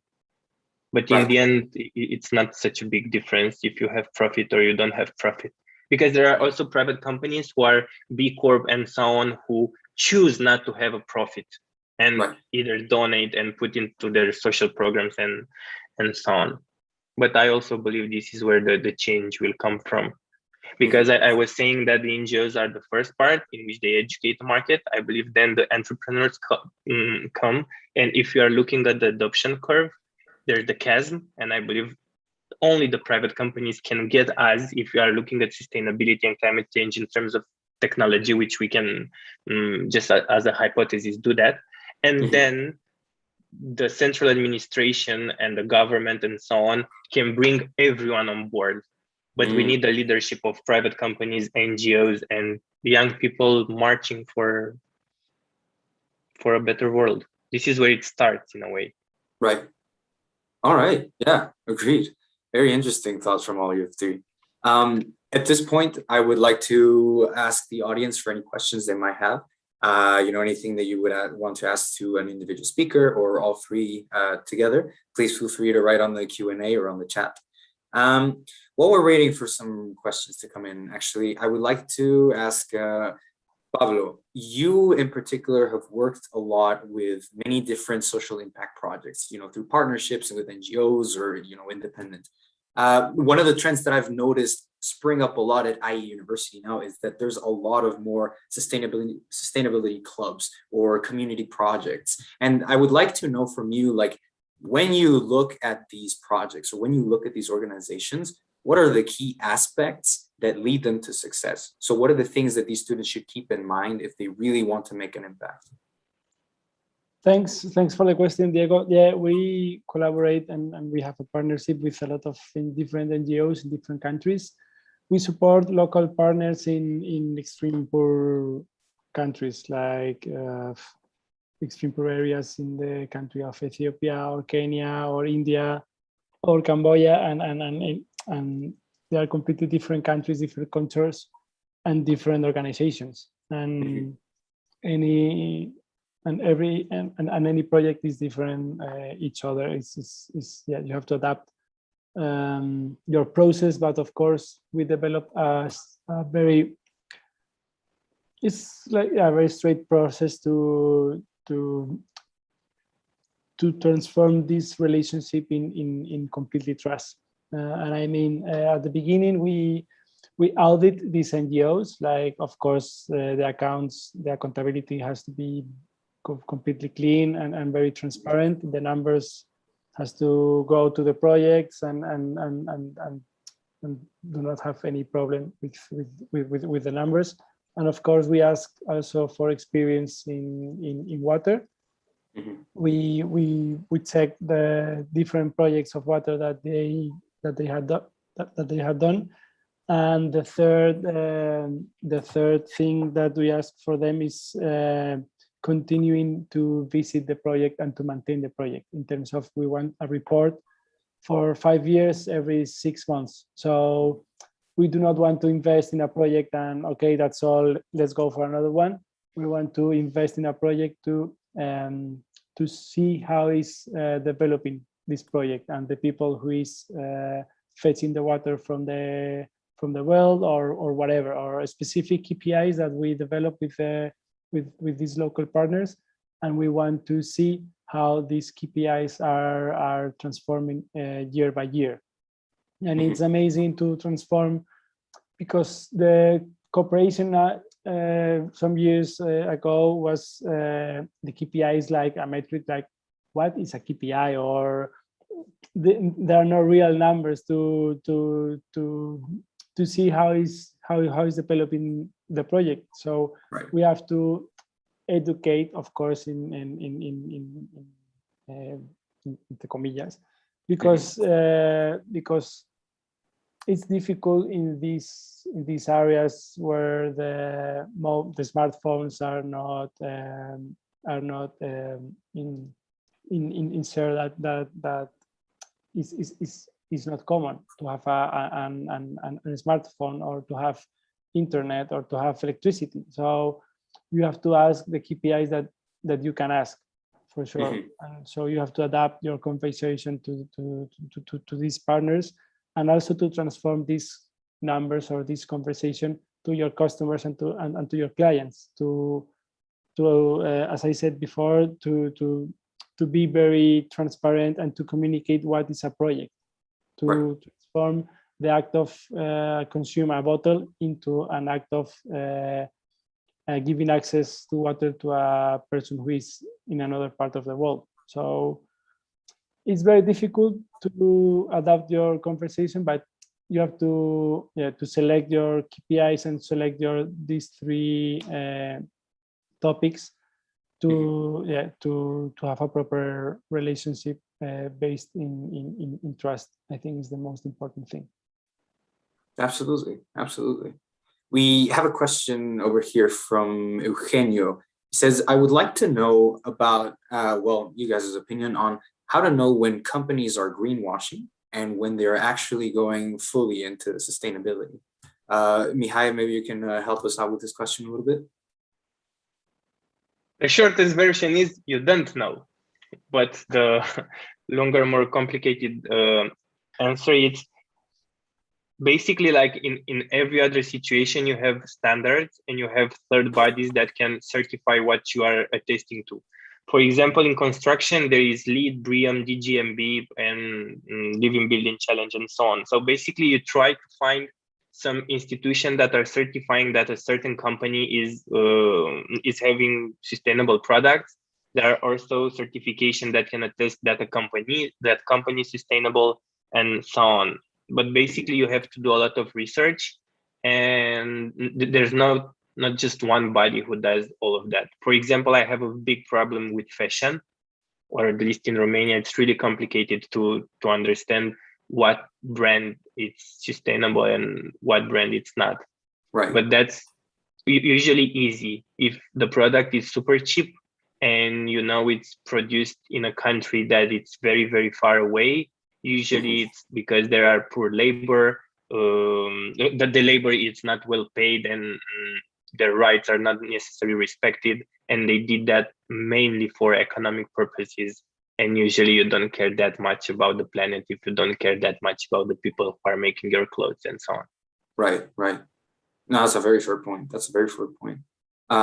Max, Werner, would you like to jump in at some point here? Yeah, so I think it's probably not easy. I think obviously the question is, so how much research do you want to do? Like what do you need to identify it for? Are you just a consumer, right? Like, do you want to figure out if Coca-Cola is greenwashing it or not? I understand, but like if you want to buy the Coca or something else, there's when it comes to consumer products, there are certain verifications, right? But those are different in any industry or any kind of consumer product. So maybe look for that. If it's about finding companies you want to work for, then I think you need to start with the question on what do you want to actually achieve in the first place, right? I think nowadays, or the future, will be all companies, both startups and enterprises, who focus most of their efforts on sustainability. I think those are the only ones that can win, because consumers want that more and more and will look for it more and more. So I think really do a lot of research around business practices.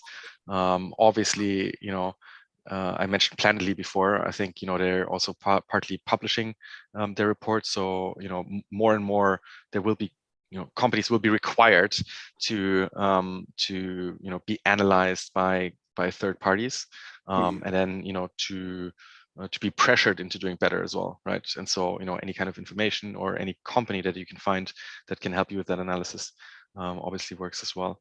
And then there's lastly, there's obviously best would be to join a company that where the main aim is to make the company make the world a better place in whichever way, like our companies, right? So yeah.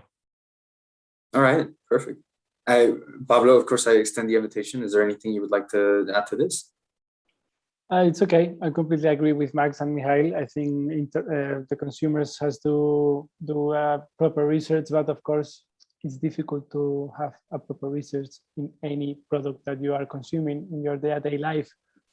But I think after all time, I think internet is a very good tool, but of course, I'm completely agree with Max. In the future, only the sustainable companies will win and will maintain their All right, perfect.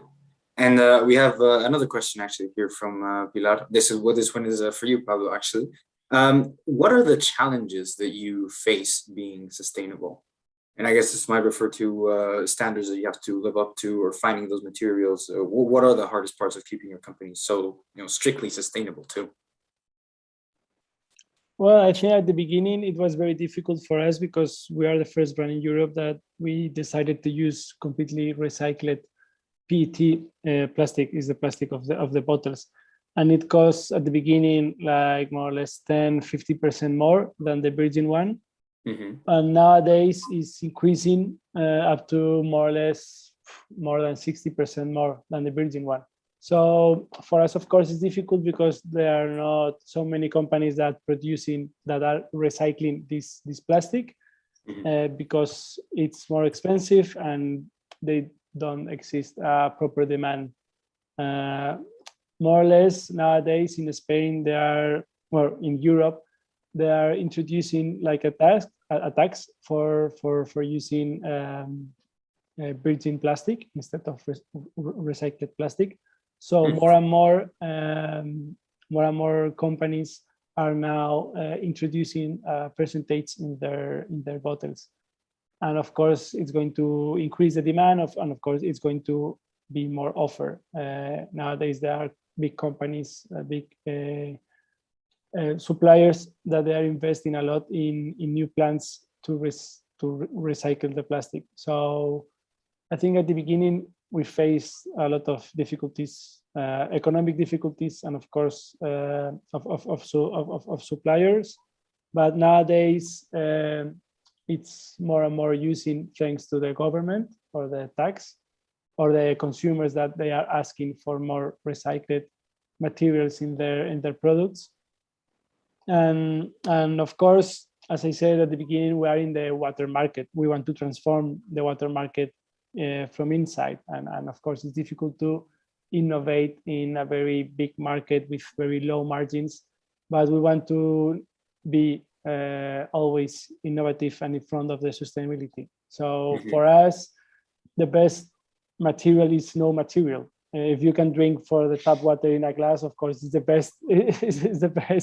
Is the best material, and we want to transform. Yeah, we want to transform our customers, and we want to develop our products in terms of going into a no bottle, or into a way that you can drink quality water, but in a bottle that you can reuse or recycle it in a proper way. And also we have a very interesting project here in Spain that we want to develop more and more the recycled chain. And I think this is one of the best challenges that we are facing nowadays, because in Spain it's like there exist 3 different garbages, or 3 different trusses, like the plastic or the plastic one, but you can throw not only plastic, also aluminum cans and a lot of different recipients, sorry. And there is the other that is organic, and there is the other that is the rest of the garbage. And we don't have any information of what about this yellow basket, in terms of we do not know exactly what about the plastic that we introduce in that cube. So there are no numbers. It's like a non-organization, a non-profit organization, but they are very dark and they do not give any information. So nowadays we want to promote a project to transform this way of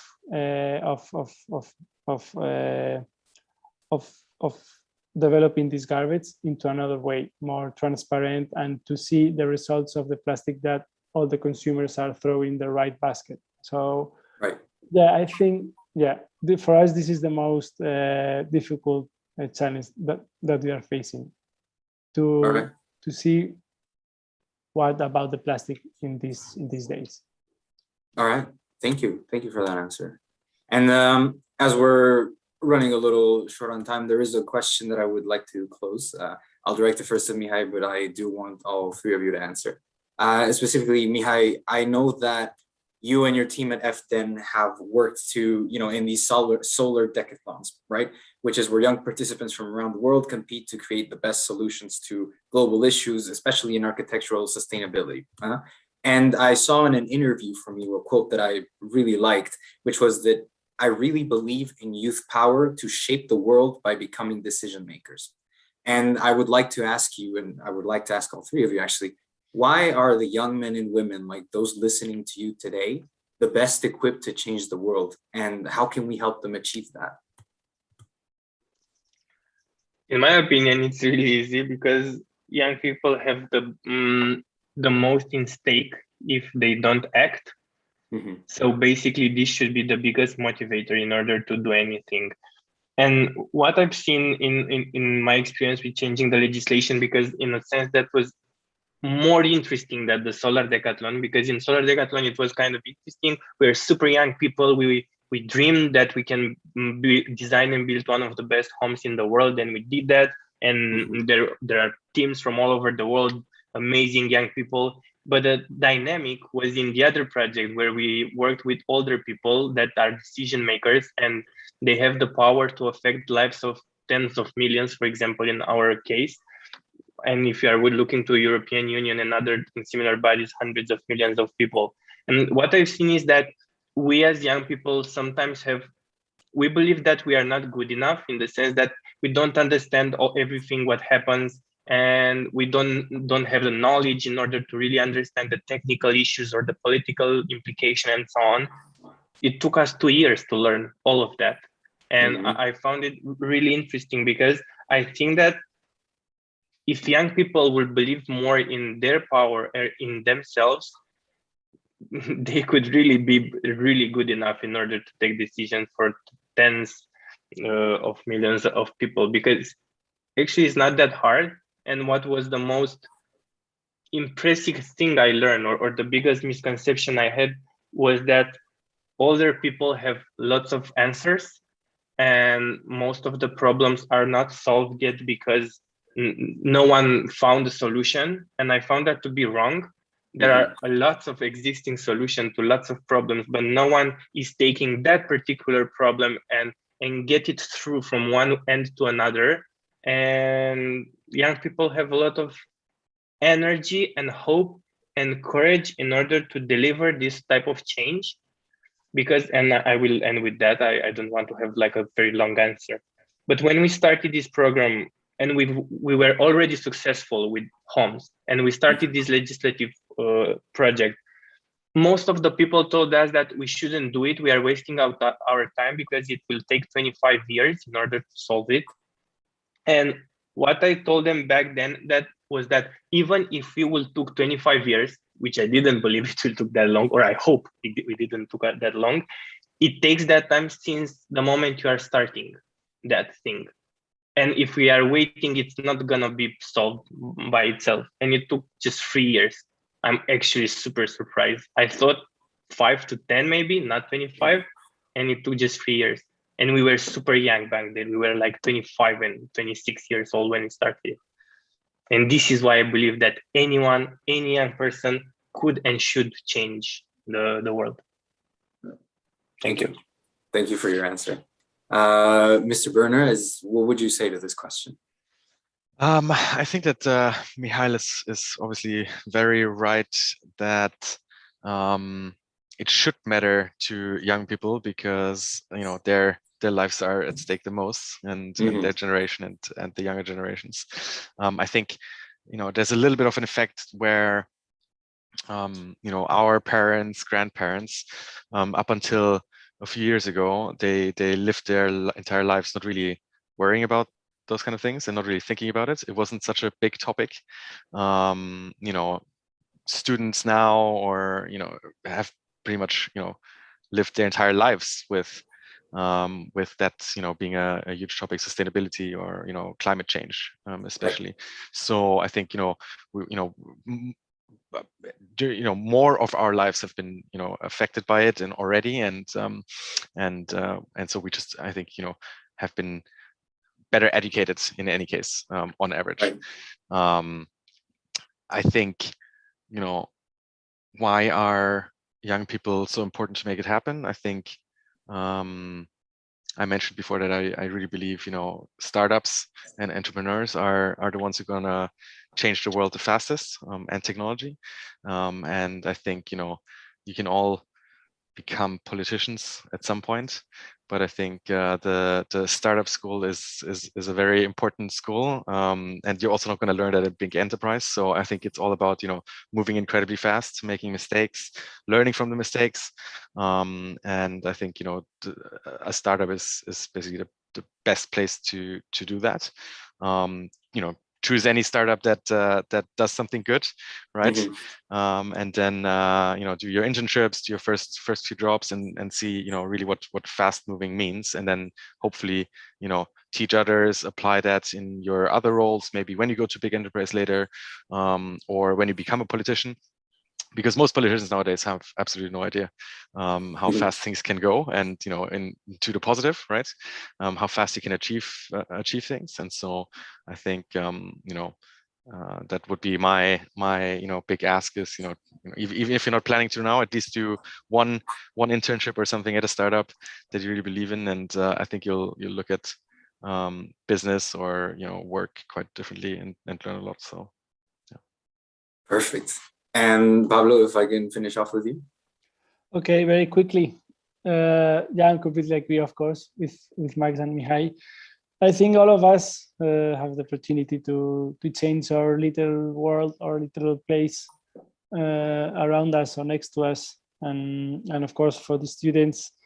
Yeah, we spend a lot of time working, maybe 10 hours per day, 5 days a week, and I don't know how many weeks per year, a lot of years is an entire life. So I don't know if you want to work for a big company or a consultant, a bank, or a party, or if you want to be a politics or an entrepreneur. But no matter where is it, you have to transform the people that is around you and your way of consuming and be an example for all the people and your family, also for your parents, for your uncles, for your grandparents, and for your colleagues. Yeah, you should be like an oil drop. Perfect. Absolutely. Well, with that answer, ladies and gentlemen, that brings a wrap to the IE Entrepreneurship Summit's first day. First of all, Maximilian Berner, Mihai Toarepasti, Paulo Urbano, thank you so much for your time. I really do appreciate it a lot. I think we got one hell of a conversation today. And yeah, you're a source of inspiration for many people here. And I sincerely hope the very best for you in the future. Thanks so much for having us, all of us. Yeah, it was a real pleasure. Thank you. Thank you, Diego. Thank you, everybody. And good luck with your adventure in sustainability. Yeah, thank you very much, Diego. And thank you, Max and Mihai, and all the people who is here. Absolutely. Well, we'll be seeing each other, gentlemen. Have a great day, and good luck to everyone. Bye-bye. Thank you. Bye. Bye.